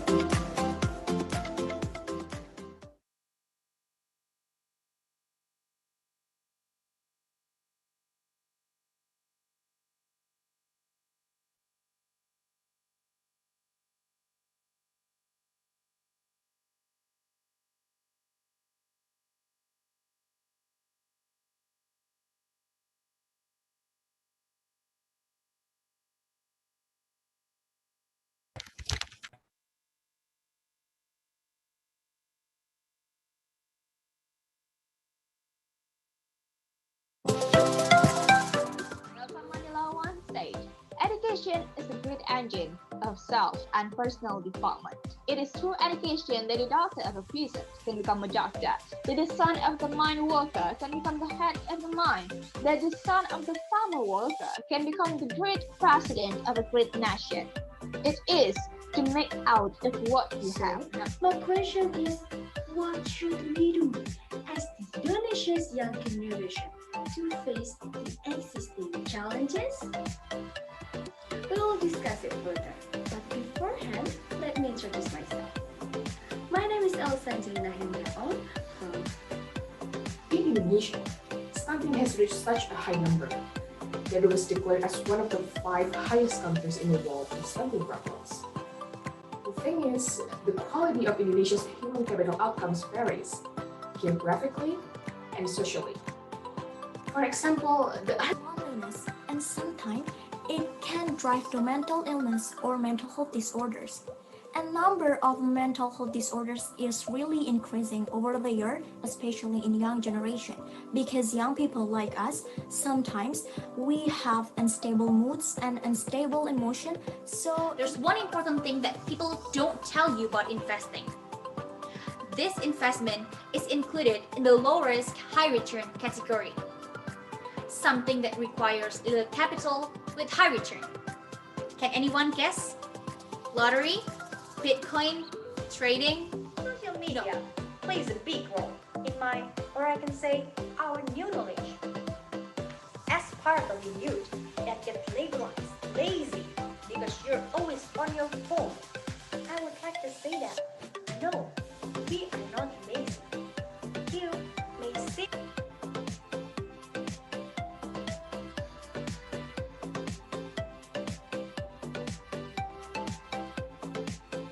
Three of those 12 students, they pulled her hair, pushed her, hit and threw sandals to her. But it's not true that they hurt the victim's sensitive area. In the end, those 3 students were found guilty. I cannot imagine what the public felt at that time. to combat this, we have to focus on things that us humans do better than artificial intelligence. And one of the most powerful gifts we all have is our human brain. This is why, when we understand that the first industrial revolution was a new invention of steam engine empowering the industry for a better human life, the second industrial revolution with the mass production machineries and third industrial revolution with IT are now changing into cyber physical systems.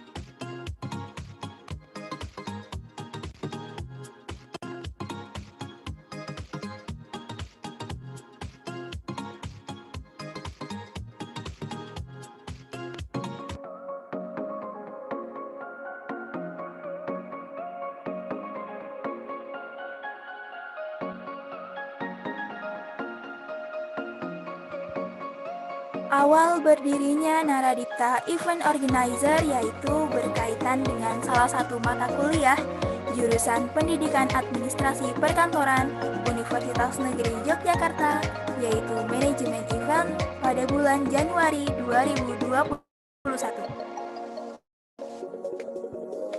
Filosofi logo Naradipta Event Organizer.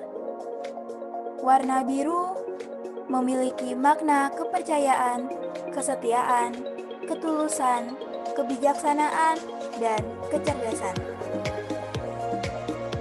Buku dengan huruf N di tengah logo memiliki arti buku merupakan sumber ilmu dan sebagai kekuatan dalam menjalankan kehidupan.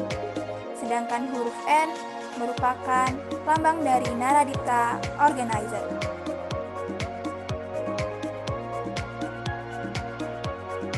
Warna kuning memiliki arti kehangatan, rasa bahagia, optimis, semangat, dan ceria.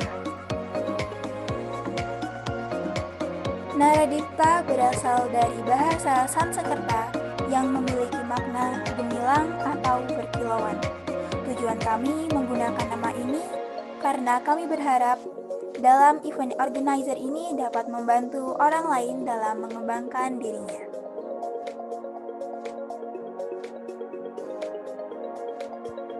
Warna oranye memiliki kesan hangat dan semangat, serta merupakan simbol dari petualangan, percaya diri, dan kemampuan dalam bersosialisasi.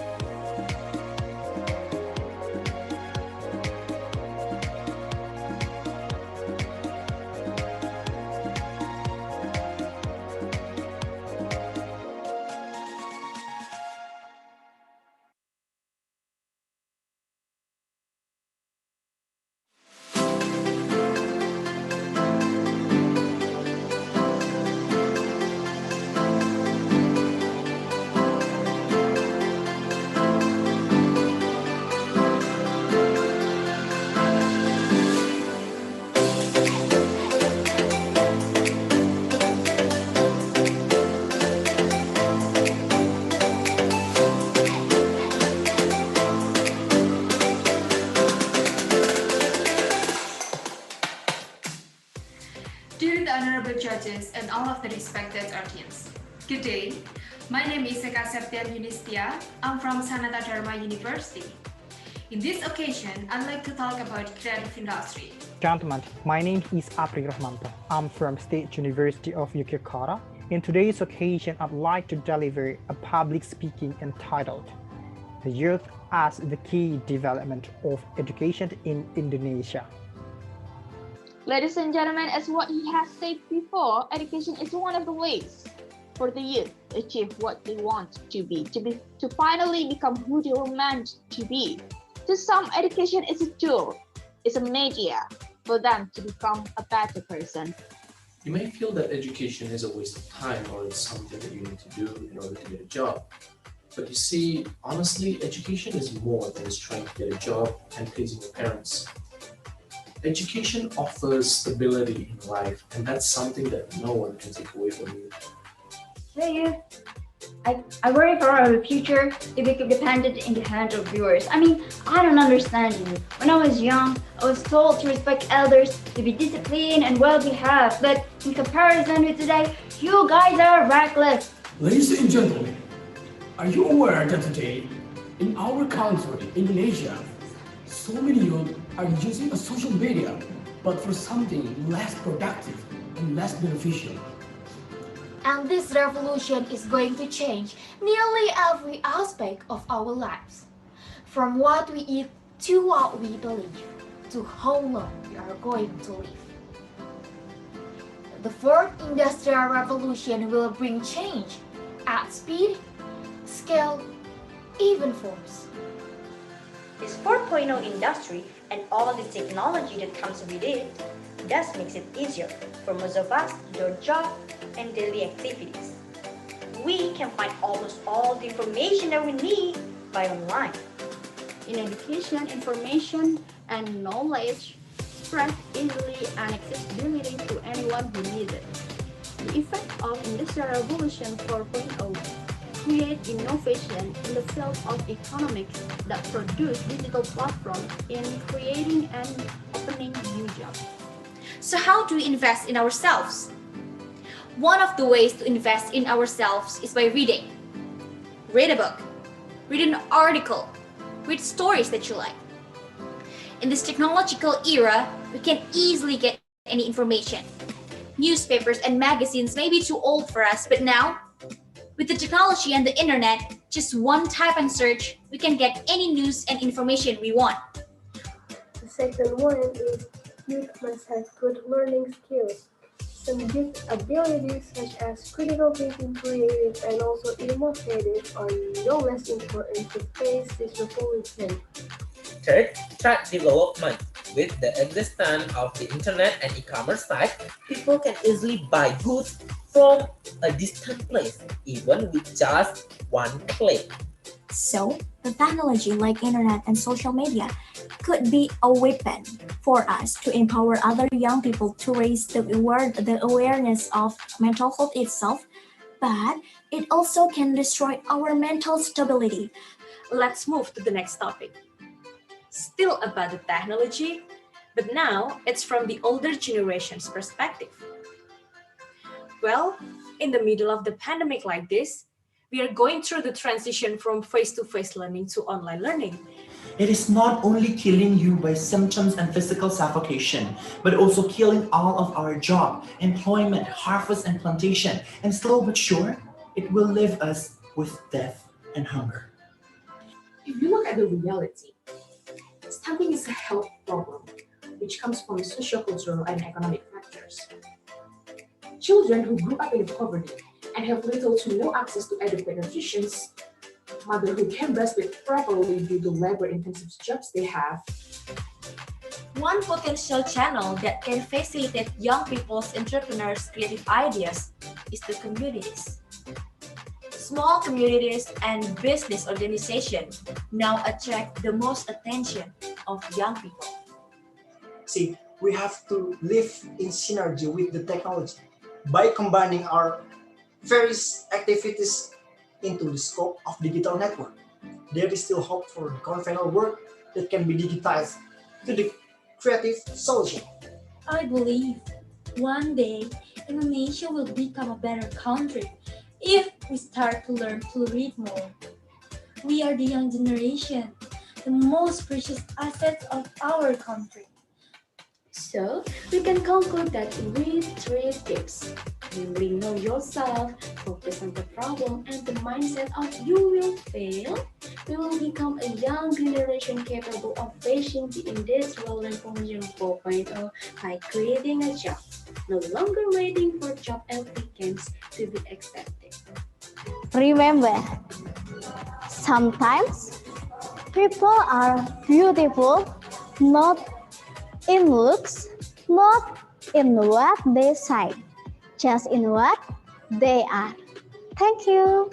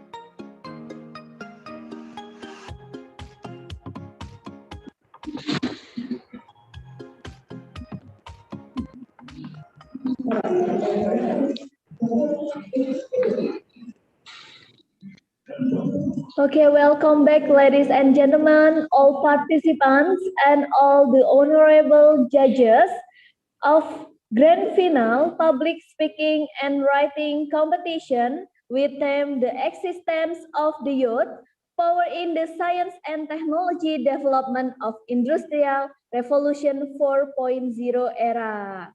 We already moved in the core of this agenda that really waiting for the announcement of the winner.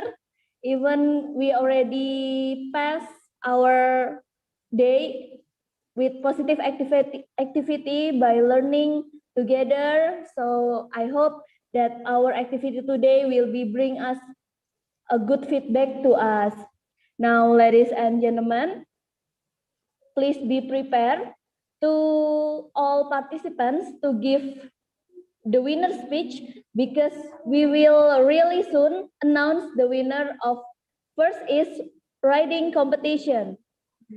And the announcement will be delivered by our honorable judges. First is the third runner-up and the second runner-up that will be announced by Mrs. Dewi. By Mrs. Dewi, the time is yours. Okay, thank you very much for the MC. And now, just like the MC said, I'm going to announce the winners for the writing essay competition. That's for Harapan 3 and also Harapan 2, right? For Harapan 3, the one who got the award is Novia Karen Cahyanti. Novia, are you there? And then for Harapan 5, the one who got it is Meriska Saharani.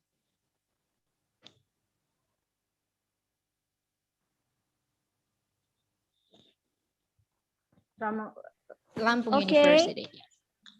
For Miss Novia Karen and Meriska Saharani and Robi Ananda, congratulations. Are you there to give winner speech now?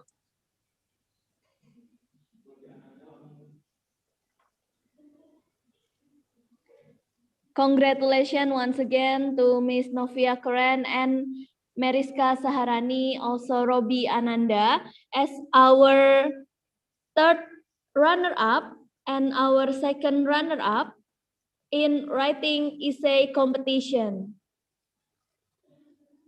For Miss Novia Karen and Meriska Saharani, also Robi Ananda, are you there?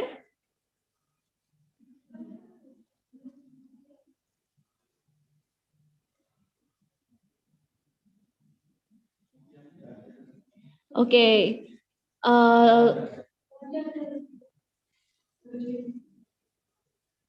Once again, congratulations to the winner of third runner-up and second runner-up, Miss Novia Karen, for become our third runner-up in writing essay competition, and the second runner-up, Miss Meriska Saharani and Mr. Robi Ananda, as our second runner-up in writing essay competition. For Miss Novia Karen, first, would you like to give us your winner speech? Okay, could you hear my voice? Good evening, Miss.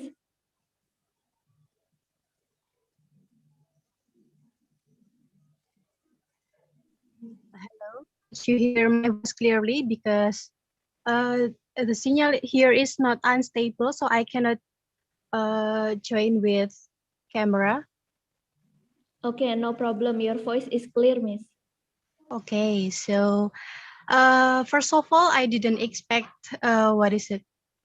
I didn't expect anything for to be the runner-up for this essay competition, but I would like to say thank you to Jesus Christ that always bless me in every chance, in every day, and also my lecturer, Miss Mega from Sanata Dharma University, and also my, what is this, my friends, and also my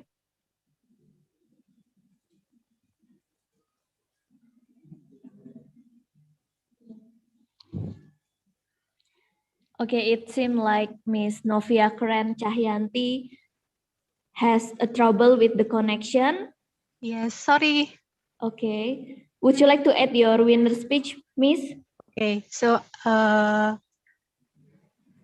what is it? To sum up, I would like to say thank you to everyone who always support me, and also my parents, and also my friends here from Sanata Dharma University, and for all of the participants. Keep, what is it? Keep studying, keep writing, and stay healthy wherever you are. Thank you. Thank you, Miss Novia Keren Cahyanti from Sanata Dharma University as our third runner-up in writing essay competition. You got a certificate that will be sent to your email by the committee. Now we will glad to hear the winner speech from Miss Mariska Sarani and Mr. Robi Ananda. Are you there?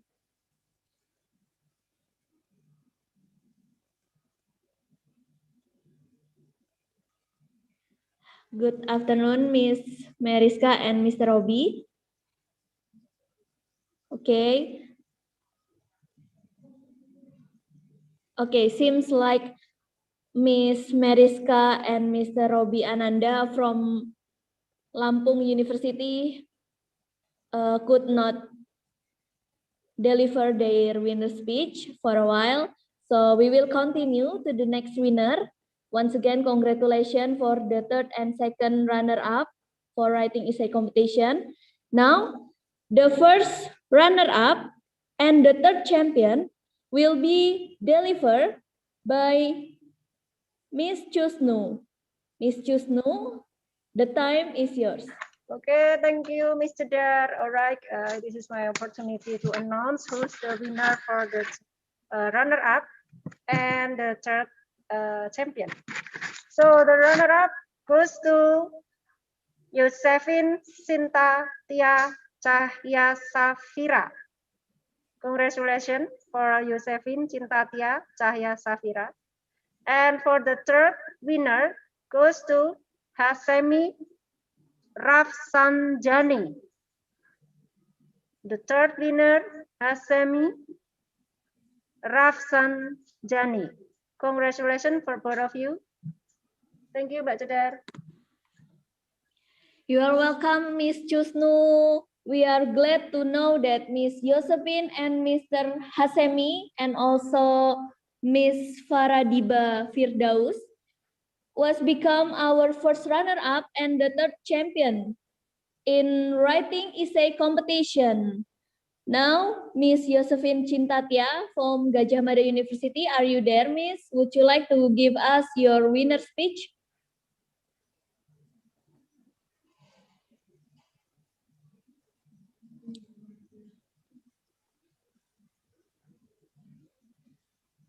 Miss Josephine? Okay. Seems like Miss Josephine also could have delivered her speech right now. Now, Mr. Hasemi.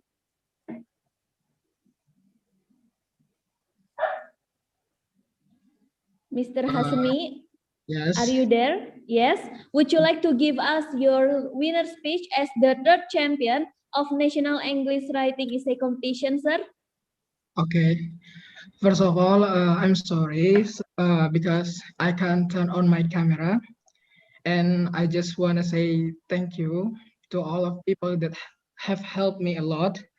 And I really didn't expect this moment. And once again, thank you very much. I think that's it. Wassalamualaikum warahmatullahi wabarakatuh. Waalaikumsalam warahmatullahi wabarakatuh. Congratulations once again for Mr. Hasemi, was become our third champion of National English Writing Essay Competition. And now we're going to tell you the second champion and the first winner of the writing essay competition that will be announced by Mrs. Christine. Mrs. Christine, the floor is... Okay, thank you. For the second winner, it belongs to Audrey Salsa Marat Roberti. Audrey Salsa Marat Roberti. Okay, the second winner. And then the first winner belongs to, belongs to Saiful Robani. Okay, the first winner belongs to Saiful Robani. Okay, congratulations for Miss Audrey Salsa and Mr. Saiful Robani as our second champion, and our first winner is Miss Audrey Salsa and Mr. Saiful Robani in Zoom already. We are glad to hear your winner speech as become our second and first champion in National English Writing Essay Competition. Miss Audrey Salsa? Yes, I'm here. Okay, the time is yours, ma'am. Thank you for the time. First of all, I want to say a big thanks for my God, for my parents, and for my friends, and also my partner, Lutfan Taufikul Hafiz, that couldn't come to this platform because something. And I would like to say thanks to University of Yogyakarta and Naradipta event organizer, because you have held such an amazing competition. I just want to say to everybody in this forum that keep writing your ideas, because writing will change the world. By writing, you can deliver your best idea, amazing idea that can change the world and change Indonesia become better. Okay, keep spirit and share your negative. Thank you.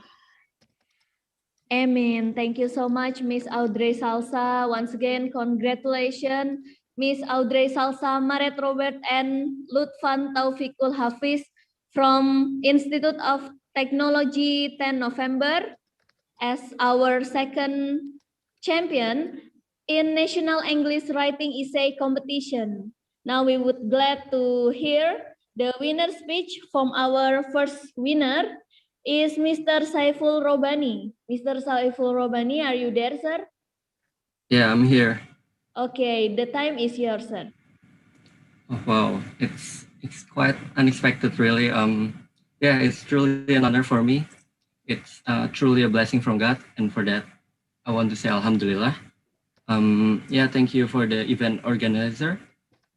As behalf of the participants, I would like to thank everybody involved in making these beautiful events. And yeah, I think we all learned a lot from here. We experienced a lot from writing this essay.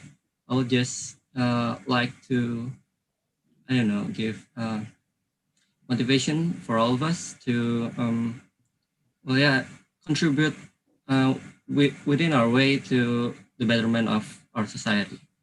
Well, I think that's it. Thank you. Thank you, Mr. Saiful Robani. Once again, congratulations as our first champion, as the winner of National English Writing Essay Competition.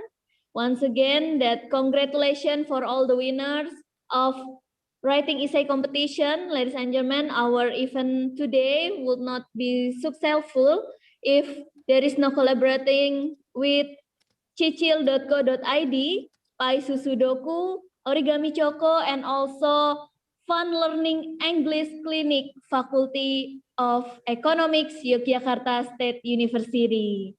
And now let's move to the public speaking competition. We already know who is the winner from this competition. That will be announced also by our honorable judges.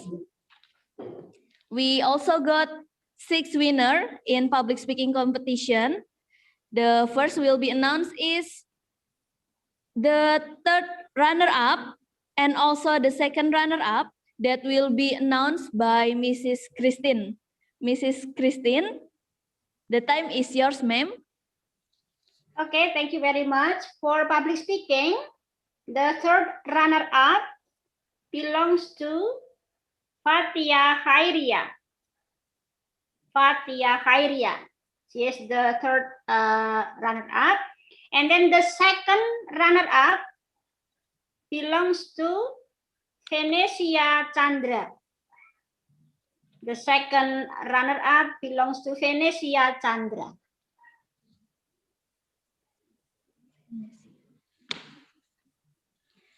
Okay, once again, congratulations, Miss Fatia Khairia as our third runner-up in National English Public Speaking Competition.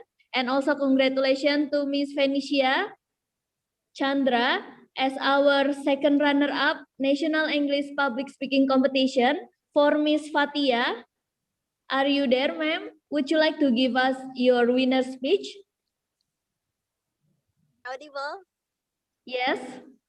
The time is yours, ma'am. Alhamdulillah, thanks for everyone who support me endlessly, my family and my friends. Thank you for the opportunity. It's such a really nice feeling to deliver my thoughts and ideas. I hope we can be responsible using internet and technology itself, especially with my topic to raise mental health awareness. And I also want to thank for all the committees, Maradipta event organizer, Yogyakarta State University, and all the judges and all the participants. We all are doing very, very well. Keep up the good work and stay safe, everyone. Thank you. Thank you, Ms. Fatia Khairia. Congratulations once again from Teknologi Bandung Institute that become our third runner-up of National English Public Speaking Competition. And we would like to hear the winner speech also from Ms. Venesia Chandra. Ms. Venesia Chandra, are you there, ma'am? Yes, am I audible? Yes, the time is yours.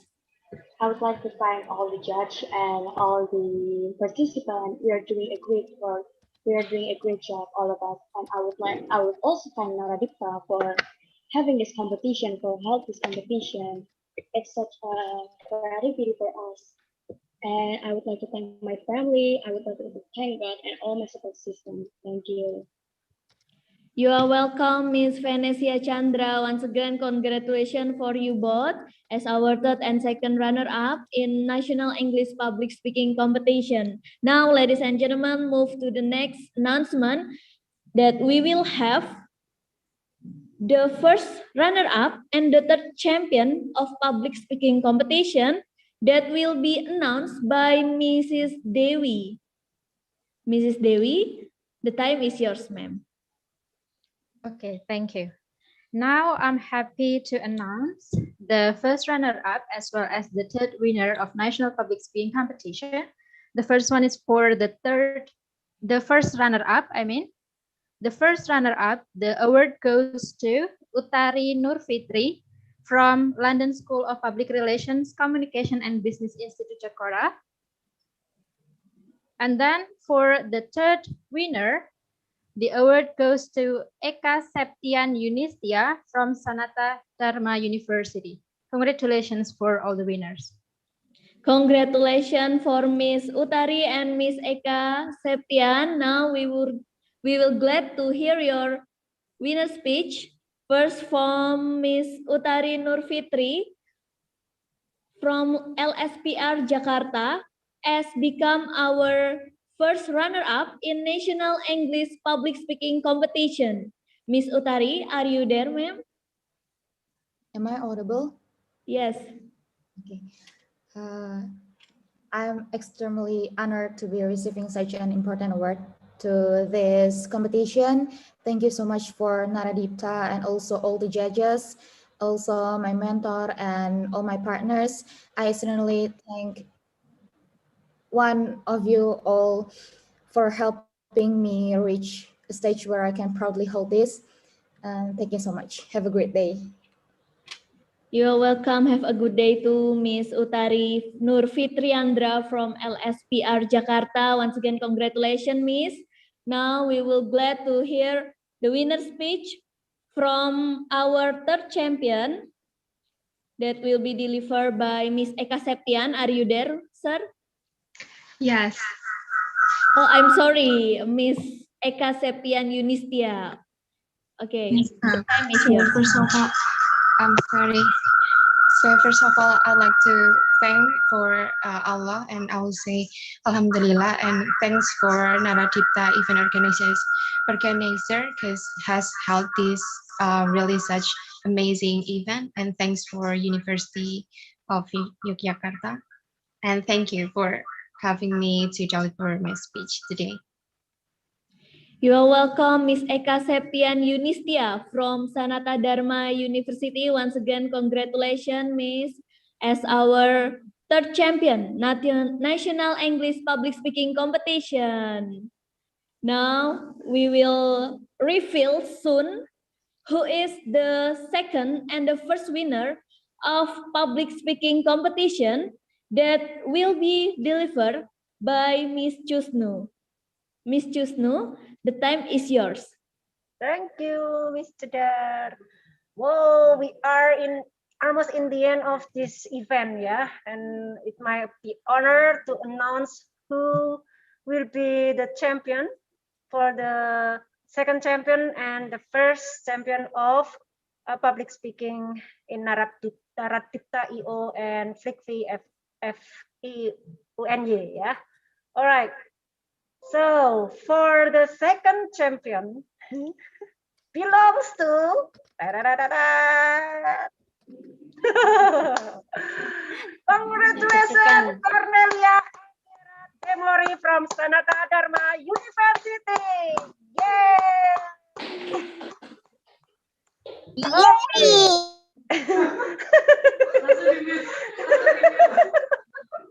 I heard your voice, Miss Cornelia. All right. And the thing that we're waiting for a long time. Who is the winner? The first winner, the first champion for the public speaking competition. And it goes to Ram Brown from President University. Congratulations, Ray Abraham. All right, that's it. Thank you very much.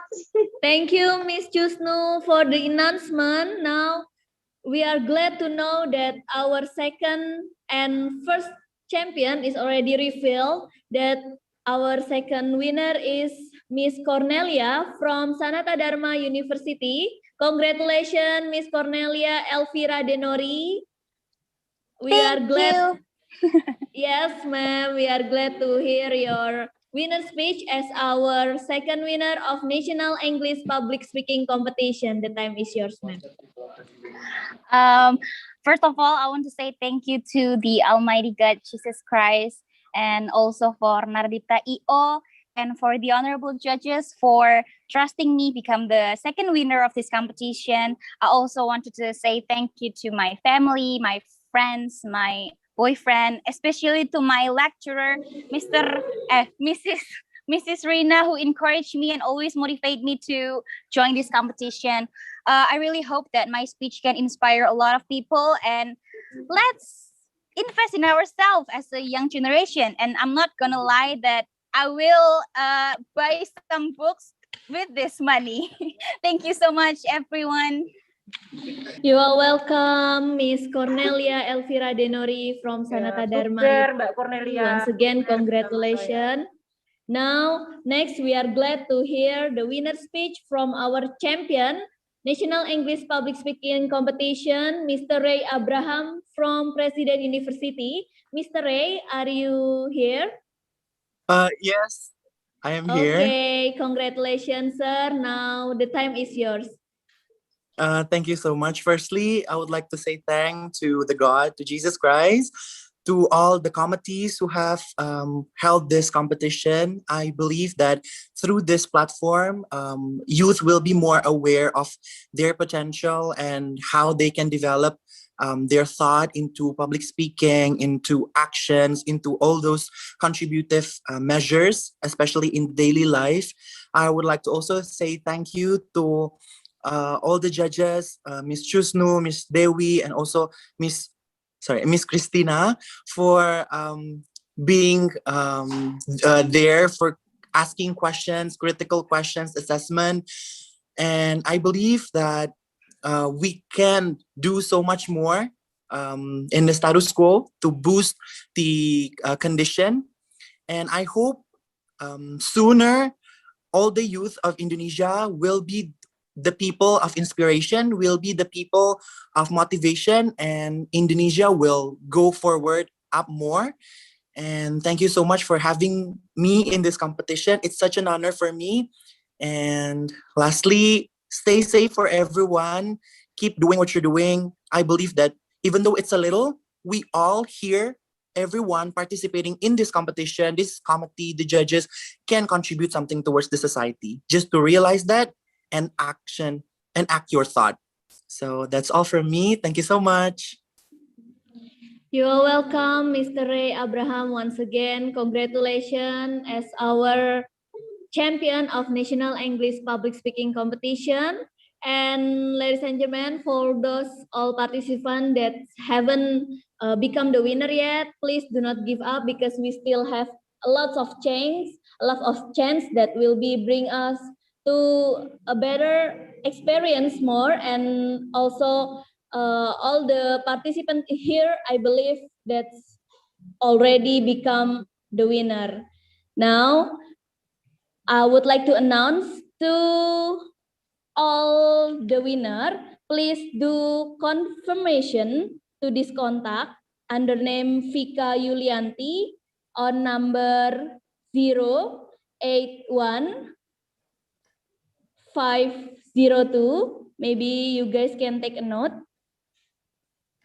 75650. Okay, I will repeat the contact information for confirmation. Miss Vika Yulianti on 081 450 275 650. Okay, maybe later the committee will be right in the room chat. So if you guys haven't taken the notes yet, you can see the room chat. Okay, ladies and gentlemen, we already come to the end of this event, and we would like to say thank you once again, Naradipta event organizer, to Flick Faculty of Economics, Yogyakarta State University, and also to our sponsor, that's cicil.co.id, Pai Susudoku, and Origami Choco, and our media partner, Student Hub, Sejuta Cita, Eventin.id, Safel UNY, Magenta Radio, Kompetisi Mahasiswa, BEM Ubaya, Mahasiswa Kalongan, Ikatan Mahasiswa Kulon Progo, Ikatan Mahasiswa Magelang, Info Lomba Mahasiswa, BEM UNY, and Lomba Isei Nasional. I apologize for any mistakes that happen in this event, and may all of us get the value and benefits from this event. Thank you for your participation, and see you on the next Writing Essay and Public Speaking Competition 2022. Wassalamualaikum warahmatullahi wabarakatuh.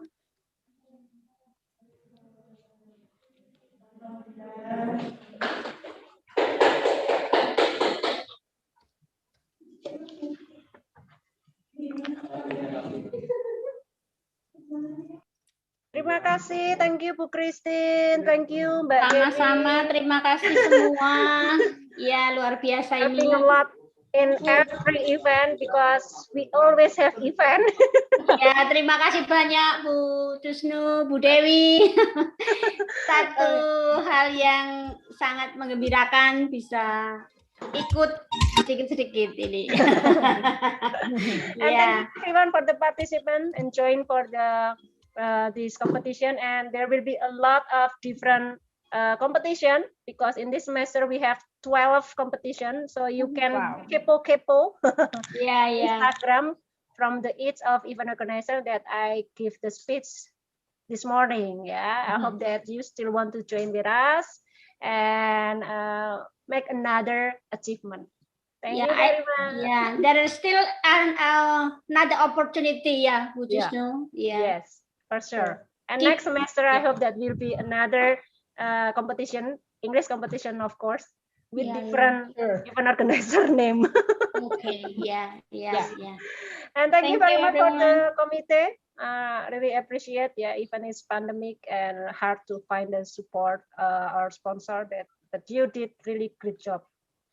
Yeah, the committee is very great. Day and night they work. Right. Thank you, Bu Tusnu, Bu Christina, and all the Naradipta event organizers for having me here.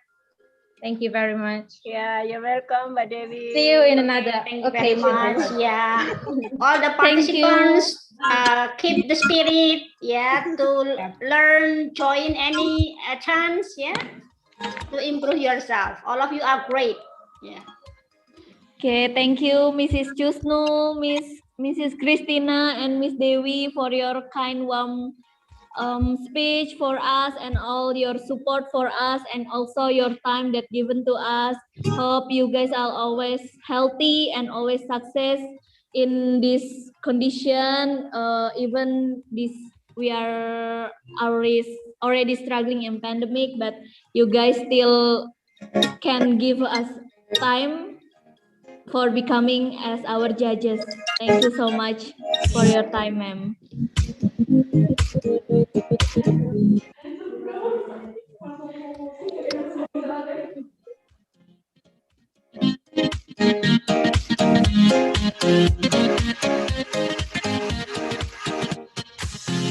Hey, bye bye. See you. Oh.